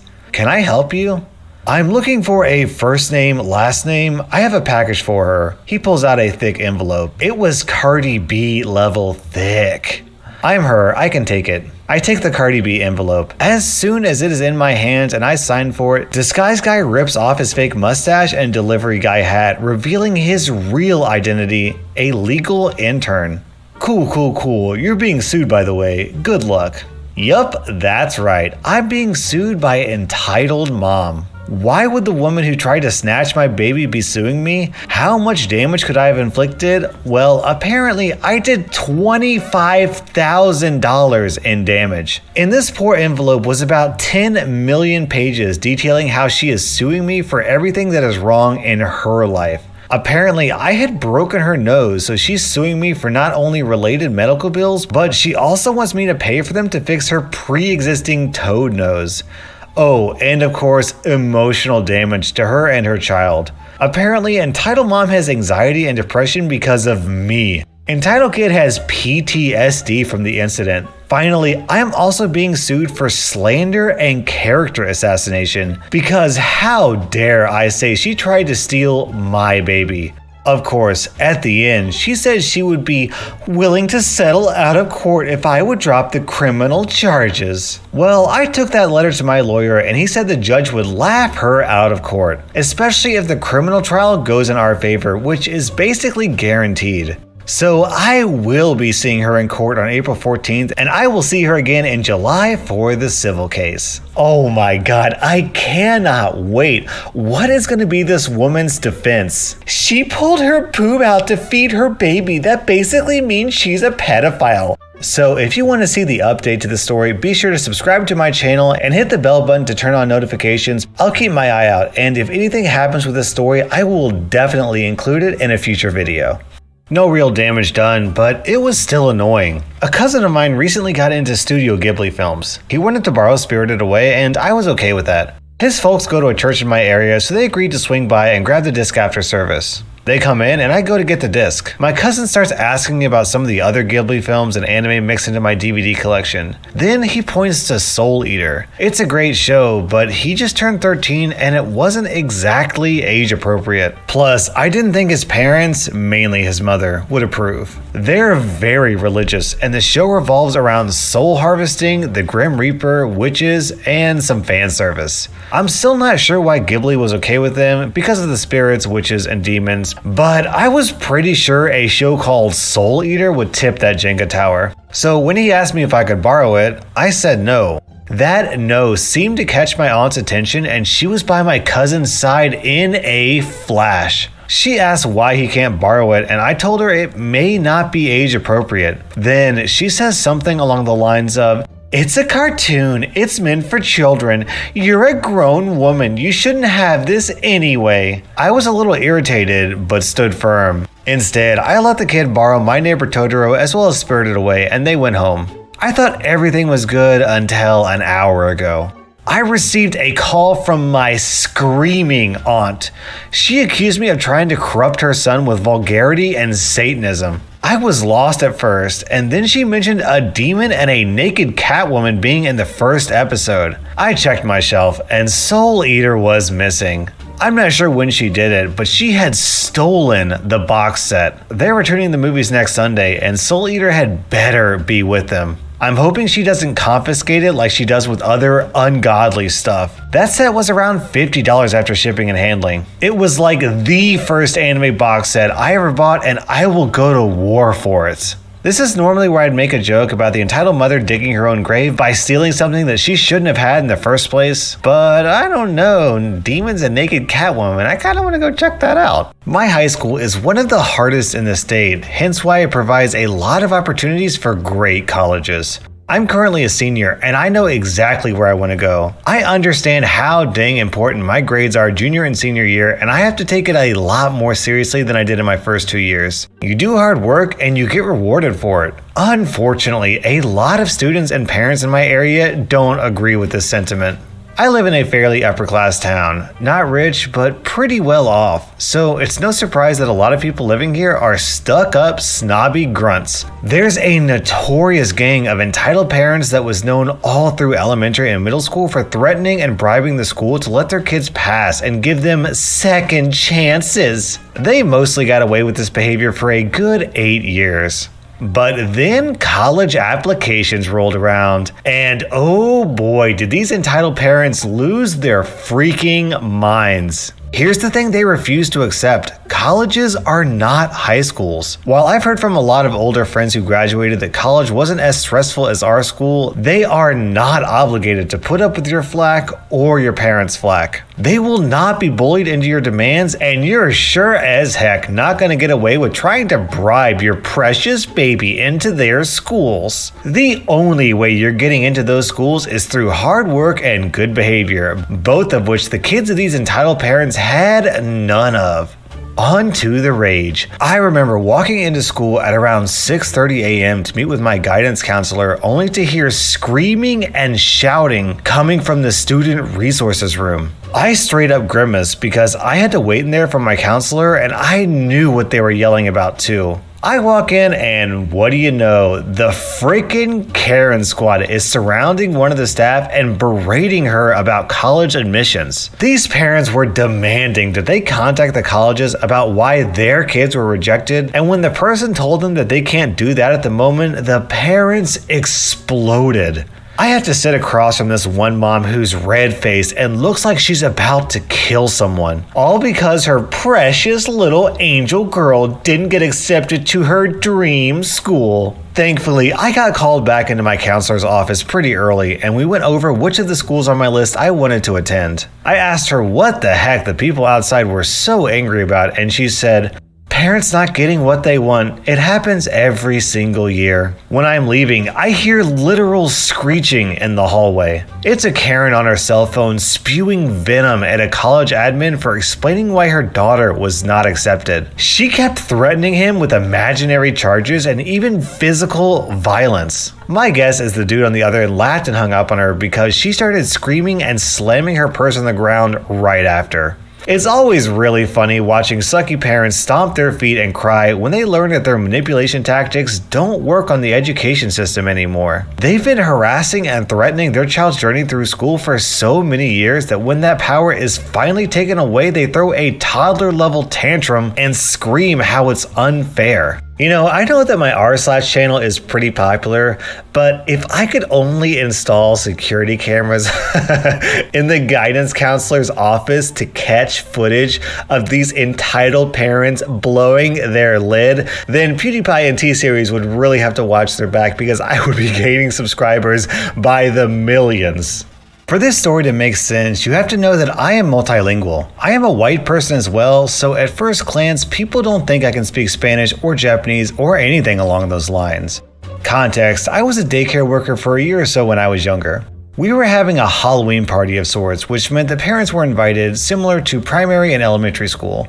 A Hispanic woman entered the class, and her 1-year-old or so entered the class a little early. I smiled at her and told her where to sit and wait while we finished up story time, and then we would start the party. Of course, the woman's daughter ran up to her and instantly began speaking Spanish to her, which I understood every word. The little girl was basically just going on about Halloween and how much she loves Halloween books. Another detail about this woman is that she looks very young, like way too young to have a 3-year-old or even a 1-year-old. She looked like a teenager. But, whatever. Maybe she has a bomb skincare routine. Good for her. We finish story time. 2 more parents enter the room in this time, and one of these parents is another Hispanic woman who immediately greets the other woman, and they start to have a conversation in Spanish. Again, I can understand every word they're saying, but they don't know that. We let the kids play as we set out the party stuff on the back counters, like party hats, treats, and we also start to set up games around the room. I finally take a seat after just doing a million things at once, and I begin to look down at my phone. Edit, I didn't think I would need to clarify this, but I need to add this. I looked at my phone for maybe 20 seconds to see if an email came from my doctor or not. At this time, I was getting results back to see if I had cervical cancer. I didn't, by the way. I know I don't need to add this and that it is not relevant. I'm just sick of seeing comments saying that I shouldn't have been on my phone. Normally, I wouldn't be, and I agree that it's unprofessional, but the situation encouraged me. My apologies. A flood of parents were coming in now. The other carer in the room was giving them instructions, so other than watching the kids, I didn't really have much to do. If it was just myself and my coworkers in the room, I would have been 100% focused on the kids, but there were about 7 or 8 adults in the room. I wasn't worried. I overhear a conversation that's in Spanish from Hispanic Mom 1 and Hispanic Mom 2. How lazy, and we trust her to take care of our children. I know, right? Sitting on her fat butt looking at her cell phone, what a bad influence. I look up at them, pretending I'm just looking around and don't understand a word they're saying. I then place my phone in my pocket and begin to help their daughters with the puzzle and begin speaking to the 2 girls in Spanish. I looked up to see both of the other mothers looking at each other, mortified. They knew I heard them. I was only 3 feet away. I didn't laugh about it until after they left, but when they did, I laughed my butt off. And I tell this story all the time because it's one of my personal favorites. I hope you enjoyed. Don't assume they can't understand you. I mean, they probably don't, but still, LMAO. After all these stories of entitled parents who think they did nothing wrong, at long last, we at least find a set of entitled mothers who are ashamed by their despicable behavior. That was r/entitled parents, and remember, if you want to hear the update of the entitled woman who tried to sue the mom because she wouldn't let her kidnap her daughter, then be sure to subscribe and turn on notifications because I will definitely post an update in a future video.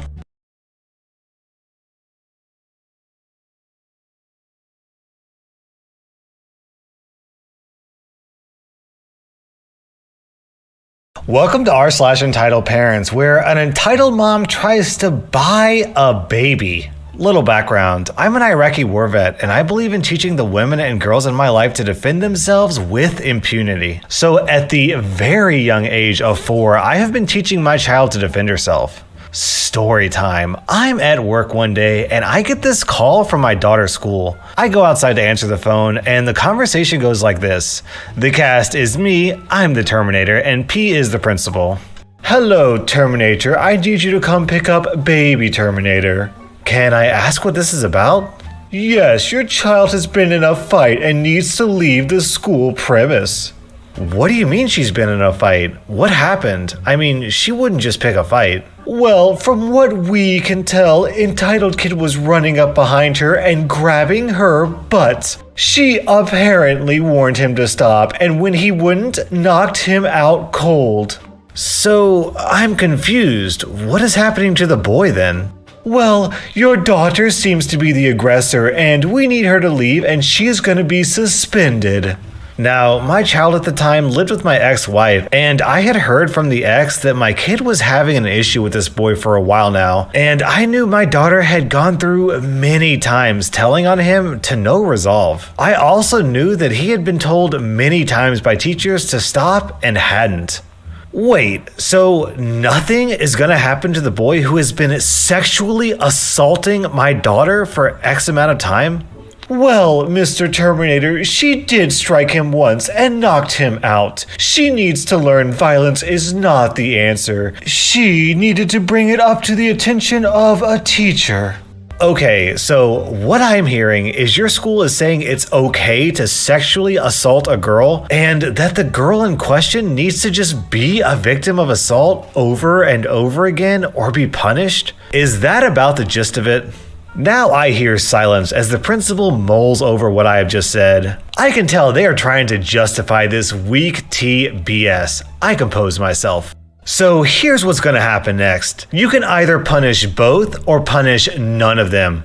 Because I promise you, the last thing you want is me in my dress A's and TV reporters showing up and blasting your whole school over this. Now, I can understand that her punching this bride is unacceptable, but what I will not take, and neither will she, is him not being punished as well. Do I make myself clear? The principal is silent. Also, why are you calling me and not her mother? Well, Mr. Terminator, she told us to call you. You listen to me and listen good. I swear to you and God, I will not put up with this. I demand a meeting with you, her teacher, and this boy's family. If I can't make it, my ex-wife will. If this isn't resolved to my liking, I will bring a holy heck upon this whole stick house you've built. Do you understand me? Yes, sir. Good. Call my ex, let her know the time and date. We will coordinate from there.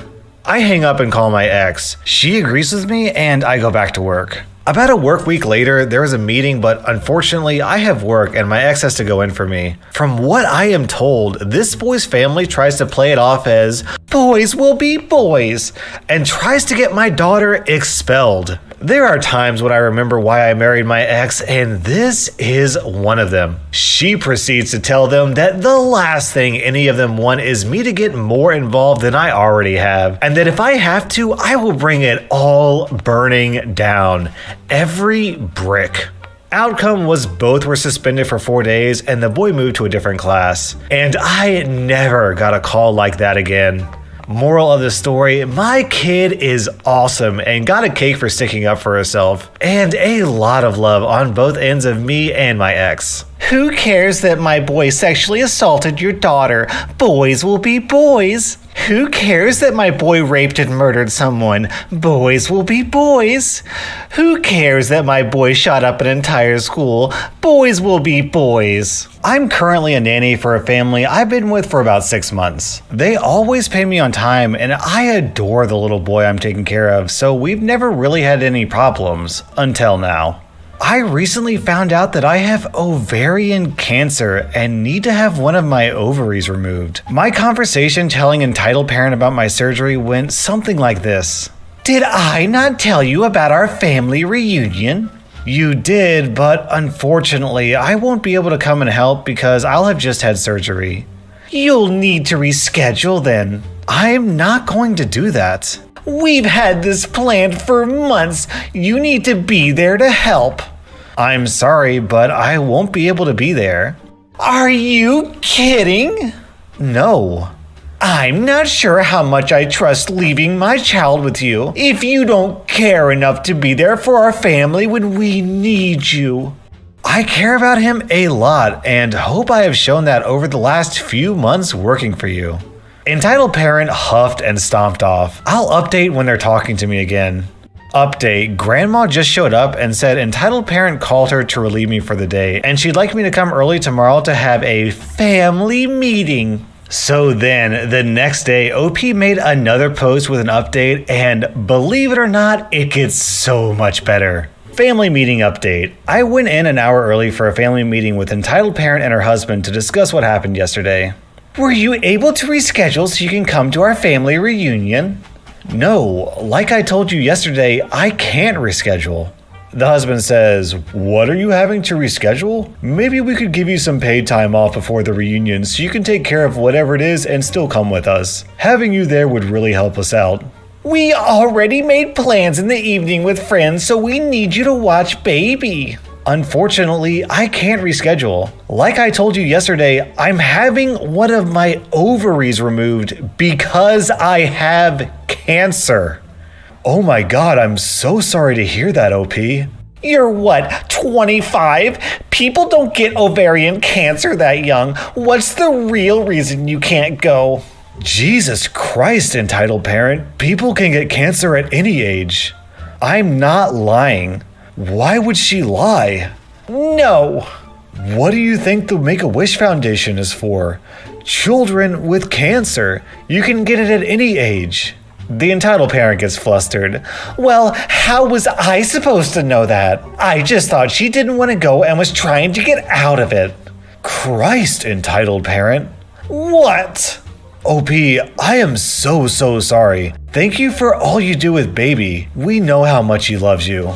I care a lot about Baby, and I've really enjoyed working for y'all, but the incident yesterday was unprofessional and upsetting. Next Friday will be my last day working for y'all. If you find someone to replace me before then, I'd be happy to train them. What? I see. You're just going to quit? Entitled parent, stop.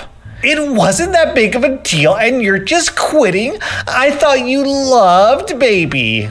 Entitled parent, that's enough. The entitled parent starts to choke up and looks like she's going to cry. OP, I am sorry to hear that we will be losing you. I am deeply sorry for what occurred yesterday and any stress that may have caused you. The entitled parent says quietly, it's not my fault.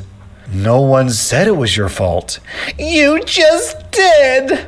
Entitled parent stomps off crying. Husband follows and returns alone after 5 minutes. OP, why don't you take the rest of the week off? I'll still pay you for those hours, but I think it'd be best to have entitled parent's mom watch the baby while we figure things out. Yeah, okay, I'll see you on Monday then? See you Monday, and again, I'm so sorry for everything. I appreciate that. Then I left and got some pancakes and typed this up.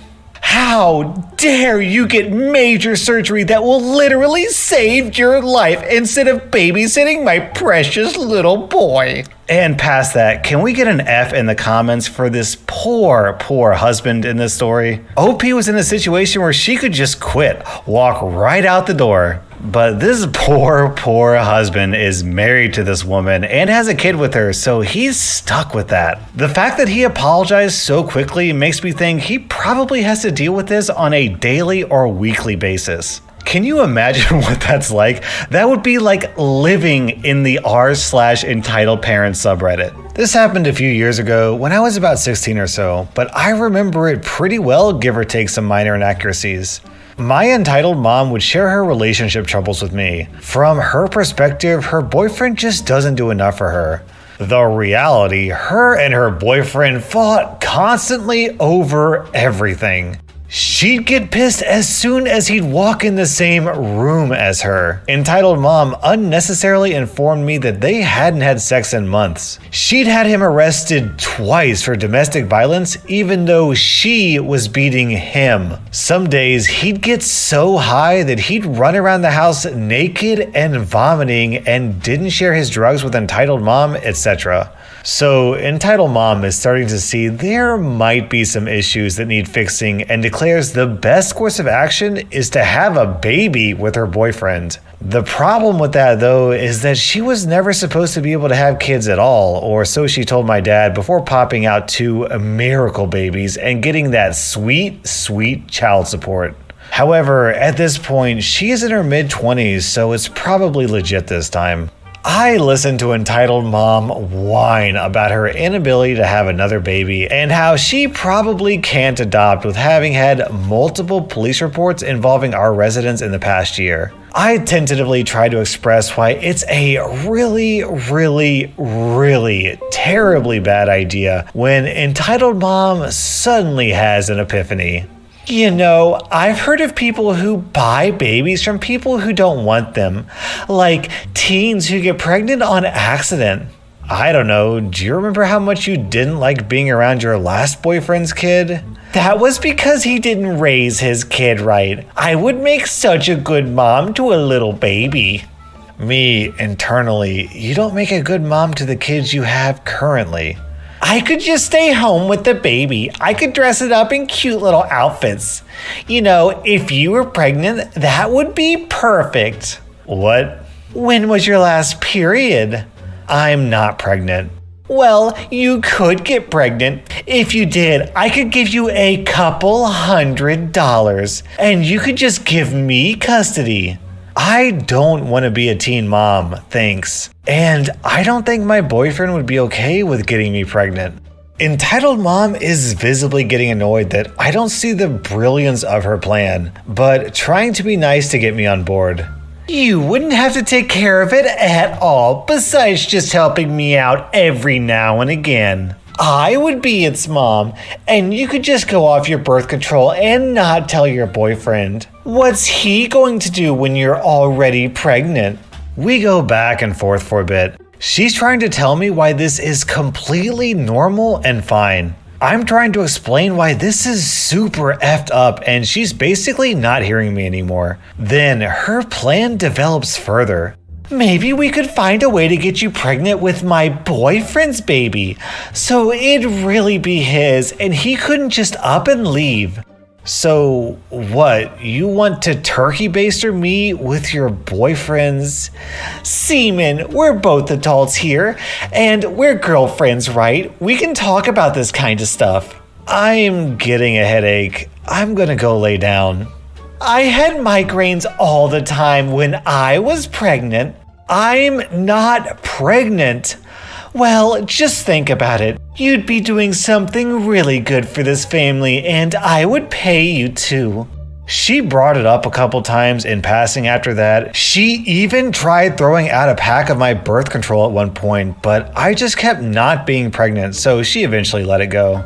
Update. So I was thinking about it a bit more, and I remembered something that was kind of weird. Shortly after Entitled Mom had this conversation with me, her boyfriend insisted I go with him to get food so we could spend some bonding time one-on-one and talk. He'd never done this in the 2 years they'd been together. I honestly barely spoke to the man. He also started talking to me about how a baby would fix their relationship problems, and if only we could have a baby. When it happened, I just thought it was weirdly coincidental. I was more confused and anxious for the sudden desire for bonding time. So I'm not saying that this was the case, but I think he might have been trying to have the "you should get pregnant and give us the baby" talk with me.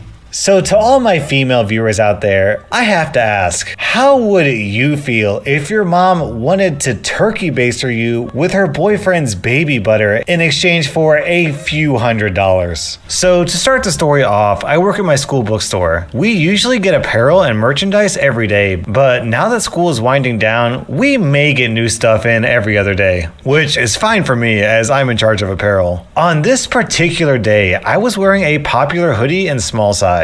By popular, I mean it had to be restocked every so often due to how quickly they sold out of the store. I had gotten it days prior, and it was the last one on the rack in that size. I was told by my manager that a new shipment of smalls would be in by the weekend, so I kept the larger sizes on the rack, medium to triple extra large, to fill in the gap for the smalls until they arrived. I am in the front of the store at the cash register straightening hangers. Enter Entitled Mom and her daughter Entitled Kid. They enter the store like nothing, and I allow them to peruse before I ask them do they need any help. Of course they said no, so I just left them alone and went back to my register. They go to the hoodies and start looking through the sizes. The Entitled Kid says, "Are there any more of these hoodies in size small?" "No ma'am, as of right now, we have no more smalls in store, but we are expecting a shipment in this week, so they will be restocked soon." The Entitled Kid rolls her eyes at my response. "Whatever." They continued to look around and grab items. After what felt like forever, they made it to the register for checkout.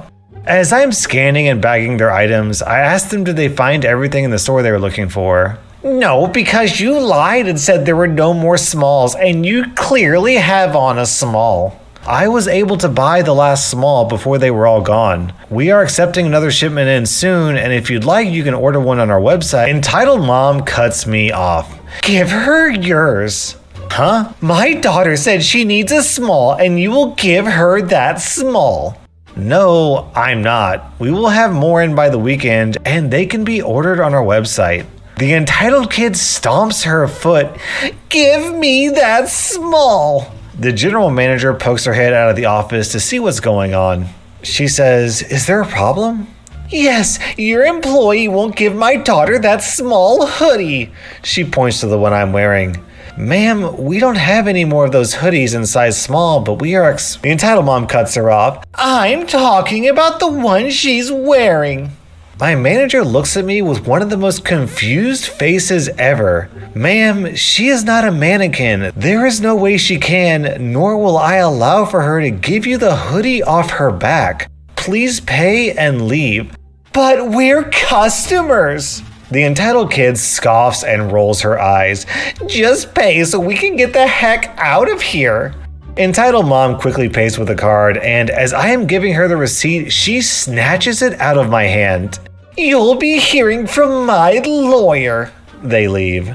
When they left, I told my manager the whole story from when they walked in to before she intervened. She let me take an early lunch after that. Yes, Your Honor, we're here to sue the defendant because the defendant refused to give my client her property. And since my clients were clearly customers, the defendant should have taken off all of her clothes and given them to my client. That was r/entitled parents, and I've got to ask you guys, what would you do if an entitled parent offered to buy your baby?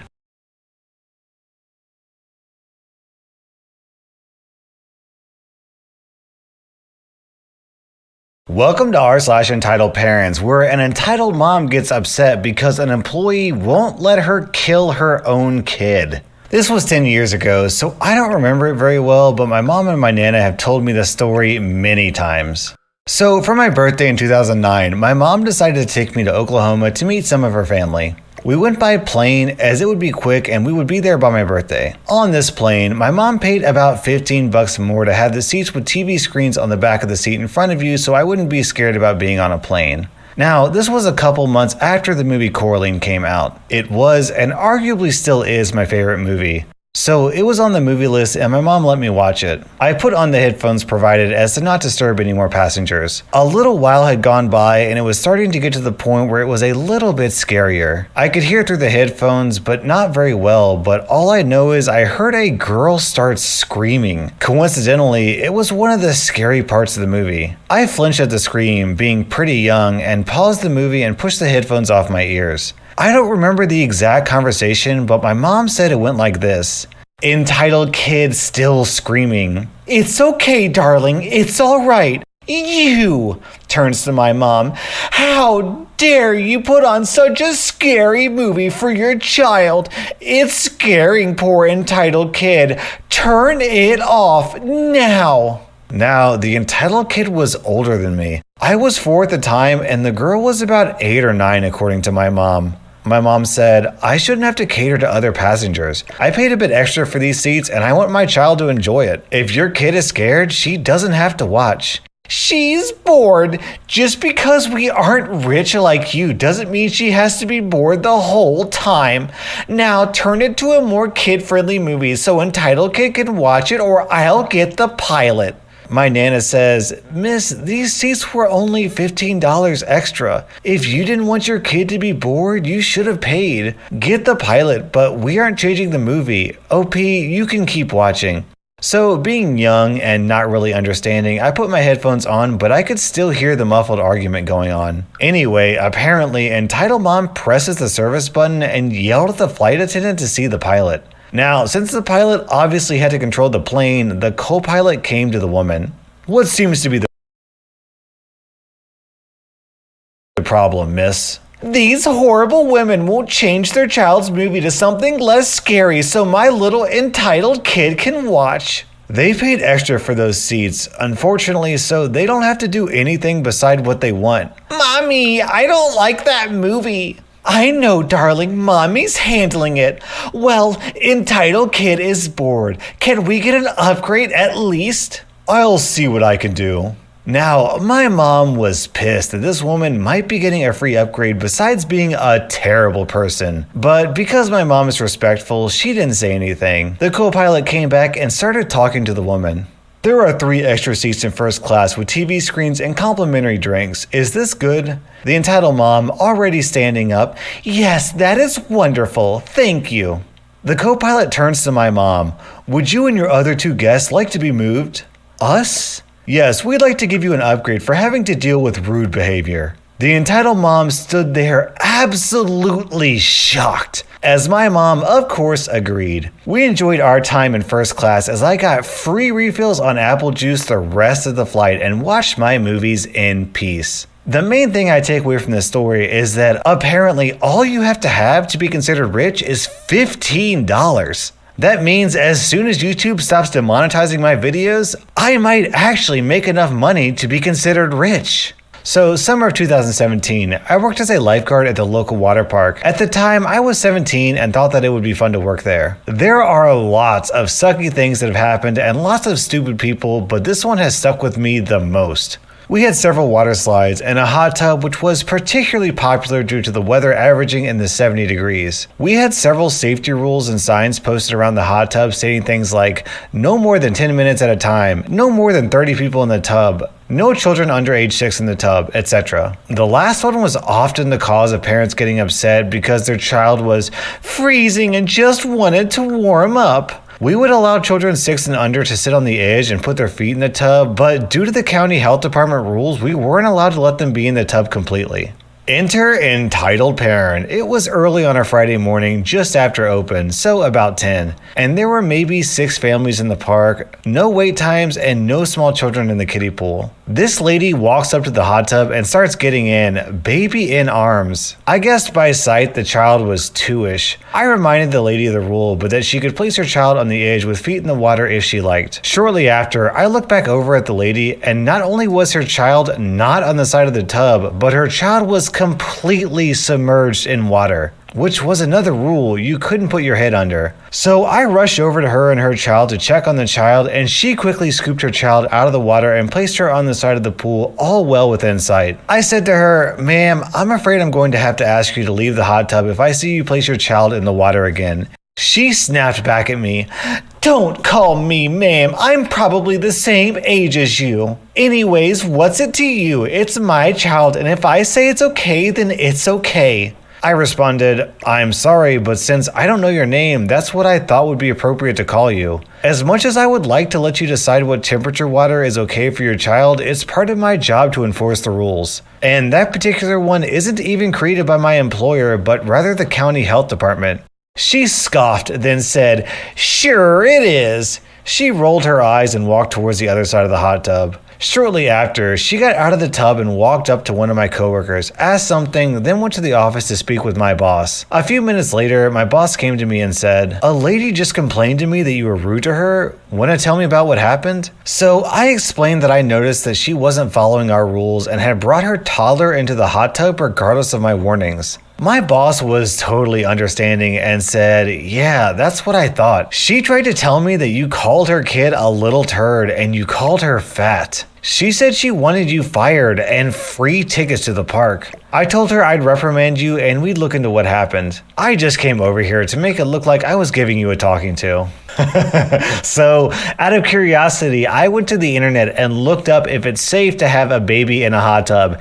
Turns out, no, it is extremely unsafe to have a baby in a hot tub. First of all, the hot temperatures makes it an absolute breeding pool for bacteria. Adults can fight off the bacteria just fine, but for babies, it's like dipping your kid into a hospital trash can. But more importantly than that, babies don't have the ability to regulate their body temperature at extremely high temperatures. So if you put a young enough kid into a hot tub, it can literally boil them alive. So OP was actually trying to prevent this entitled mother from turning her baby into boiled Ebola baby soup. My mom and my nan told me this a while ago, and I just remembered it after posting another tale about my youth involving said birthmark. It's shaped like a love heart, and it was so clear that it looked like a stamp until I was 11 where it has faded. Here's a photo of the birthmark if anyone is interested. I was barely 5 months old and was sitting on my mother's lap waiting for my turn in the hospital. I have a thyroid condition requiring a blood test per year. My nan said that I was getting irritated being stuck on my 17-year-old mother's lap. Yeah, my mom was young, but she's done a pretty good job raising me. My mom sat me down with some other babies. I was playing with some wooden blocks and I was sitting on my own. I have autism, hence the avoidance of other human beings. Mom said that there was a girl that was a bit too old to be with the babies and was drinking milk. She dropped the milk right on me, ruining the bumblebee shirt I was wearing. My mom took me and had to take my shirt off because it was soaked. It exposed my birthmark, which was darker than it is now, and I've always had pale skin, so it sticks out like a tail would. I'm being fussy as my mom cleans me, and there is a woman glaring daggers at my mom and my nan. Her husband is busy with her son, who is crying because I'm crying. I'll call the lady Ella. Excuse me. Nan says she sounded like a dolphin. Oh, let me try that again. Excuse me? I'm sorry, OP will calm down soon. My mom is very anxious as she's still a very new mom and hasn't met my second mom yet. They aren't in a relationship anymore. They've been almost sisters since I was 4, but she's still a mom to me. Why have you tattooed her back? That's disgusting. No wonder she's crying so much. Tattoo? My nan looks at my back and sees the love heart. No, that's her birthmark. It looks weird, I know, but it's not a tattoo. Of course it's a tattoo. No baby has a birthmark like that. Other parents are looking at her, including her husband. You're a horrible mother to do that to your baby. No, she's my granddaughter. My mom is close to crying from the embarrassment. I've stopped crying, and I'm looking at the woman as she makes a gasp that sounds like she's choking to death. Nan's words, not mine. If you say a word about my daughter, I will take a chair leg and shove it so far up your rear that you'll be mistaken for a unicorn. The woman acted like she has been slapped. When a nurse came in, she was pulled by Ella and Nan overheard her saying that Nan was abusing me and my mom. The nurse looked at us and saw that we had clearly been crying while my Nan was visibly furious. Thankfully, her husband had some semblance of sanity in him. My wife thinks that the young lady has tattooed her granddaughter's back. There is no way that is a birthmark. The nurse says,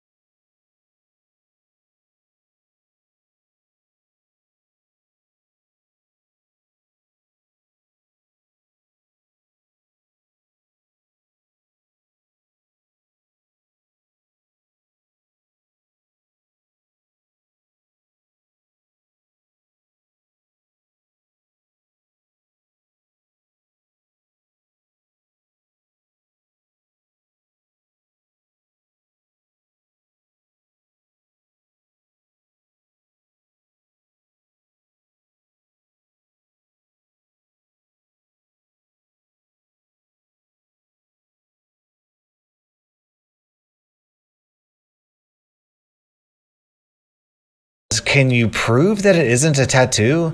She's looking at my back strangely. Mom says, I wouldn't tattoo my baby. My mom finally speaks up. I chose to keep her. I wouldn't do anything that'd take her away. I'd like to speak to someone over these false accusations. Interestingly, my nan is named Karen. Even non-entitled ones say that line. The nurse looked conflicted. She was facing an increasingly upset grandmother and a snobbish mother who was possibly genuinely concerned for my well-being. She called my doctor to stop what he was doing to come in the waiting room. That sounds like something she shouldn't have done, but my nan guesses that the nurse wanted witnesses or something like that. The nurse said, Doctor, there's an infant here with a strange mark on her. One of the parents believes it's a tattoo. Is it? Hey, OP. He smiled as he handed his pen to me, which I started waving around as if it was a flag. I like pens. Mom says that he checked my back and rolled his eyes. This is her birthmark. There are so many possible shapes that there can be that it is possible for a birthmark to look like a heart. I'm sorry you two had to go through this. That can't possibly be true. Your heart is in the right place, but you went about it the wrong way. OP doesn't have a tattoo, and these two aren't abusing OP. She's just here for a blood test. Mom is doing a fine job for her age. He is our favorite doctor. Did the woman get kicked out or shunned? No, she just looked embarrassed and said nothing more. Nan and Mom made me have my blood test and bought me a teddy bear for being a brave girl. It wasn't anything overly insane, just something amusing thanks to my birthmark. I've seen enough anime and read enough comic books to know that it's totally possible to be born with a heart-shaped birthmark. It's just that definitely means that OP is destined to grow up with some sort of crazy superpower and is probably destined to save the universe. A bit of context, my mom and sister live halfway across the country. In the Netherlands, that is about a 90-minute drive. Me and my girlfriend live in an apartment away from them. We already had a troubled past with her. Entitled Mom had to have her house cleaned because there was mold everywhere. So she decided that without consulting me or my girlfriend that she could go to my apartment and stay there for a week. When I came home from work, I saw her sitting on the couch with Entitled Sister playing on her phone. The following conversation ensued. What are you doing here without any of us? We gave you a key just for emergencies. Yes, there is an emergency. My house is being cleaned and I don't want to stay at a hotel. So you drove for 90 minutes to stay here? What about your job and Entitled Sister's school? It isn't a break because I have to work. I'm a teacher. We will just go really early in the morning to be in time. Let me discuss this with girlfriend because this is our house. I called my girlfriend and explained. She said fine, but I had to make a few rules for them. So the rules were not to go into our bedroom or my study room and to stay out of the liquor cabinet. They could sleep on the couch and eat with us for dinner. It went well for 2 days. They went to work and school really early and came back late. And they didn't go where they didn't belong. Until day 3 out of 5, where I got about 20 calls from my Entitled Sister, so in my break I called to see what happened. This was around 3 p.m. Hey, Mom said you were gonna pick me up at 1:30. Where are you? I won't do such a thing. I have to work until 5 p.m. So what am I supposed to do? I hung up. Later that night, Entitled Mom and Entitled Sister came home. Why didn't you pick up your sister? Because I had to work like 5, just like the other days? Then why didn't you say that you had family over? Because you sprang this whole visit upon me. Entitled Mom shouts and tells me to pay for train tickets. Then runs into my study, breaking the lock in the progress. You get 5 minutes to get your stuff and leave my house or I will call the cops. She left, but later I got a call from her saying that I had to pay for a hotel and her dinner. I blocked her on every single social media. I can't believe you kicked me out of your house when I didn't even have permission to be there. I demand that you pay for me to live somewhere else because clearly I shouldn't pay for it because, I shouldn't pay for anything. A little bit of backstory. My sister owns a 100% vegan restaurant in Sitges, Spain, near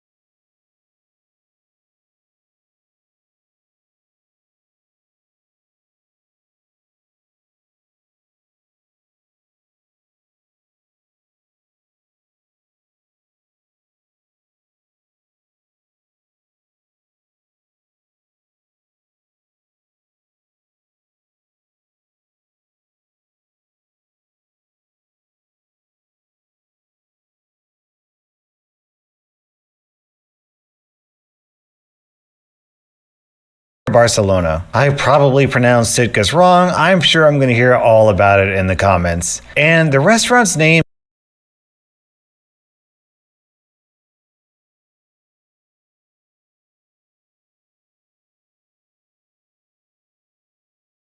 is Spice Garden, for those who are wondering. She told me this story of an entitled mom and entitled kid coming in there to eat. When they come in, they seem like normal people. A waiter hands them the menus and they start looking at them. Sometime later, the waiter comes back and asks if they're ready to order. Here's how the conversation went.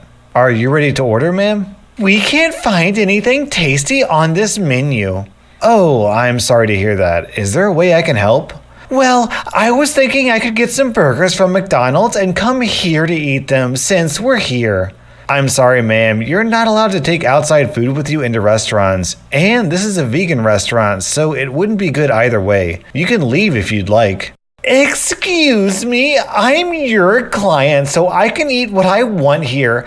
How dare you tell me not to do that? Ma'am, please don't argue. As I said, this is a vegan restaurant and you're not allowed to bring outside food.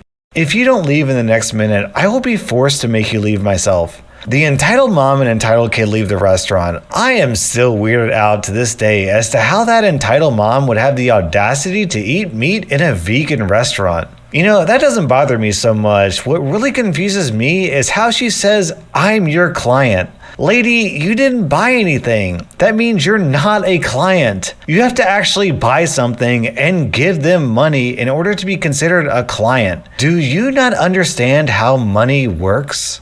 That was r/entitled parents, and I'm curious, if 15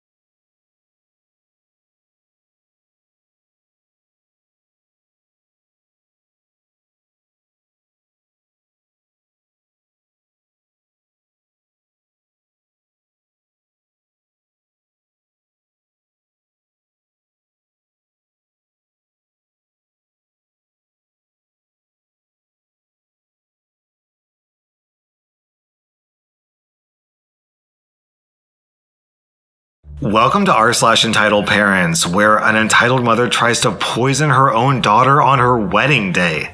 Our next Reddit post is from Adventurous Al. Bit of a backstory. My periods are insanely painful. I've been hospitalized because of them. So when I was around 15, my dad and my stepmom were going to a barbecue for my stepmom's brother.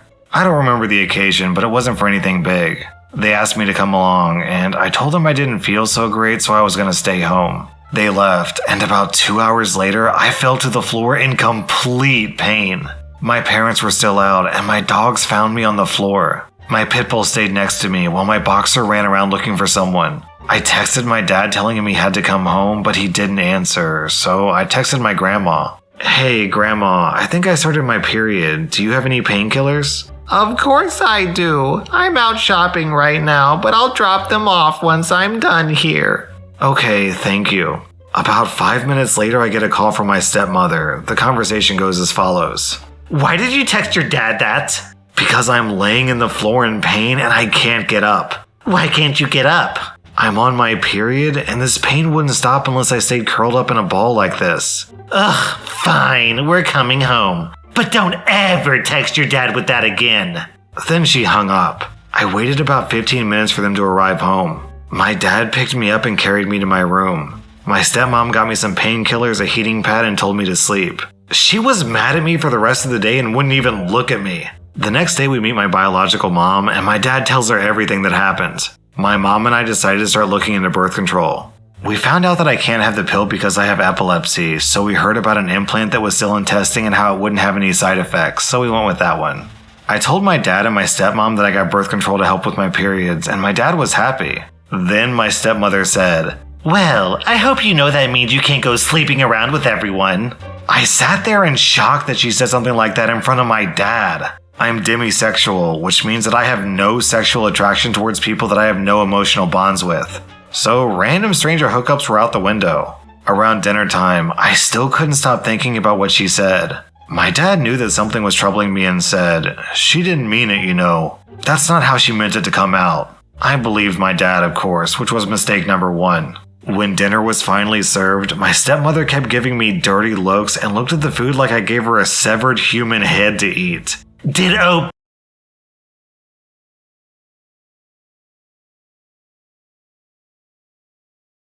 P make any of this?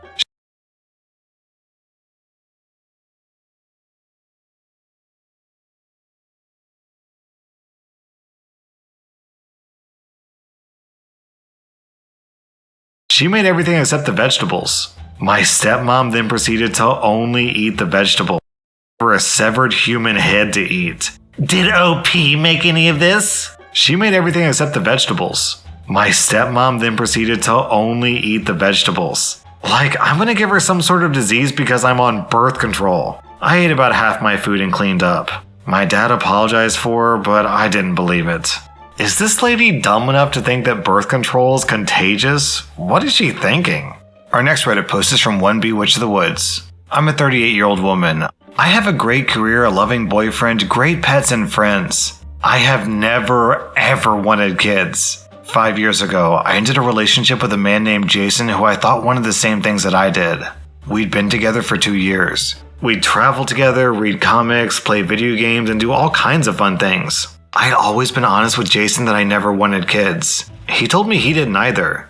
Then, in the summer of that year, I began to notice changes in him. He would talk about how great our friends' kids are. He tried to get me to spend time with his nephews, even though I wasn't close to them. He also began talking to my parents way more than usual. Then, one evening, he said he wanted to have dinner with my whole family. I found this a bit strange, as I don't often spend time with my family, but for him I agreed. We were having dinner. My parents' brother and sister were there. Then, he dropped a bomb on me. He got down on one knee and said, "I love you. I want you to be the mother of my children."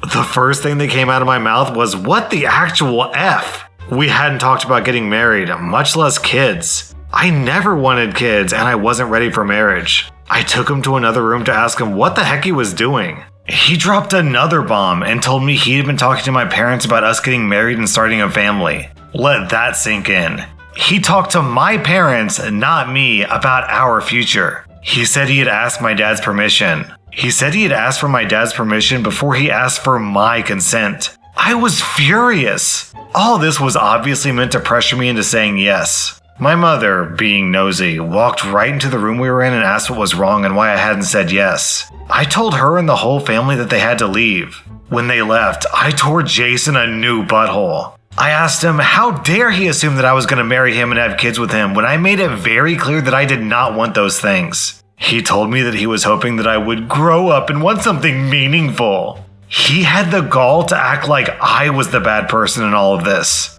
I threw him out the following day. I ended the relationship for good. My parents were pissed at me. My mom cried about how she'd been looking forward to getting grandkids from me and how I'd let her down. My siblings also told me that I made a huge mistake by letting such a nice guy go. My dad actually told me to apologize to him. Their behavior told me that my desires and consent didn't matter to them one bit. They just wanted me to follow the same life script that they did. Till today, I haven't forgiven them, mostly because they still think that they and my ex were right.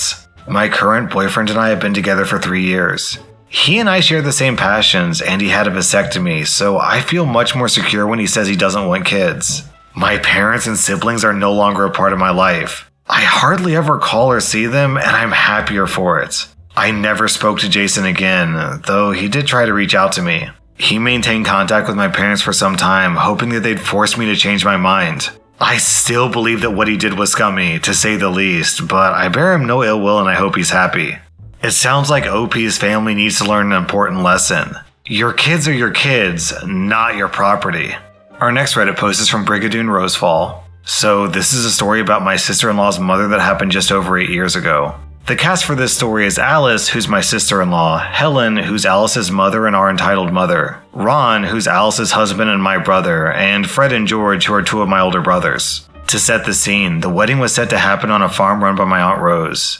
This farm is set up to be photo ready for weddings and events that people wish to have there. It comes with a hefty price tag for a rental, and Aunt Rose donated the venue and the on-site lodge to Ron and Alice as a wedding gift. Aunt Rose's kids also donated their time to clean and set up the venue, and her husband donated his cooking ability. Other family members provided the ingredients, and there wasn't a whole lot for the bride and groom to actually pay for. The wedding dress was made by Alice, her sister, and 2 of our cousins. The most expensive thing the pair purchased were the rings. Most people would be happy to spend so little. The most expensive thing the pair purchased were the rings.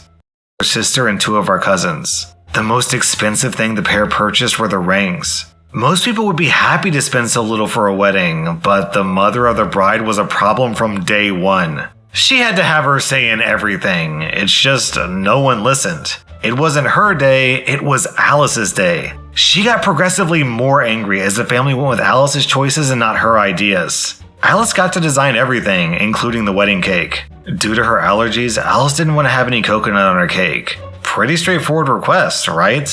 She had plans for a beautiful naked cake decorated with berries and a very nature-based look. My family adored Alice, but it was very clear that without needing to say anything, we all tuned out her mom, Ellen, and her terrible demands. Alice had ordered sunflowers and an array of orange and yellow roses and other flowers. They arrived before the rehearsal dinner and were put in the walk-in fridge to keep them looking good for the following day. Helen got very emotional when she saw the flowers that night. My older brother Fred said that he had a bad feeling in his gut when Helen went off just before the rehearsal started.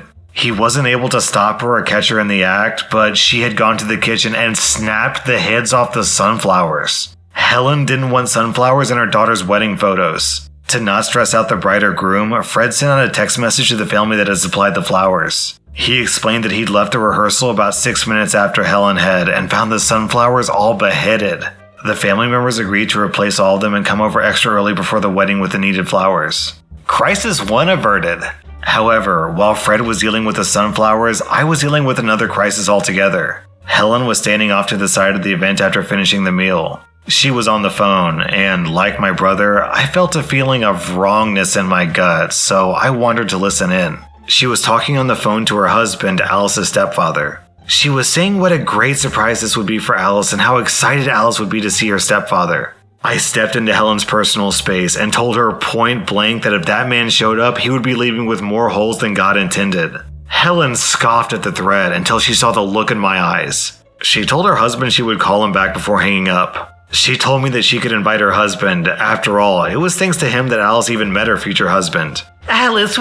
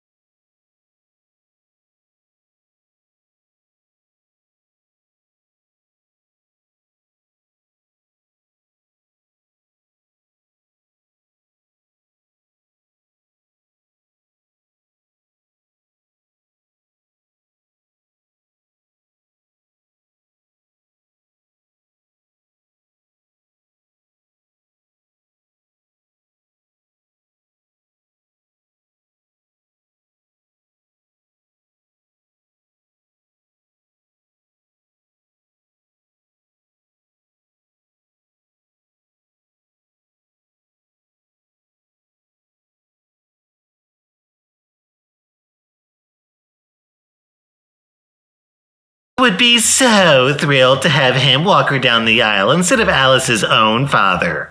It was only right after all. Right. Who wouldn't want someone who abused them so badly that they ran away and got rescued by a stranger to show up at their wedding?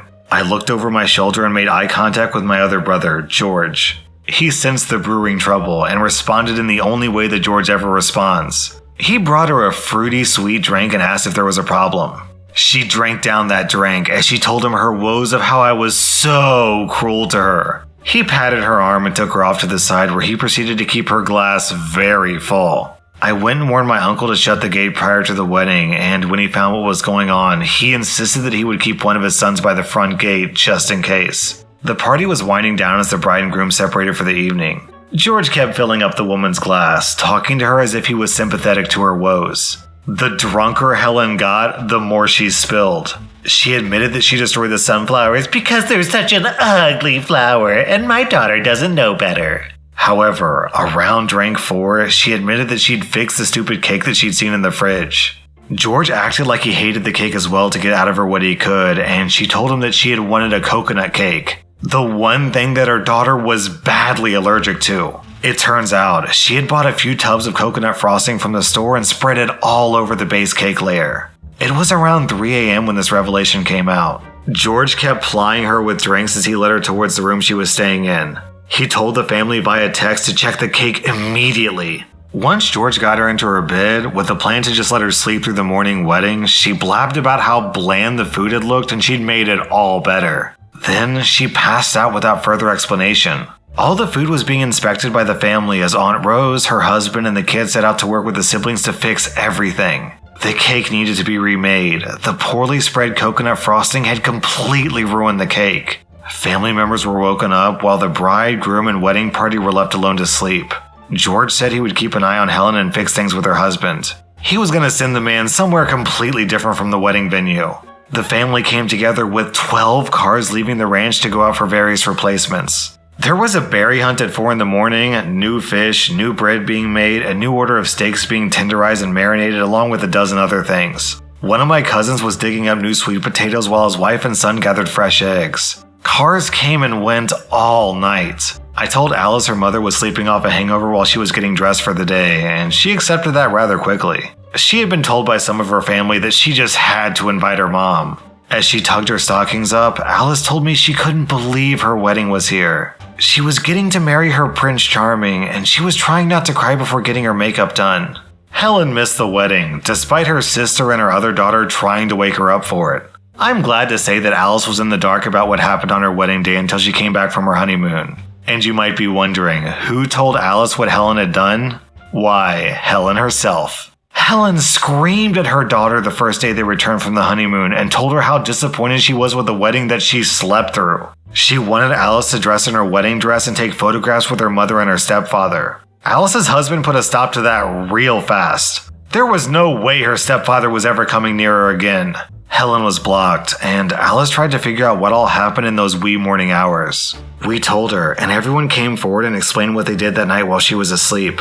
Alice thanked us, and the next day her husband told everyone at the family get-together that she couldn't understand how we'd been so calm about it. Aunt Rose told her that in a crisis you can't lose focus. Make a plan, follow through, and things will work out alright. Alice took that advice to heart. Alice is a wedding planner now, and she acts as a stone wall for brides against their mothers or any influence besides their husband. It's their day, and that's it. Everyone else can shut up and listen to the bride and groom. That was r/entitled parents, and if you like this content, check out my Patreon where I publish extra episodes. Also, hit that subscribe button because I put out new Reddit videos every single day.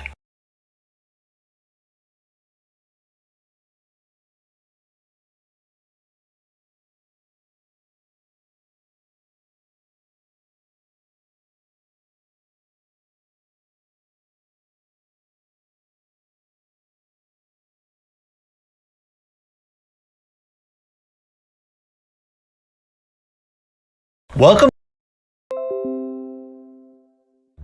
to r/entitled parents, where an entitled mother tries to poison.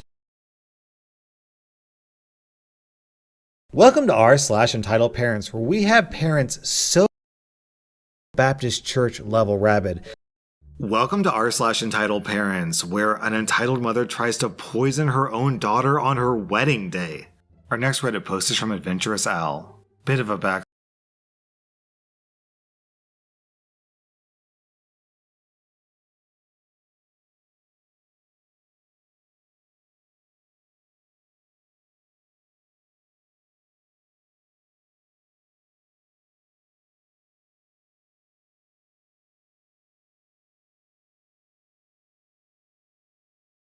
Welcome to r/entitled parents, where an entitled mom is afraid that her son will catch the gay. Our next Reddit post is from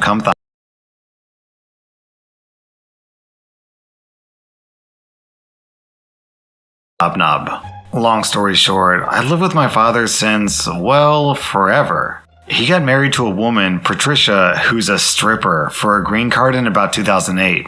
The marriage was just for a green card. My father, gay. Our next Reddit post is from Knob. Entitled mom is afraid that her son will catch the gay. Our next Reddit post is from Knob. Long story short, I lived with my father since, well, forever. He got married to a woman, Patricia, who's a stripper, for a green card in about 2008. The marriage was just for a green card, which I know is illegal, but that's not the point of this story. Patricia needed money because she'd just been fired and her daughter was having health problems. Patricia had encouraged her daughter to drink and smoke at 12 years old, so yeah.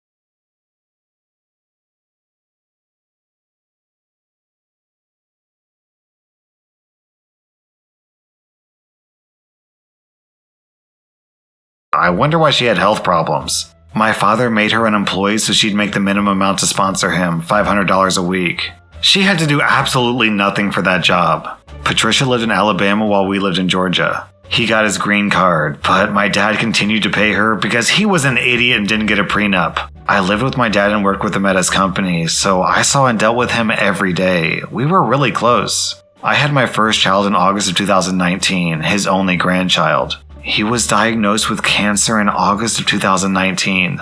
I had a grandchild. He was diagnosed with cancer in August of 2019. I helped my father through all of his medical stuff, took over as much of the business as I could, and was his home care provider when he was in hospice. He died in June. When he was diagnosed, he made a will saying that absolutely nothing was to go to his wife. Everything was supposed to go to me or my son. My dad's house and his cars were all transferred to my name. My father and Patricia's relationship literally only consisted of her texting him once a week asking for more money. Hubby, I need more money. Please deposit. My love, I need more money. I have bills. Husband, I need you to pay my taxes now. Even though I made more money than Patricia did, she paid $3,000 more in taxes than I did. And yet she refused to use our company's accountants. Her asking for money was constant. My dad was never a rich man, and his company is small and still has its bad seasons. My dad didn't even tell her when he had a heart attack in 2016. He didn't tell her when I was pregnant. He didn't tell her when he was diagnosed with cancer until a month before he died.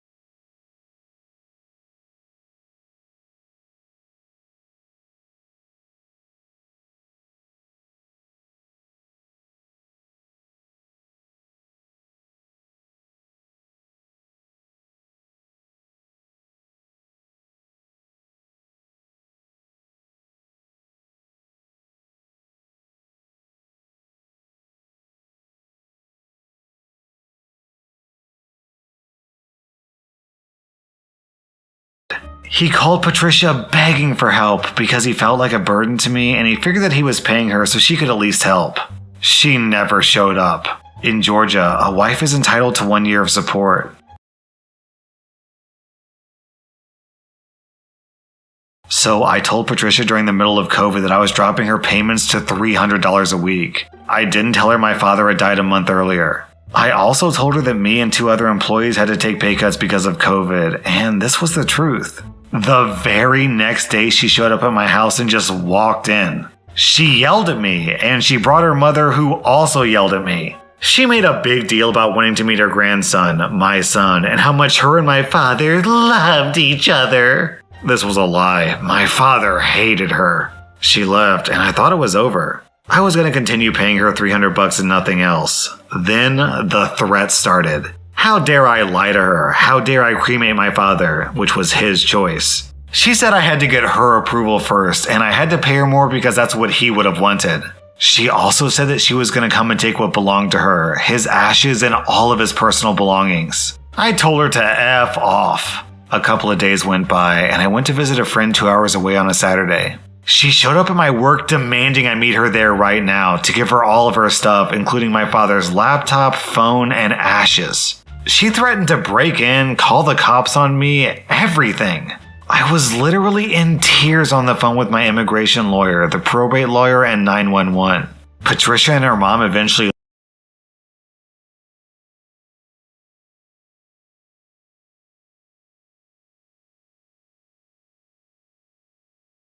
my immigration lawyer, 911.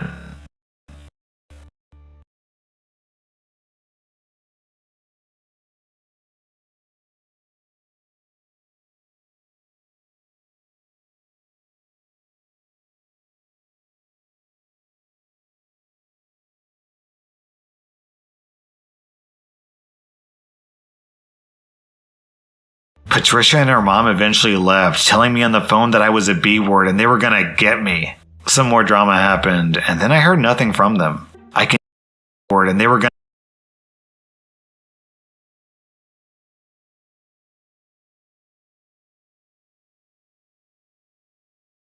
gonna get me. Some more drama happened, and then I heard nothing from them. I continued to pay her $300 a week. She texted me today asking when I was going to pay her taxes. I said never. She told me it was my job to pay them because that's what my father would have wanted because he loved her and didn't want us to be like this. I told her that all I had to do, according to the law and the will, was pay her 1 year of support, which I was doing since the day he died. She flipped out and called me a liar and how much my father loved her and he'd never want this to happen to her. This entitled moron expected me to keep paying her until when? Her death? I have to pay her rent, her taxes, everything? Ugh, the entitlement. I get why Patricia was upset because she lost her meal ticket, but man, she had a sweet deal for a while. $500 a week plus $3,000 in tax payments comes out to $29,000 a year for free. Like, she literally didn't have to do anything, just open her bank account and bam, there's the money. She should have just counted that as a win and moved on with her life, especially since OP might have evidence that the marriage was a sham marriage. I mean, OP's dad was the person who committed a crime, not OP, so OP would lose absolutely nothing by reporting her to the feds.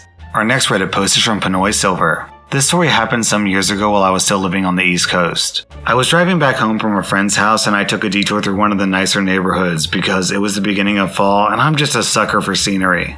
While driving, I just so happened to find another thing that I go crazy for, a garage sale. I had some cash on me, so I decided this was fate and pulled over to check it out. At first, I didn't really see anything special, just the kind of stuff you would expect to see at any garage sale. Old furniture, clothes, DVDs, and other small items. But then, in the corner of my eye, I saw something that I just didn't expect to see, a guitar. I went in for a closer look, expecting it to be some kind of cheap beginner guitar, the kind with a brand name you don't recognize, but no. What stood before me was an actual Gibson Les Paul. Side note, for those who don't know, Gibson is a very prestigious guitar brand name, and Les Paul is probably their most famous model type. This model of guitar is legendary for being the weapon of choice amongst god-level rock stars. For example, Slash from Guns N' Roses or Ace Frehley from Kiss used this guitar. Now back to the story. She was beautiful, and yes, I refer to guitars as she. She was gold in color with white trim and looked kind of old but in really good condition. But what got me in an actual state of shock was the price tag. The price was $50. I couldn't help but think that the person selling this forgot to add 2 zeros to the price tag. So I picked up the guitar and went to the woman handling the sale to ask her about it. She didn't really look like a typical entitled parent, but her attitude and body language just radiated entitlement. It was like her aura was made out of pure smugness and hatred for the working class. Just by talking to her, I couldn't help but feel that she was the kind of soccer mom that you would expect to yell at the coach, the referee, other parents, and maybe some of the kids. But I digress. Excuse me, ma'am, can I ask about this guitar? The price says $50, is that correct? Yes, that's correct. Well, that's an unusually good price. Is there a reason for that? Yes, it's broken. I figured someone could just use it like a decoration in their man cave or something. Hearing that just broke my heart. But it also got me curious because I couldn't find anything physically wrong with the guitar. There weren't any cracks or any other signs of damage. I started asking more questions thinking maybe I could fix her later. However, it was at this moment that any and all logic began to die and roll down the hill away from me. Can I ask what's wrong with it? Yes, my baby can't play it. Excuse me? My son, he says it's unplayable. Oh, does he work with guitars, like a technician or something? Oh no, he can't work. My baby is only 12. Hearing that stunned me for a second, but then I decided to try to give her the benefit of the doubt. I don't know this kid, so maybe he was one of those young musical virtuosos who got accepted to Juilliard early or something. So, I take it your son is musically talented? Oh, very much so. He plays that Guitar Hero game all the time. What? Oh, you know, that game where you play music. He's constantly playing that game and is always getting the highest score on it. I kept a straight face, but my mind was turning into that meme of the woman trying to do math. So, because of that, you got him a real guitar? Well, of course. When you have a child as gifted as mine.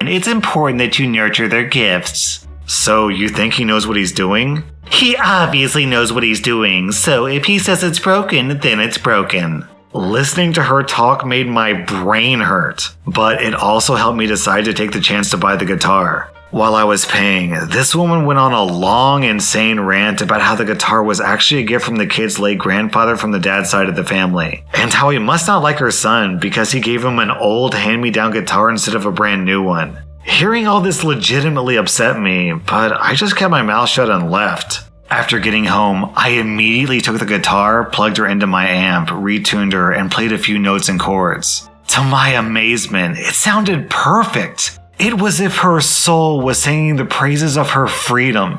I spent the rest of the day playing and tripping out that not only have I purchased my first ever Gibson Les Paul, but I also only paid $50. But the story doesn't end here. A few weeks later, I made a friend at a party who was an actual guitar technician. I told him my story, and he said that if I wanted, he could appraise my guitar for me and tell me her true value. I took him up on the offer, and the results blew me away. It turns out that my baby was a vintage Les Paul from 1973, retailing at well over $3,000. He then asked me if I was interested in selling, but I told him there was absolutely no way I was ever letting go of her. But the story still doesn't end here. Shortly after getting my baby appraised, I get word from a friend who, turns out, works in the same office building with the husband of the entitled mother. She updated me about what she learned, and apparently, the entitled mother's husband is, of course, righteously pissed. It turns out that not only did the entitled mother sell a very expensive guitar for $50 that was a gift from his father to her spoiled kid, but she also did it without her husband knowing. Not only that, my friend informs me that the entitled mother has been looking for me. My friend tells me the entitled mother wants to find me so she can demand her guitar back. Not to offer to buy it or to even pay back what I paid. She wants to demand that I give it back for free because apparently I scammed her out of a priceless family heirloom and robbed her child's ability to play music.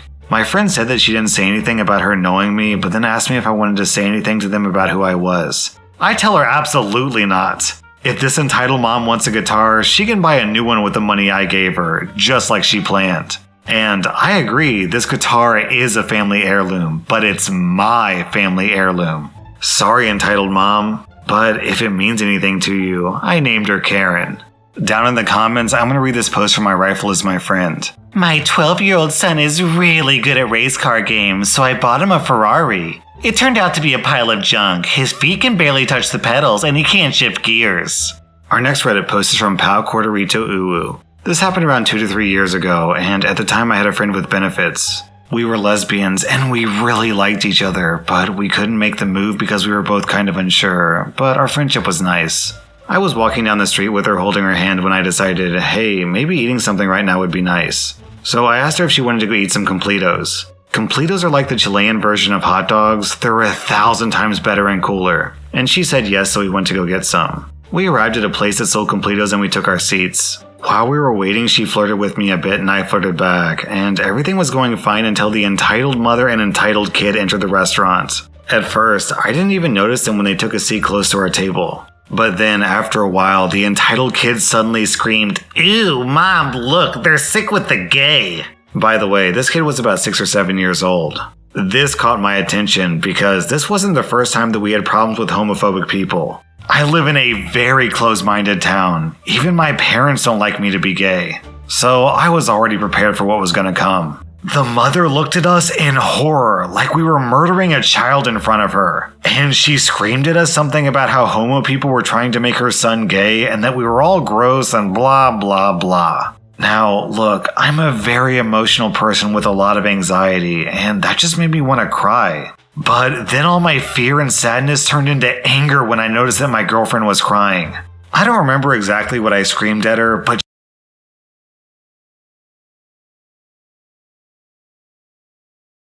anger when I noticed that my girlfriend was crying.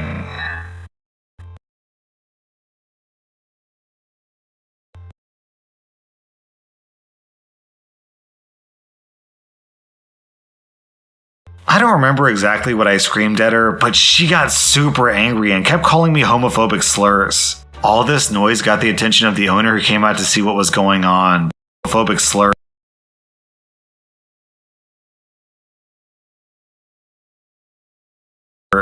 All this noise got the attention of the owner who came out to see what was going on, but before I could talk, the entitled mother said, "This homo effing B-word is trying to make my son gay. This is sickening and disgusting. You need to take her out of here along with her girlfriend now.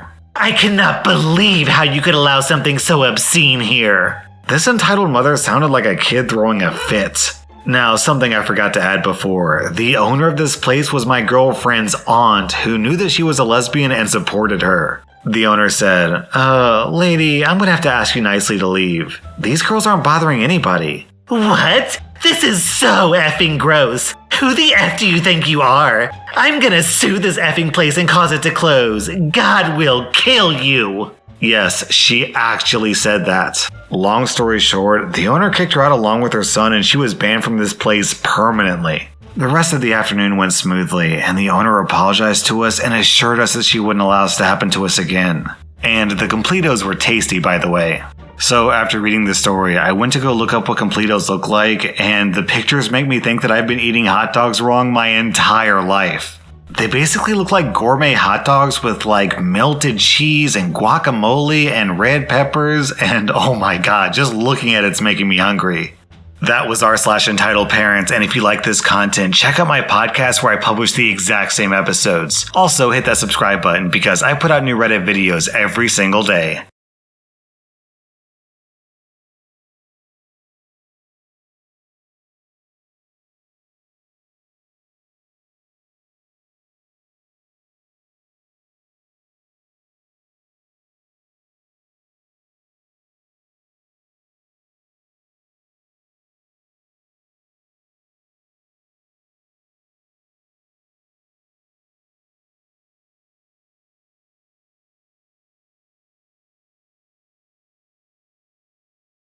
Welcome to r/insane parents, where a mother steals a winning lottery ticket from her own daughter. Will I be the butthole for taking my cut? Verdict, butthole. For my daughter's birthday, I always got her scratch-offs. I never really thought she would win anything, but this time she won $500. She is 15 and hasn't been as excited with that being her present. When I realized she won, I took the ticket and said I would redeem it for her since it's her birthday. She doesn't trust me with it and is complaining hard. I plan on taking around half of it since she would waste it anyway, and I don't think she realized she won that much. Also, I already give her enough money to do things with friends and clubs and camp. Edit, I feel like I didn't give enough information. She doesn't know how to save and doesn't really help around the house. She has bought expensive makeup and given it away to friends.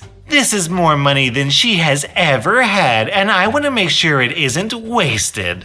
I love how in one sentence she says, "My daughter doesn't trust me." And then in literally the next sentence she starts with, "I plan on taking around half of it." Lady, can you not hear yourself talk? 5 out of 5 buttholes, total butthole. Hey ladies, I need help. My little one, who is 8 months old, is on day 3 of no eating and a decent temperature of 100 to 102. She was vomiting the first day and half of today. She has been taking some water and keeping it down. She had a one-off poop the day it started, but nothing since. I have been giving her elderberry, but I am starting to get worried she is just so sick. All she wants to do is sleep. She is so drained. What can I do to help? We only have mainstream pediatricians and they treat us differently because we choose not to vaccinate. I really don't want to have to go unless I have to. Her peak temperature was 103.4. We took a cool shower. She had a little cool water and cold cloths. But we all know they are going to suggest Tylenol. What can I do? Clearly, the problem is that you're not using enough essential oil diffusers. Looking for new people to join our orgy planning group. Snap/Discord. Events twice a month or more. 50 plus people in Snap group, 10 to 14 at each event. In an open marriage. Mom of 2 wonderful girls, 8 and 6. I started young. 420, passionately hugging from behind. Yes, that's a... oh my god. Yes, that's a jar of man juice on my necklace. It's my husband's from our honeymoon. It will never leave my neck and still hasn't discolored in over 5 years. Hey, maybe I'm just being a prude here, but if you're gonna post your kinky fetish profile for random orgy hookups, maybe don't include any information about your kids on your profile. And since I know all of you are wondering, here's a picture of the necklace. Your sketchbook will be given back to you if you show good habit of completion of your work in 1. Chinese, 2. Piano, 3. Any other preparation for an easy high school learning class, such as French or biology, 4. Self-motivated projects. I wonder what a good example of a self-motivated project is. Maybe drawing in a sketchbook? Text message to mom. Just so you're not shocked, my son is letting me know he wants to grow his hair out again. So please be supportive of this, or at least say nice things when you talk to him or if he mentions it. You're the parent. He's testing you. You say when summer comes you can, not during school. The only people who don't like my son's hair are baby boomers. That's saying it's a generational thing. He rules you. Wrong. You've involuntarily given up your position as a parent. He's not the man of the house. These are privileges you earn by age and behavior. Basically, you're a spineless mother. Wow, what a terrible thing to say. Truth, because I love both of you so much. I don't love anyone as much as I love you. I love you too, but if you're going to continue with this kind of talk, I'm not going to allow my son or I to talk with you anymore. I'm not putting up with other people's BS anymore. You're the grandparent, not his parent. It's your job to support him. So, in the mind of a baby boomer, growing your hair out is a sign of rebelling against authority? What? I'm in the library. Sign of rebelling against authority? What? I'm in the library. Can I call you back later? Why are you in the library? Working on an assignment for biolab. Why can't you do that in the dorm? I focus better here, and my friend is here with me. So you're only in the library to play games with your friends. I'm not sending you to college to play around. Do your work or I'll come up there and take you out myself. You wanted to go away for college. Show me you deserve it. If you don't have straight A's on your transcript, you can kiss school goodbye. I can't believe you. You have a perfectly fine desk in your dorm room and you chose the library? Why? Are there boys there that you want to look at? Are you becoming that type of girl? I raised you to be a young lady. Call me now or I'm getting a bus ticket for tomorrow. Hello? Call me now. So the daughter in this post wanted to go away for college. I wonder why that is. Have you ever wondered what it's like to have a narcissist for a parent? You're about to find out. We will not be looking for you. If we can't find you by checkout, enjoy the walk home. Don't call or text. Thanks for making sure I didn't eat today. I'm glad you did. It's been since 5 p.m. yesterday for me, but don't worry because I've had 4 beers. And I'm only on my 2nd gin and tonic and about to take more pills. It may kill me, but who cares? You've been hiding upstairs because there are more important things on your computer than Mom. Have an effing fantastic night. This mother is actually guilt-tripping her son for not parenting her. On this next post, OP is a lesbian, and when her mom found out by finding the letters from her girlfriend, she kicked her out of the house. I'm not getting married.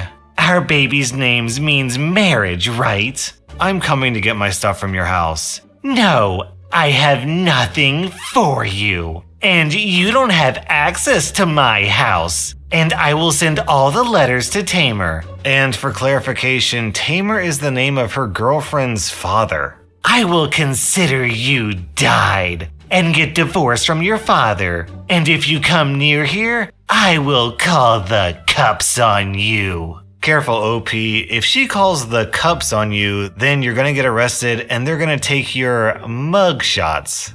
My 4-year-old was bit by a dog today. This is not even 7 hours in. I need all the tetanus shot info in case we have to take him in to be seen. Thank you. Note, I will be denying any and all vaccines. Top comment, use his own urine on the scratch. I'm sorry, little boy, but if these are your parents, then you're in trouble. Who wants to bring me in Lauren Smokes? You don't need smokes. You're pregnant. I've slowed down. I was smoking a pack and a half, and now I'm down to a pack. At least I'm not smoking meth anymore. Lol, that should count for something, right? Well, I mean, she's not wrong. Smoking a pack of cigarettes is better than meth. So, good job? Question mark? Help! I'm 30. Good job? Question mark? Help! I'm 34 weeks pregnant. I have a 5-year-old son. I'm a stay-at-home mother. My fiancé works 6 days per week. This makes it extremely hard for me to leave the house. It's a pain being pregnant and having to get my son ready and in the car, so I usually leave him home behind my fiancé's back. No judgment, please. Well, today I got caught. Since I'm pregnant, I was craving this specific place in the mall. My son's lunch was in the oven and figured by the time it was ready, I would be home considering the mall isn't more than 15 minutes away. My son is potty trained and just plays games on his iPad and watches TV. I get these messages from my fiancé 30 minutes after I leave. My question is, would you guys be mad if your significant other spoke to you this way? I feel degraded and belittled over nothing. A 5-year-old is perfectly capable of fending for himself for an hour. I'm honestly about to pack my bags and never let my son see his father again, as well as when this baby is born. I would rather be a single mother than be spoken to this way. Then this woman posts her text exchange with her husband. Where the F are you? I just got home. Why the F is blank here all by himself? Are you crazy? Okay, relax. I'm effing 8 months pregnant. I went to get food at the mall food court. It's literally 15 minutes away. He was watching TV. I was hungry. You don't get it because you can't be pregnant. He's 5 years old and can walk and talk and use the toilet himself. Why do I need to be home? Why are you leaving work early? Sounds like you're the guilty one trying to start an argument out of nothing. You left chicken nuggets in the oven with it on with our son home by himself. How do you not see this as wrong? You have literally no argument there. I left the oven on because the chicken nuggets were cooking and ran to the mall. Figured by the time I got back, they would be done cooking for him. You need to watch your effing mouth. Keep speaking to me this way and me, Blank, and your soon-to-be son will move back in with my mother. This is mental abuse you coming at me. Well, I was going to point out how this lady's a hypocrite and is basically neglecting her child. But in her post she wrote, "No judgment please, so I guess my hands are tied." On this next post, OP's mom sent him an email in the morning to inform him that she's no longer attending his graduation because he asked her not to post on his Facebook timeline. My pleasure. I probably tagged you on animal pics and memes or old pics. Having a mom that doesn't respect boundaries is a great icebreaker, by the way. Kiss emoji. I may have lost blank because it was unprofessional. It's affecting my job, so please refrain from publicly posting things on my timeline. That's what LinkedIn is for, but wow, okay. I get it. You hated your childhood and me most likely. It's cool. Whatever makes you happy. Journalists use Facebook and all social media outlets to contact people. This is how I make money. Please understand. I do understand, but I'm your mom and it was harmless. But somehow I can ruin your career with a cute picture. No worries, I get it, trust me. I got the point long ago, thanks. Sorry for the poor spelling. I'm an R word, so I can't help it. If you want to make this about yourself, go ahead. I was simply asking. Have a good day. Isn't that why you texted me? To tell me not to be me? Look, I'm cool with whatever you want to do. I'm just too old and overcooked. Have a great day. I'll make sure you won't have to deal with who I am as a person, so I won't ruin your life or career with kid pics.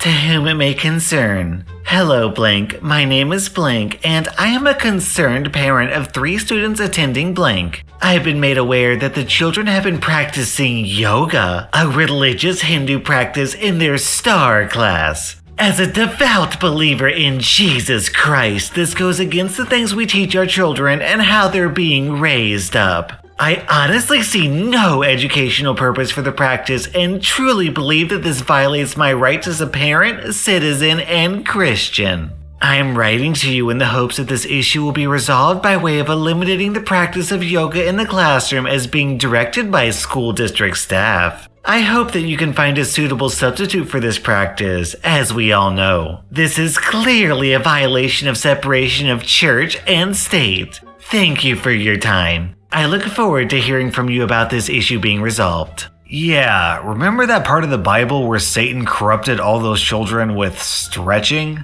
Happy Mother's Day to the woman who called the cops on me when she didn't find me in my room sleeping in the middle of the night and thought I snuck out of the house. I was downstairs in the kitchen eating cereal and also 22. Then down in the comments, we have a similar story from Maniacal Mustache. I was 24 and told my dad, who I was living with at the time, I was staying at a friend's house. He contacted everyone except for the aforementioned friend. My phone died in the middle of the night. When I got home in the AM and charged my phone, I had 13 missed calls and boatloads of texts and IMs from many different people, some of whom I hadn't talked to in over a year, asking if I was okay and that my dad was looking for me. The second to last voicemail I had was from my dad saying if he didn't hear from me within 24 hours, he was calling the police and putting out a missing persons. The last one was my job asking me if I was coming in because apparently my dad had been looking for me.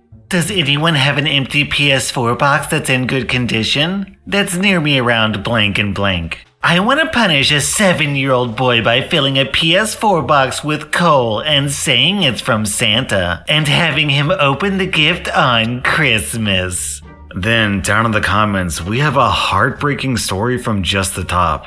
My dad thought a great idea to punish me for forgetting his school books at school a few times was to pretend to forget my 13th birthday. It was awful. He didn't even explain why. They just thought I would make the connection. Thing is, I hadn't forgotten in months, so of course I was confused. I was mortified. I had excited friends ask me when the party was, and I had to lie and say we were just doing a family day. I had a couple of friends drop off presents, and I had to sheepishly accept them, and I could barely answer them at the door because my parents were in earshot. Later that night, my mom found me crying in the closet, clutching a fake birthday cake I made out of Lego. I remember asking my mom, why does he hate me so much? And the kicker, I got a small talking to that ended basically with, not gonna do that again, are you? Guess what? I did because I was a 13-year-old boy. 13-year-olds largely are forgetful and clumsy because, I don't know, we're still children? Oh, and I never got a real party follow-up.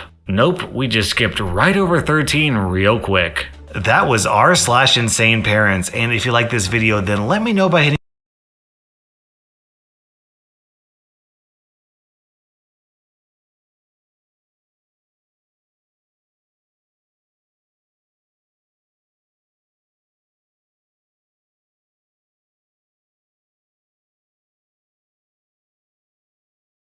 Welcome to r/stories about Kevin, where a Kevin admits to committing a felony in front of a classroom of people. Our next Reddit post is from Arcadia Rhodes. Back in the 90s, I lived with a Kevin. He was a great guy, but I ended up having to establish some unique house rules because of him.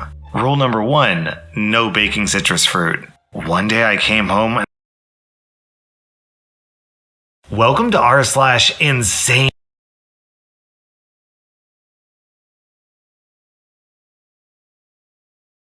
Welcome to r/choosing beggars. Can you upgrade the computer you gave brand new I? Welcome to r/insane.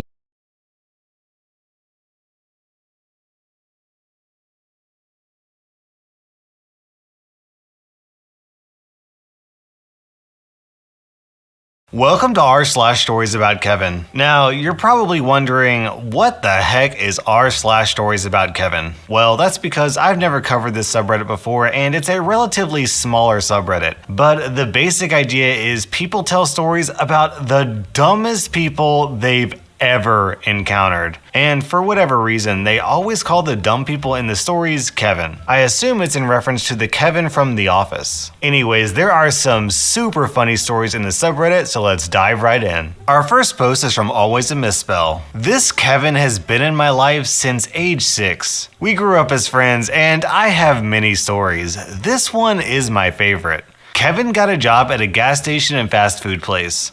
During his first week there, they were training him on a sandwich line. He said everything was going well, and he had the manager there with him to help him out. He finally gets his first customer.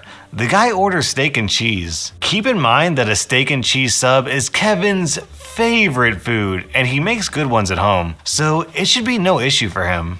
Well, Kevin makes the man sandwich, and even the manager comments on his good job making it. Right as he was about to wrap the sandwich, the customer notices that he forgot to cut the sandwich and asks Kevin to do it. Kevin says, "Oh, yeah, I forgot. Sorry about that." Then proceeded to lay the sub down on its side and cuts the sub long ways. The manager and the customer are now just both staring at Kevin in complete disbelief. Finally, the manager asks him why he cut the sandwich like that, and Kevin responds with, "That's how you showed me." That was not how he was shown. So the manager and customer at this point start to laugh about it. The manager explains that in no way, shape, or form were you trained that way. He then tells Kevin he can keep the sub for himself and make the customer another one. Kevin makes another perfect sub and begins to wrap it up when the customer notices for a second time he didn't cut it. Now, to this day, none of us could figure out what went through Kevin's mind. Maybe he thought it would get a good laugh. Maybe he was super hungry and thought he would get another free sandwich. All we know is that he laid the second sub down on its side and cut it long ways again. Both the manager and the customer were upset by this point, and the manager sent Kevin away and made the sub himself. Kevin was removed from the substation permanently and made into a cashier that shift, which there are more stories about. Now, when I finally confronted Kevin about the story, other friends were around too. I had to ask him, "Kevin, if you had a long day at work and you're starving, so you stop to pick up a steak and cheese on the way home, and right before they hand you what looks to be a delicious sub, they cut it in half like the way you did, would you accept the sub?" Kevin emphatically said with a look of disgust on his face, "F no, I wouldn't take that sandwich." He didn't understand our hysterical laughter. I actually have my own story about this.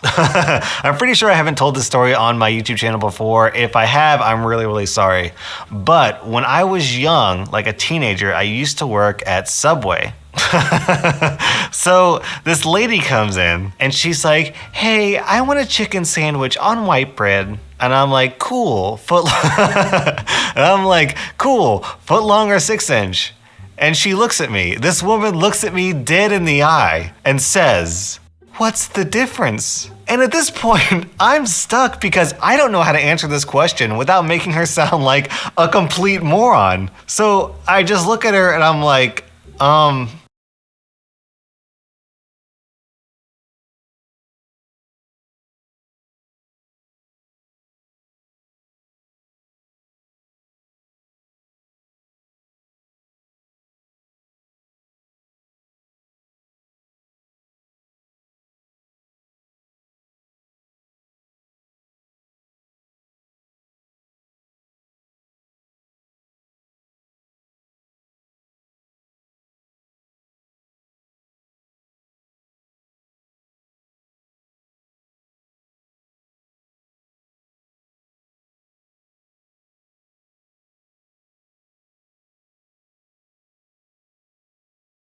"Well, ma'am, one of them is a foot long and one of them is a 6-inch.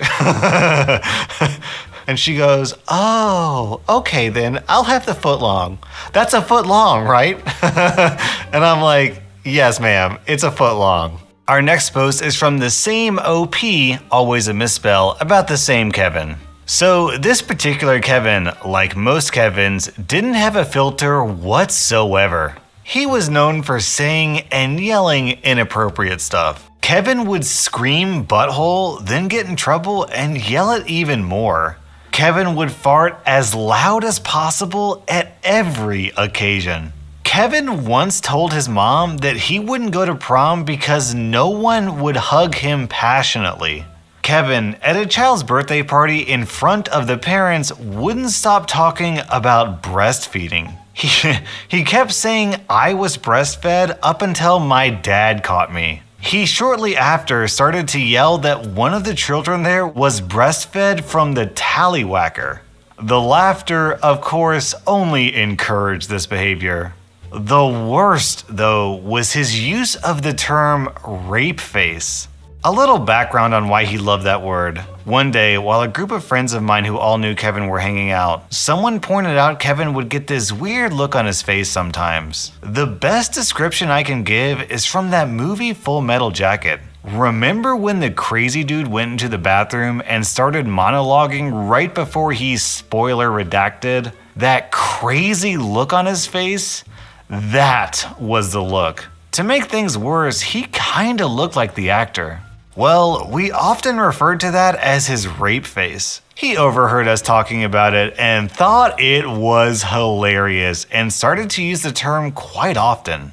Fast forward a few years later when Kevin developed a drug habit that eventually got him busted. When he was arrested, he was trying to hide the drugs in his crotch. The cops saw and pulled him out of the car window while he screamed, "I'm just scratching my balls." He was forced into a state rehab program through drug court and attended Narcotics Anonymous type meetings regularly. One day, in one of these meetings, the group was asked what they did to start their day to prepare to be drug-free. Kevin says, "Well, I wake up and immediately take a steaming hot shower. Then I get in front of the mirror and give myself a nice clean shave. Then I look in the mirror, put on my rape face, and attack the day." The person running the meeting told Kevin to not use that term, that it was inappropriate. Unfortunately though, someone chuckled the first time he said it, giving Kevin the green light he needed. Kevin felt the need to defend the phrase. The woman running the meeting gives everyone a 5-minute break and takes Kevin out in the hall. She explains to Kevin the extent on why saying that is inappropriate. She told him that most likely at least one woman in the room had been sexually assaulted, and that he should be respectful and not joke around with a word like that. Kevin agreed and said he wouldn't do it again. The meeting starts back up, and this time they are all going around the circle telling the stories of their lowest point. It gets to one guy, and he tells a tragic story about how he failed at everything in life and eventually tried to kill himself by stepping off a bridge. He survived the fall and noted that he even failed at his own suicide, and that was his lowest point. Kevin decided this was the perfect time to chime in. "You know, you wouldn't have failed that day if you would have just put on your rape face before you jumped." Kevin expected laughter. Kevin was kicked out of the meeting. The meeting leader told the judge at drug court what he did. Kevin was sentenced to 3 days in jail because he wouldn't stop saying rape face. So, the only thing I want to know, did Kevin stop saying rape face? Amazingly, we have yet another story from Always a Misspell about the same Kevin. Okay, so to state what should be obvious, Kevin wasn't much of a ladies' man.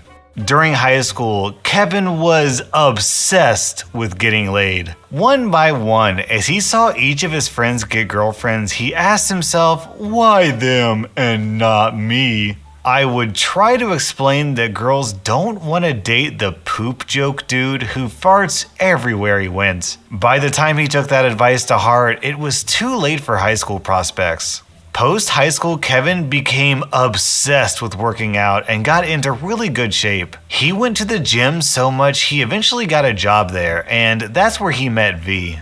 Kevin started giving V rides home because she doesn't have a car, and eventually he asks her out. She says yes. Kevin comes to us bragging about his new girlfriend. Of course, we are all extremely interested in who would actually date Kevin. So we start interrogating him about her. The best part about this whole thing was that when Kevin mentioned she was from Haiti, a good friend of ours immediately joked that she is probably a scam artist. Man, if that joke wasn't prophetic. So these two were a mess from the start. She told Kevin that her parents were ridiculously strict and wouldn't let her date, so they would have to keep it a secret. I'm pretty sure that was somewhat true, so they did a lot of sneaking around. At first, they could go to Kevin's place. Kevin ruined that when they decided to have sex while she was on her period. Kevin, in an attempt to prevent stains, laid down a towel. his father's fancy monogrammed towels. His father found the towels. Kevin didn't even wash them.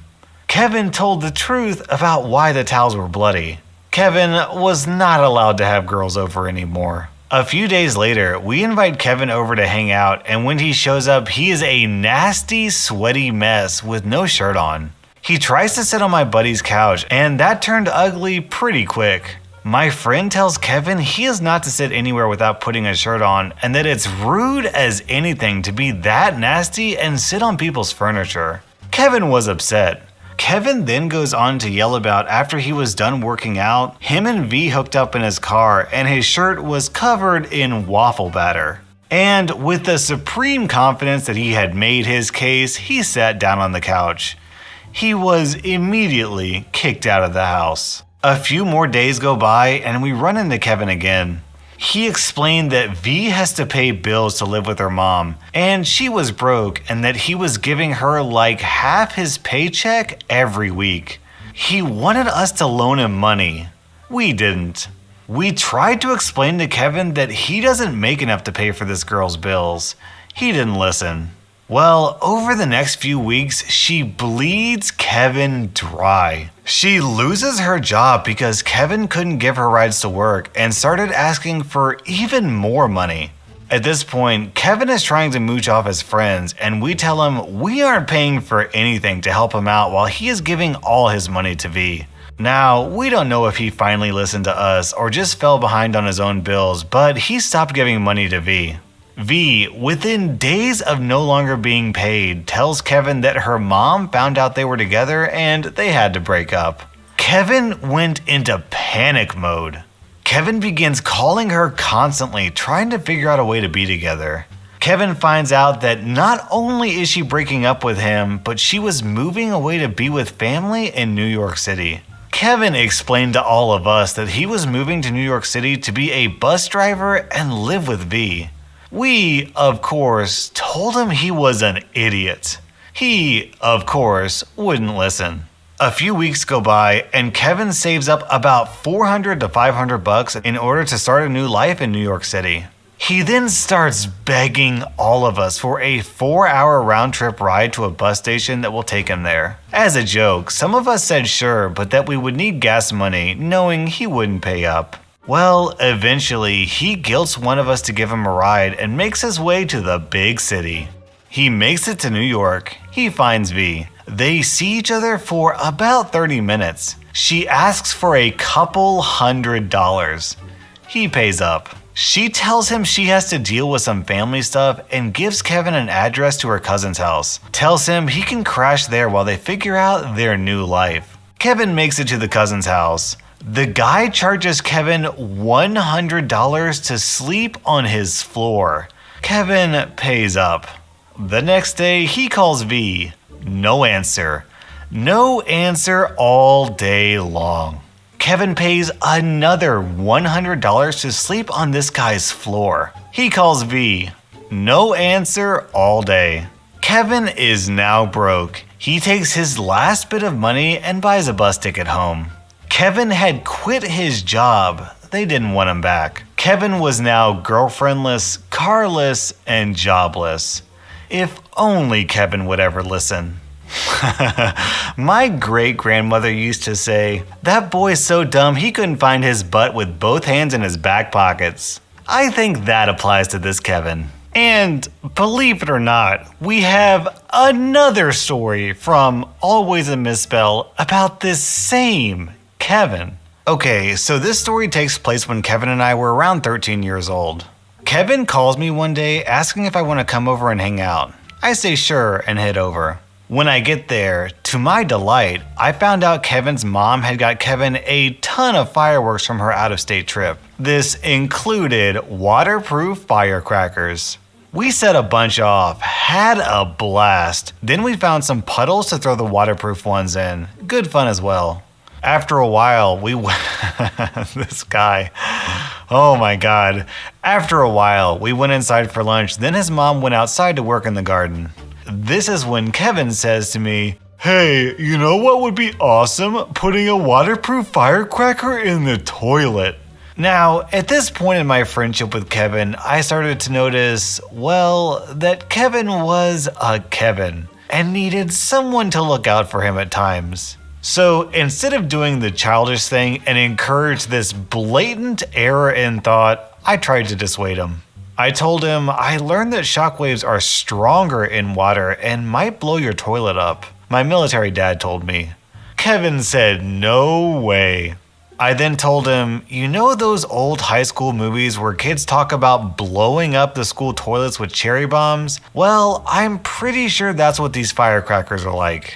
Kevin again says no way, but this time he decided to tack on that he was at a mutual friend's house the day before and they did it with no issue. Now, I was pretty mad after he said that because I was at the mutual friend's house the day before. I knew he was lying and I wasn't happy about it. So I said, F it, dog, bombs away. Kevin lit the fuse and dropped it in. The toilet cracked in half. Water went everywhere. All the blood in Kevin's face drained away, and he had the look of a man who knew he was about to die. My face, on the other hand, was beet red from hysterical crying laughter. I must have laughed for at least 10 minutes straight, with an occasional I told you so in between. After I calmed down, we went to tell his mom what had happened. Kevin begged her to take the blame. He had recently gotten in trouble with his dad and didn't want to make it worse. To my disbelief, she agreed. Now, at this point, I'm waiting for my ride because I'm trying to get the F out before his dad gets home. No luck. Kevin and I quietly hide in his room waiting to hear what happens. His dad spots the toilet. We hear a loud, "What the F?" Kevin's mom comes over and tells him she did it. He asks how. She tells him that she sat down too hard. Then silence. About 2 seconds go by without any noise, which to us felt like forever as we waited to see if he bought it. Then, in the style of the dad from Alvin and the Chipmunks, we hear his dad yell, "Kevin!" That was r/stories about Kevin, and this video is all stories about one particular Kevin, but trust me, that subreddit has many, many more stories about many, many other Kevins. So if you want to see more stories about Kevin, let me know down in the comments. Also, I am climbing my way up to 1 million subscribers, so please subscribe to my channel. It will help me so much.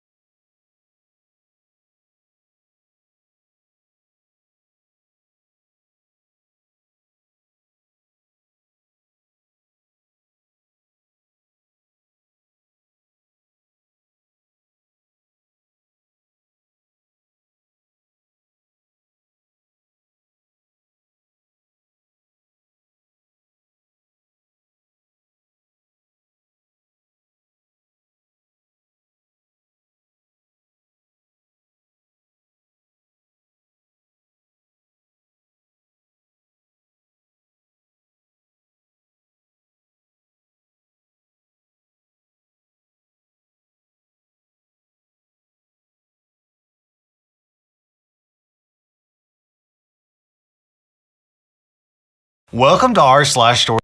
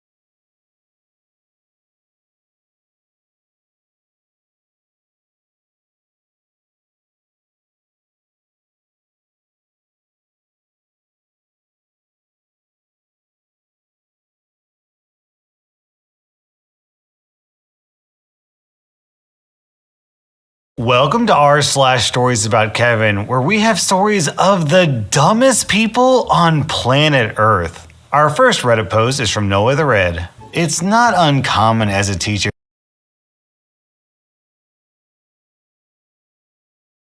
to have students who are a bit behind the curve in certain aspects. Uncommon as a teacher to have students who are a bit behind the curve in certain aspects. But 99.99% of the time, they're keen on something. They might not understand how to identify a noun or what theme is, but they somehow know how to make a mean plate of nachos. You learn pretty quick to not judge a fish for their tree climbing ability, you know? I thought this was the rule when I was teaching until I met Kevin. Kevin isn't his real name, but it doesn't matter because he can't spell it anyway. Kevin was a student of mine during my last year of teaching. He came to my classroom with very little to show for his academic past. He'd moved a few times and thus was missing a lot of typical test scores that we used to try and ballpark their ability. Don't worry, it was a ballpark. We didn't make major decisions until we actually had a chance to talk and work with the student for a bit. I thought, that's fine, I'll just do some one-on-one with Kevin and see what's up. One-on-one with Kevin was like conversing with someone who'd forgotten everything in a freak, if not impossible, amnesia incident. There was no evidence that he had learned anything past the 2nd grade,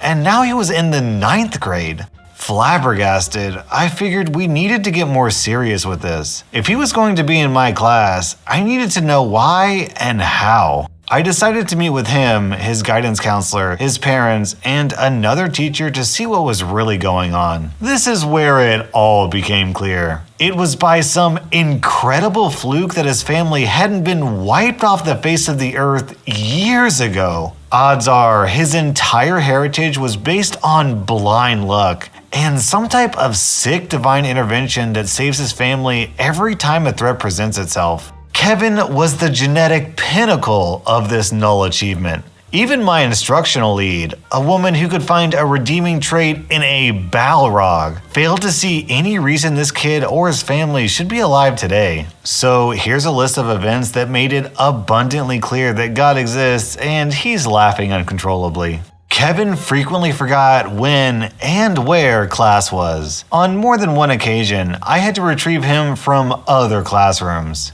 Kevin ate an entire 24-pack of crayons, puked, and then did it again the next day. This is 9th grade. I have no idea where he got the crayons. Kevin's dad wrote tuition checks and mailed them to me, his English teacher. This was a public school. When I gave it back to Kevin, voided, to give to his dad with a brief note explaining that this is a public school, Kevin got in trouble for trying to spend it at 7-Eleven after school. Kevin was removed from the culinary arts program after leaving a cutting board on the gas stove and starting a fire. Twice. Kevin threw his lunch at the school resource officer and tried to run away. He ran into a door and insisted it wasn't him. Kevin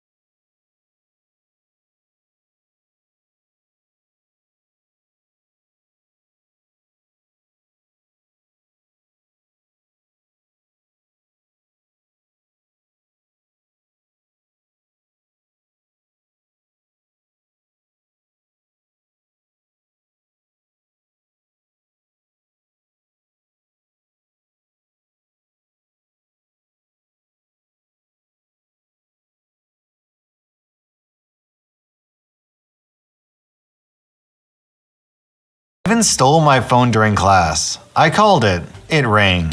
He denied that it was ringing. Not that it wasn't his. Not that he did it. No, he denied that the phone was actually ringing.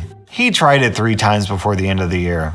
Kevin called the basketball coach ringing. He tried it 3 times before the end of the year. Kevin called the basketball coach a mother effing jerk during gym. Basketball tryouts were that afternoon. Kevin tried out. It didn't go well. Kevin's mom could never remember which school he went to. She missed several meetings because she drove to other schools, none of which she ever went to. Kevin tased himself in the neck before a football game. Kevin kept a bottle of orange Kool-Aid in his backpack for about 4 months. He thought it would turn into alcohol. He drank it during homeroom and threw up. Kevin says the N-word a lot. Kevin was white. The high school was 84% black. Kevin got beat up a lot. Kevin stole another student's iPhone and tried to sell it back to them. Kevin didn't understand that his grade was dependent on tests, quizzes, homework, classwork, and participation. Kevin finished his first semester with a 3% average. He tried to bribe me with $11. Kevin spit on a girl and said, "You should get out of those wet clothes." The girl was the Spanish student teacher. Kevin didn't know dogs and cats were different animals. Kevin tried to download videos of people hugging passionately onto a computer in the library. At the circulation desk, while he was logged on, Kevin asked a girl to prom. He was in 9th grade and freshmen don't go to prom, by asking for her phone number and then texting her his address. Kevin got gum in his hair, constantly. Kevin regularly tried to cheat on assignments by knocking the pile over, grabbing one before I'd pick them all up, and then writing his name on it wherever there was room.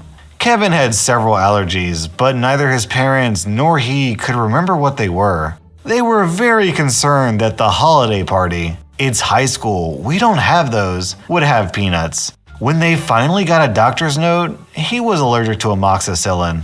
Kevin and his parents took a trip to Nassau. How the F did they even get airline tickets? And forgot all their luggage at home. I didn't believe him when he told me until I talked to his mom, who told me first thing when I saw her at the bi-weekly meeting. Kevin's grandfather apparently died in a chainsaw accident. I can only assume God was looking the other way that day. My God, this family is so dumb. I genuinely don't understand how they're not dead by now. Like, if you're so dumb you can't perform basic functions, how are you still somehow smart enough to drive a car or walk through traffic without getting into a major collision? Our next Reddit post is from LegoManiac89. So, just over a year ago, I switched jobs and went to work for a guy, Bob, who was running a new and used aquarium shop. The shop was built onto his house, so as a result, I've become pretty close with his family, including his 15-year-old stepson, who is the most Kevin person I've ever met. For the first couple months, I thought he was just a bit quirky and clumsy, but as I've come to know him more, I've discovered that he is a Kevin of the highest order. Now, I've known some dumb teenagers in my time. Heck, I used to be one. But this kid is just on another level. Just in the year that I've known him, he licked a lit match because he thought fire would taste like a flaming hot Cheeto. He cannot climb a flight of stairs without tripping up them. This is a multiple times a day occurrence. He once dropped a bowl of cereal and milk, and rather than clean the mess with a towel, he soaked up the spill with his sock, a sock that was still on his foot. He then put on his shoes, went out to catch the bus, and went to school with a soaking wet milk sock. He went to the school nurse that day because he was convinced that his foot was bleeding and soaking through his sock.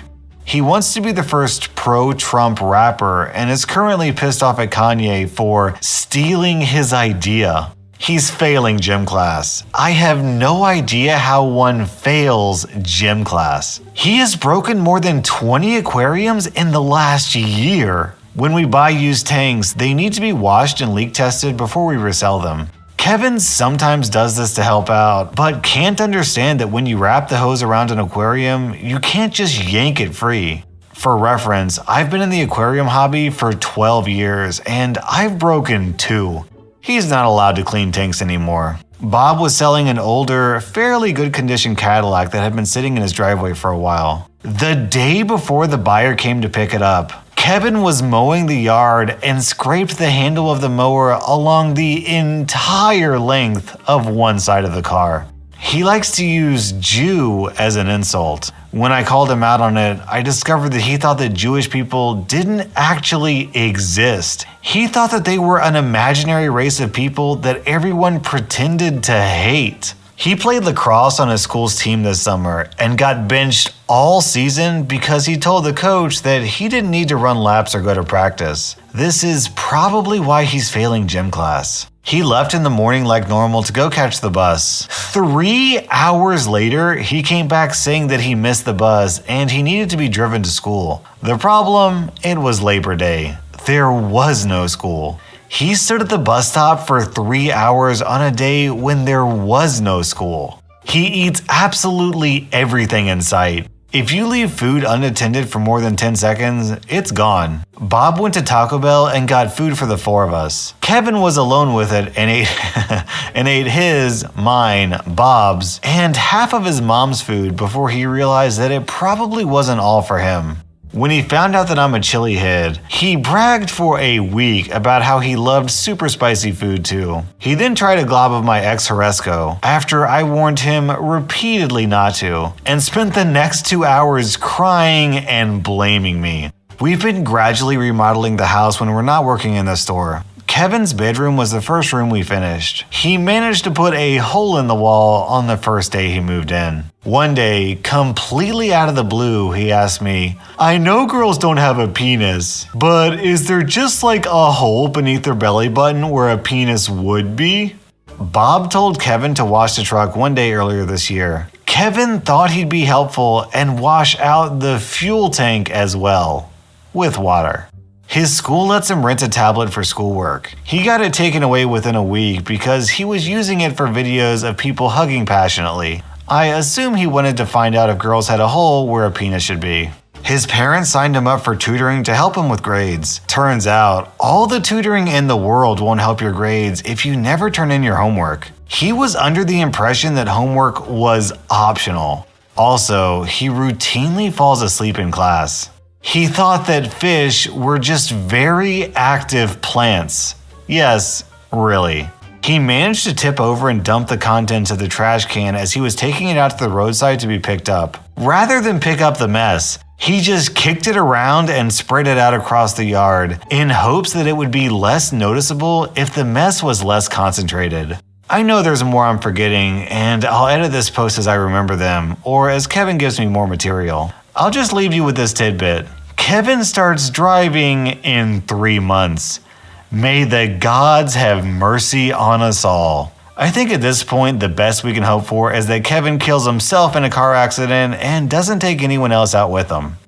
Our next Reddit post is from Scream and Gobble. It was not the sort of motel chain that brings to mind images of chocolate placed on pillows or romantic evenings in the hot tub. Indeed, its signature decor can be seen in the background of certain low-budget rap videos, and I'm told, the occasional video of people hugging passionately. However, Mr. and Mrs. Kevin made it their monthly romantic getaway. In fact, due to a generous corporate policy that directed managers to provide an extra night free of charge to soothe any complaining guests, for a period lasting a year or more, they succeeded in stretching their monthly getaway to 2 nights. Among the complaints that won them an extra night, the room was full of bugs after they left the door open all evening. The toilet stopped flushing after they emptied their ashtray into it. The manager eventually received permission from corporate to cap the number of free nights a guest could be eligible for. The Kevins were the only guests ever to reach the lifetime cap at our motel. Their shock over no longer having 1 free night a month did not end the regular getaway, however. That was achieved after an incident involving copious amounts of vomit. Mr. and Mrs. Kevin were informed that they were now on the no rent list. Apparently, this monthly stay was important to their marriage because a few months later, their manager received a call from Mrs. Kevin's divorce attorney. What vital information did he need? He wanted to confirm that Mr. Kevin was responsible for both Kevins being banned from the motel. Yes, this was apparently part of the divorce proceedings. The manager explained that he considered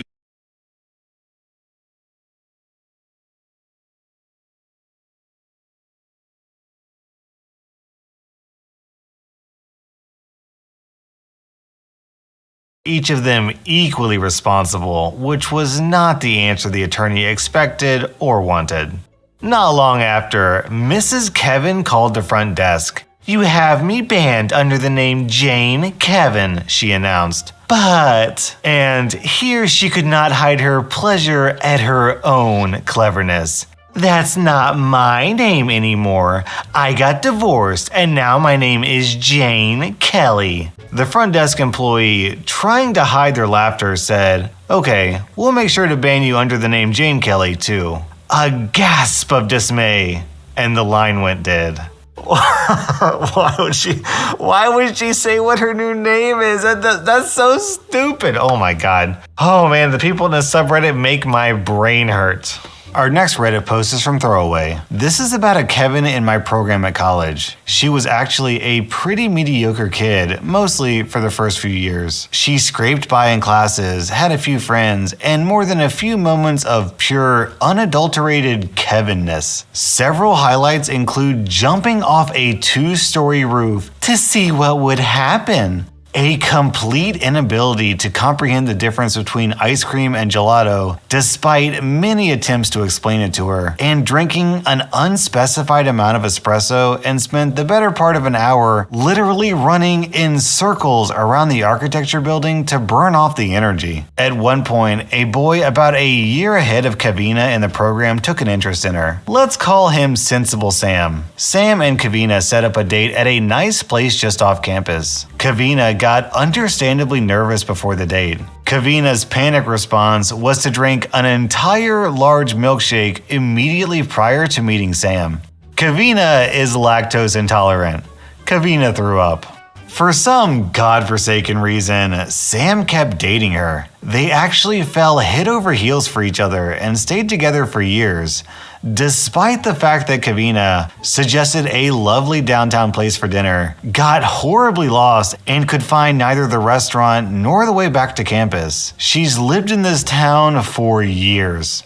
Accidentally claimed to be single just after her and Sam's 1-year anniversary. Decided the minor side effects of her morning ADHD meds were not worth dealing with all day, so she started taking them at night. Her ADHD meds are effective for about 6 hours after being taken. She was almost entirely useless until she went to refill her prescription and her doctor told her what an idiot she is. Asked Sam how to spell his last name. His last name is 4 letters. They had been dating for months at this point. Found a way onto the roof of the art building. Was not immune to getting in trouble after putting pictures on her Snapchat story instead of a group chat. Forgot her shoes on the walk of shame. Twice. Tried to take Sam to meet her parents. Somehow drove to the wrong state. Signed up for a class. Forgot about it for the entire semester. Failed because she never showed up. Sam proposed a week ago. Still don't know why he deals with my dumb butt. I got lucky, y'all. I, for one, did not see that plot twist coming. That was r/stories about Kevin. And do I have any viewers out there who are named Kevin? If so, let me hear from you down in the comments. And what's the dumbest thing you've ever done?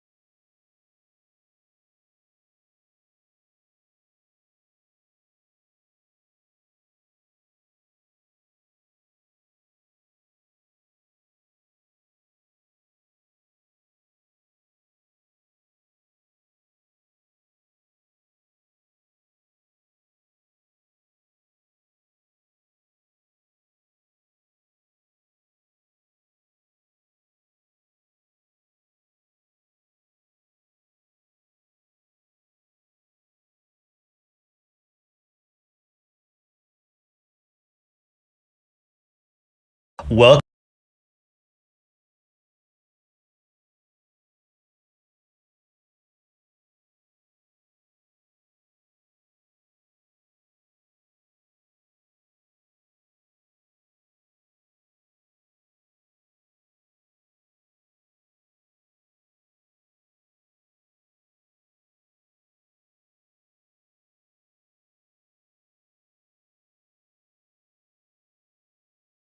Welcome to r/pro revenge, where a nice old grandpa gets revenge against his entitled kids from beyond the grave. Our first post is from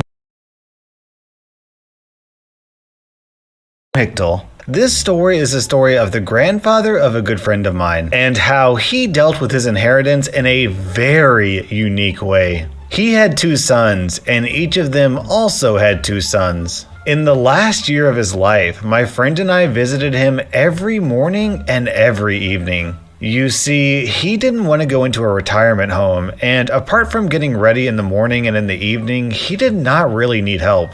Now, I need to explain something real quick. Back in the day, we still have mandatory service in the Army for 12 months, but there was several ways around it. I will only explain the most common way since it is connected to our story. You see, instead of going to the Army, you could say you refused to go to the Army for ethical reasons, which was really just a formality. You simply wrote a 1-page essay about why you think you being in the Army would violate your personal ethics, and they pretty much had to accept it. But that meant you had to go into civil service. Civil service could be any kind of job that, in a wider sense, is a service to society. So these jobs range from kindergarten to retirement homes and anything in between, like hospitals, homes for the physically or mentally disabled, Meals on Wheels, pretty much anything you can imagine. You would be paid for that time the same amount of money you would get in the Army, and had the right to certain perks like a free room, health insurance, work clothes, etc. The same stuff any soldier gets. Plus, since soldiers get free food, you either got free food or a food allowance. I did my time in a retirement home, and it was an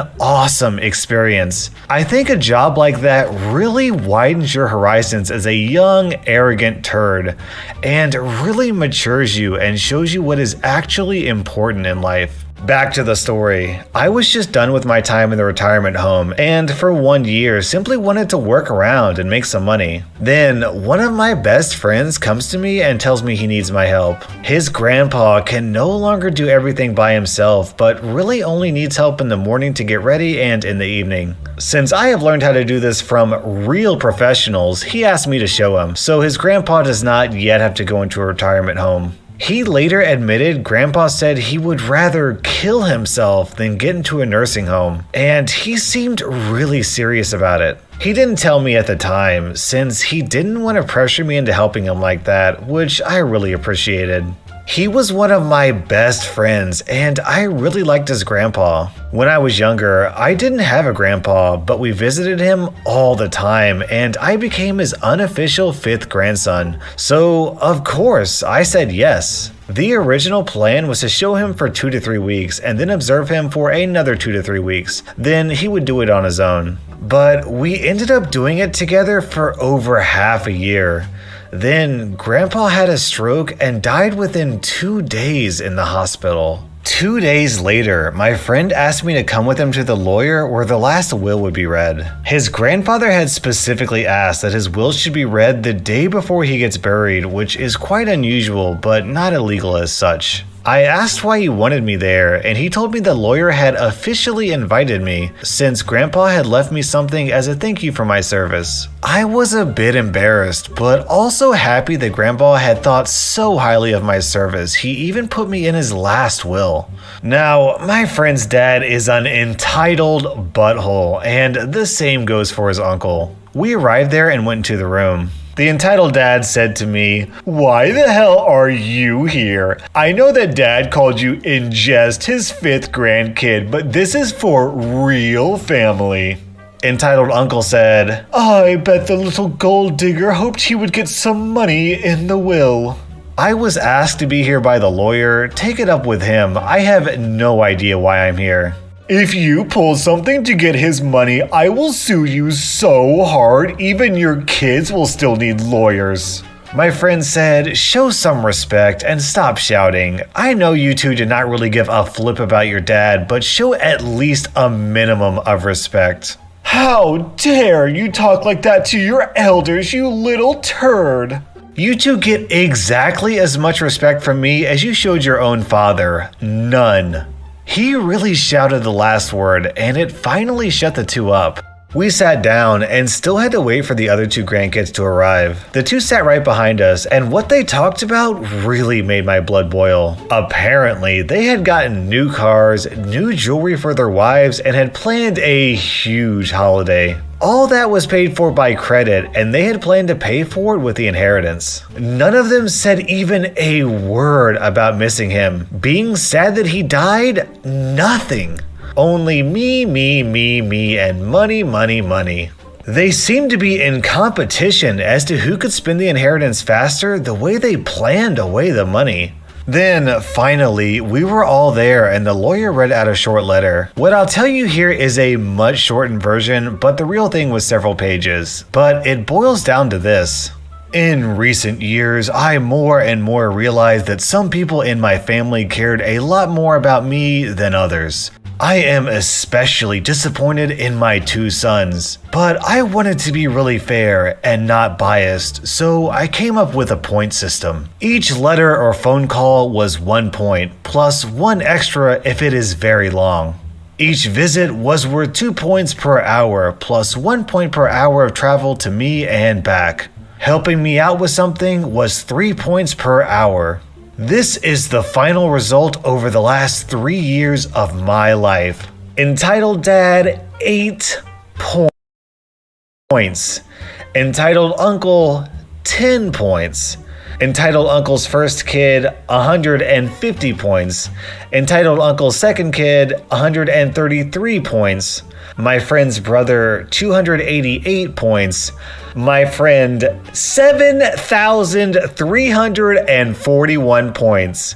Me, 5,883 points. My lawyer has already liquidated most of my assets except the house. Once it is sold, the money will be divided by the points so we know what each point is worth. And then every person gets a share of the money according to his points. For about a minute, you could hear a pin drop. Then, both Entitled Dad and Entitled Uncle started shouting at the same time that they knew we would have pulled something and this will would never stand. Of course, they tried to sue Entitled Uncle, his kids, and Entitled Dad together, but they lost. And there was a secret clause. Not really secret, it was simply not read to us that day, so nobody realized it was there since we all assumed everything was read to us on that day by the lawyer. The will said that if somebody sues against the will, he loses his share of the inheritance. It took nearly 3 years.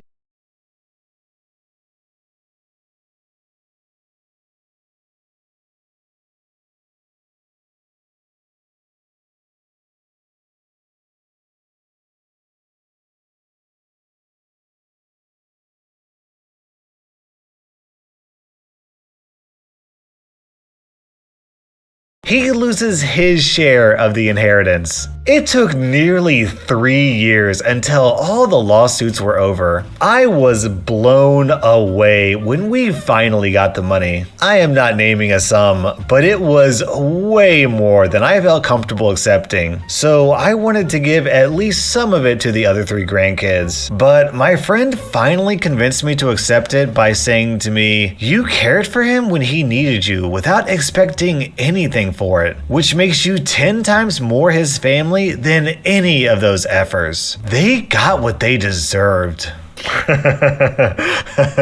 Oh my God, that was delicious to read. That grandpa, he's laughing from his grave, man. This point system is brilliant. It's an objective measurement of how stuck up and entitled these people actually are. I am so glad that OP and his friend got the inheritance that they actually deserved. Our next post is from Want to Avoid Drama. 2 years ago, a new family moved into our quiet little neighborhood and began their reign of terror. We lived here for over 20 years in this neighborhood, and except for these past 2 years, it's been wonderful. I love our neighbors, except this family. This family sucks. I'm not even sure where to begin. They are loud, they are dirty, they are obnoxious, their dogs bark at all hours. They constantly yell at each other, and they throw parties well into the night. They steal my older neighbor's paper. They actually trained their Rottweiler to fetch their neighbor's paper. Impressive, but wrong. They throw their dog's poo into other yards. Ugh, so much. They even cut my 80-something-year-old neighbor's prized roses for themselves. Who does that? There are about 100 issues I could write about and how we've all dealt with them, but this past weekend was my own glorious take on it all. Oh, and yes, we tried talking to them. We tried inviting them over. We've done nice things for them, and all we've expected is that they act like decent neighbors. That's never happened. In our neighborhood, parking is scarce. Most of these homes are classic 1950s with single-lane driveways, and parking is limited even on the streets. There's a busy road a few blocks away that has a great nightlife and popular restaurants, which means that at times, especially on weekends, the street can fill up. This family has 4 drivers and 5 vehicles, with only enough space for 2 in their driveway at a time. Constantly, they would park and leave their vehicles for days, and sometimes weeks in front of others' homes. Sometimes leaving their driveway empty for no reason, with all their cars parked on the road. I kind of believe that, in itself, isn't that big of a deal, except for how and when they would do it. They were intentional about it and would try to do it to cause the most grief with everyone. And this went on for months, a complete FU to everyone. After months of this, and no one retaliating or giving them the satisfaction of how pissed we all are, they started parking deliberately in ways to make it difficult to get out of our driveways. I had to have my husband come out most mornings to guide me so I wouldn't hit their car as I backed out of my own driveway. There were also times where they squeezed my neighbor's car on the street to where they couldn't get out.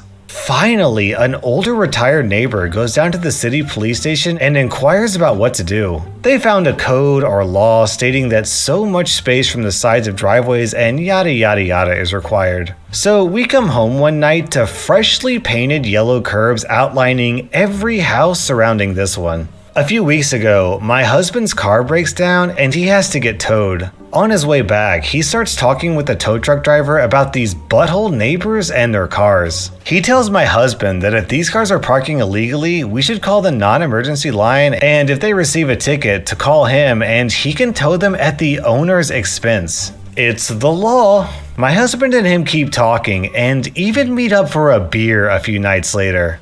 They are big fans of the Blazers. Rip City, he's a real good guy. About a month ago, we met a couple in our fair city, and it just so happens that the husband is an officer. We were already planning on meeting that Friday night, and when we met, I brought up the butthole neighbors and their parking. He says that he'll drive through on his shift, and if he gets time and if he sees them parked in the yellow, he has no problem ticketing them. Great. He also gets some of his friends to check it out when they have time too. Fantastic. We've been calling almost daily at this point about their cars parked illegally, but nothing was happening. That Saturday night, he sends me a text saying he ticketed 3 cars. I missed the text, so no tow truck, but I kind of figured with the 3 tickets they'd get the idea. They didn't. Off and on all week, it was the same. This past Saturday, the teenage son throws a party and everyone, I mean every single one of their guests and them parked in the yellow of someone's driveway or blocked someone out altogether. Obviously, the little jerk told all of his friends to block our driveways or block our cars in. I sent a text to our officer friend who told me to call the non-emergency line and he'd be the one to look into it. But I'm scheming bigger.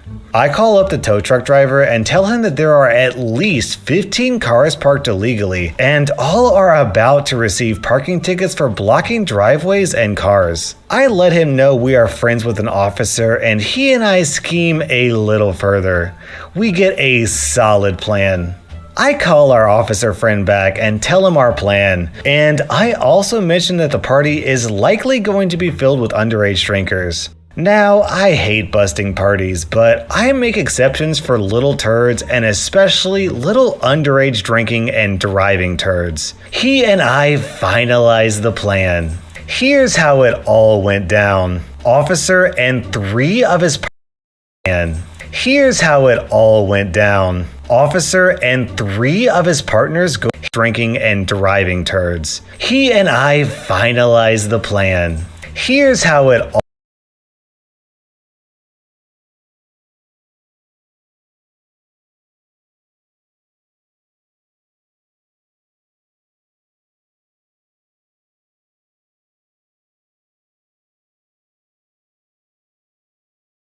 all went down. Officer and 3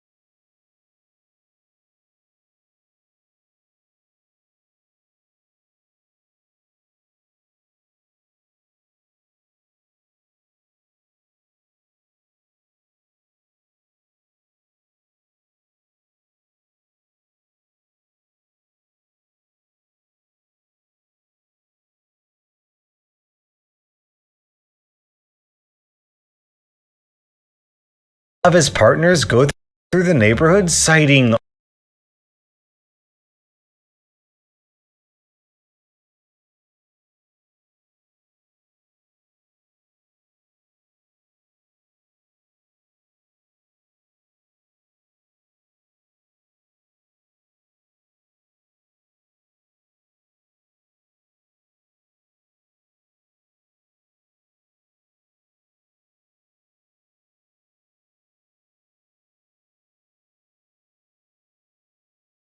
all of the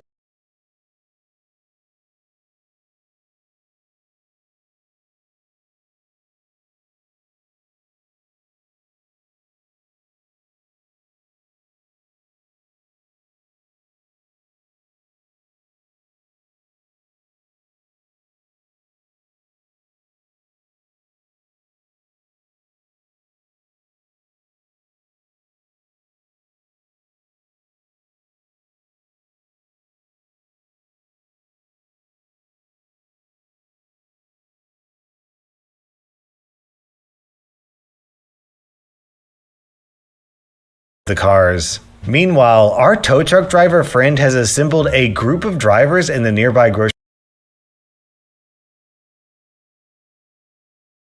store parking lot. My husband and I make an anonymous call about a possible underage party. The tow truck drivers start at the end of our street, grabbing the cars as quickly as possible. A few alarms here and there, but no way they could hear it in the party.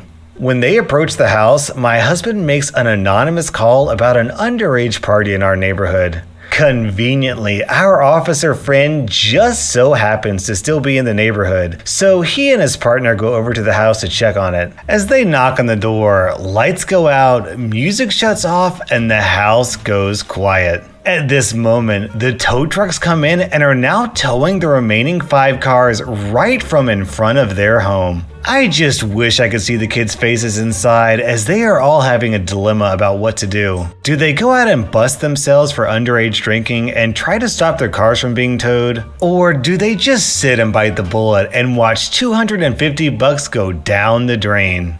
On Sunday, they had 3 cars returned from being towed, and all 3 are parked just shy of the yellow lines. I'll call this a win. My husband and a couple of neighbors also spent Sunday putting up some new cameras. They were all very giddy and loud about it. Something about all the lights and police on Saturday made them nervous. Lol. OP, I am glad you got justice, but if you manage to catch acts of vengeance against your terrible neighbors on any of your security footage, I will happily pay you cash money for that footage. Please hit me up because I would love to put that on my channel. And to everyone else, be sure to subscribe and turn on notifications because if I get footage like that, you will definitely want to be around to watch it. That was r/pro revenge, and this is r/puppy bloopers with bonus footage of Hugo at the end. Our next post is our next post is our next post is our next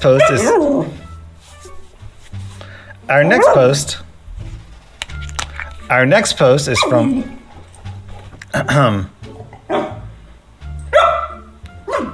boom. Our next post is from Want to Avoid Drama.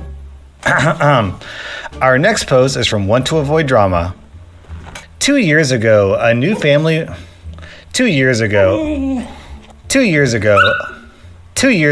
new family 2 years ago, a new 2 years ago, a new 2 years ago. Pooch.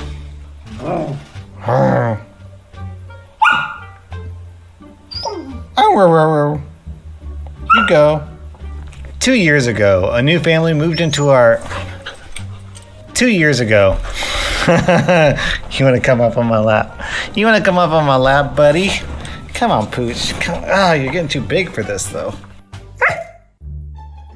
You go. Can I help you?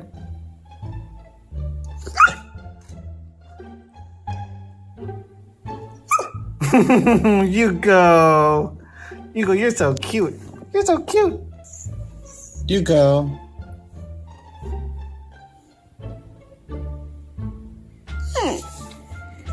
You go.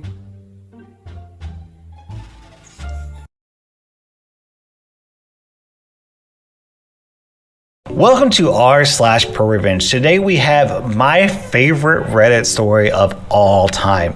Now, it's so incredibly juicy, so evil and relentless and brutal that part of me thinks that it might be fake. And if it is fake, then nonetheless, this is still an incredibly entertaining story. But if it isn't fake, then oh my god, this is one of the most savage pro-revenge stories I have ever read in my life. This all happened to me a few years ago. I told a friend the story of my divorce and I was told to share. Started a few years ago. I thought we were happy. We were your usual suburban professional couple. Financially secure, healthy, good sex life, 2 kids, 14 female and 19 male at the time. I thought we had a healthy social life. We were going through one of your typical married couple rough patches. Both of us were working long hours, not spending enough time together. We were going through some developmental problems with my son, and tensions in the house were running a little high. I noticed that she was spending a lot more time on her phone texting with her girlfriends. I didn't think much of it. I started making a much more concerted effort to get out of work when I could, help around the house, and be more emotionally available. But over the course of a few weeks, the gulf just kept getting wider. I ended up accidentally finding some messages when I charged up an old iPad for my son to use. Her Facebook Messenger was still logged in, and there were a lot of highly questionable messages with a guy from her hometown who I will call Jim Bob Cooter, or JBC for short. The messages weren't completely inappropriate, but I could tell there were quite a few missing based on the time and context of the messages. I made a mental note to keep an eye on this and went about trying to fix things up.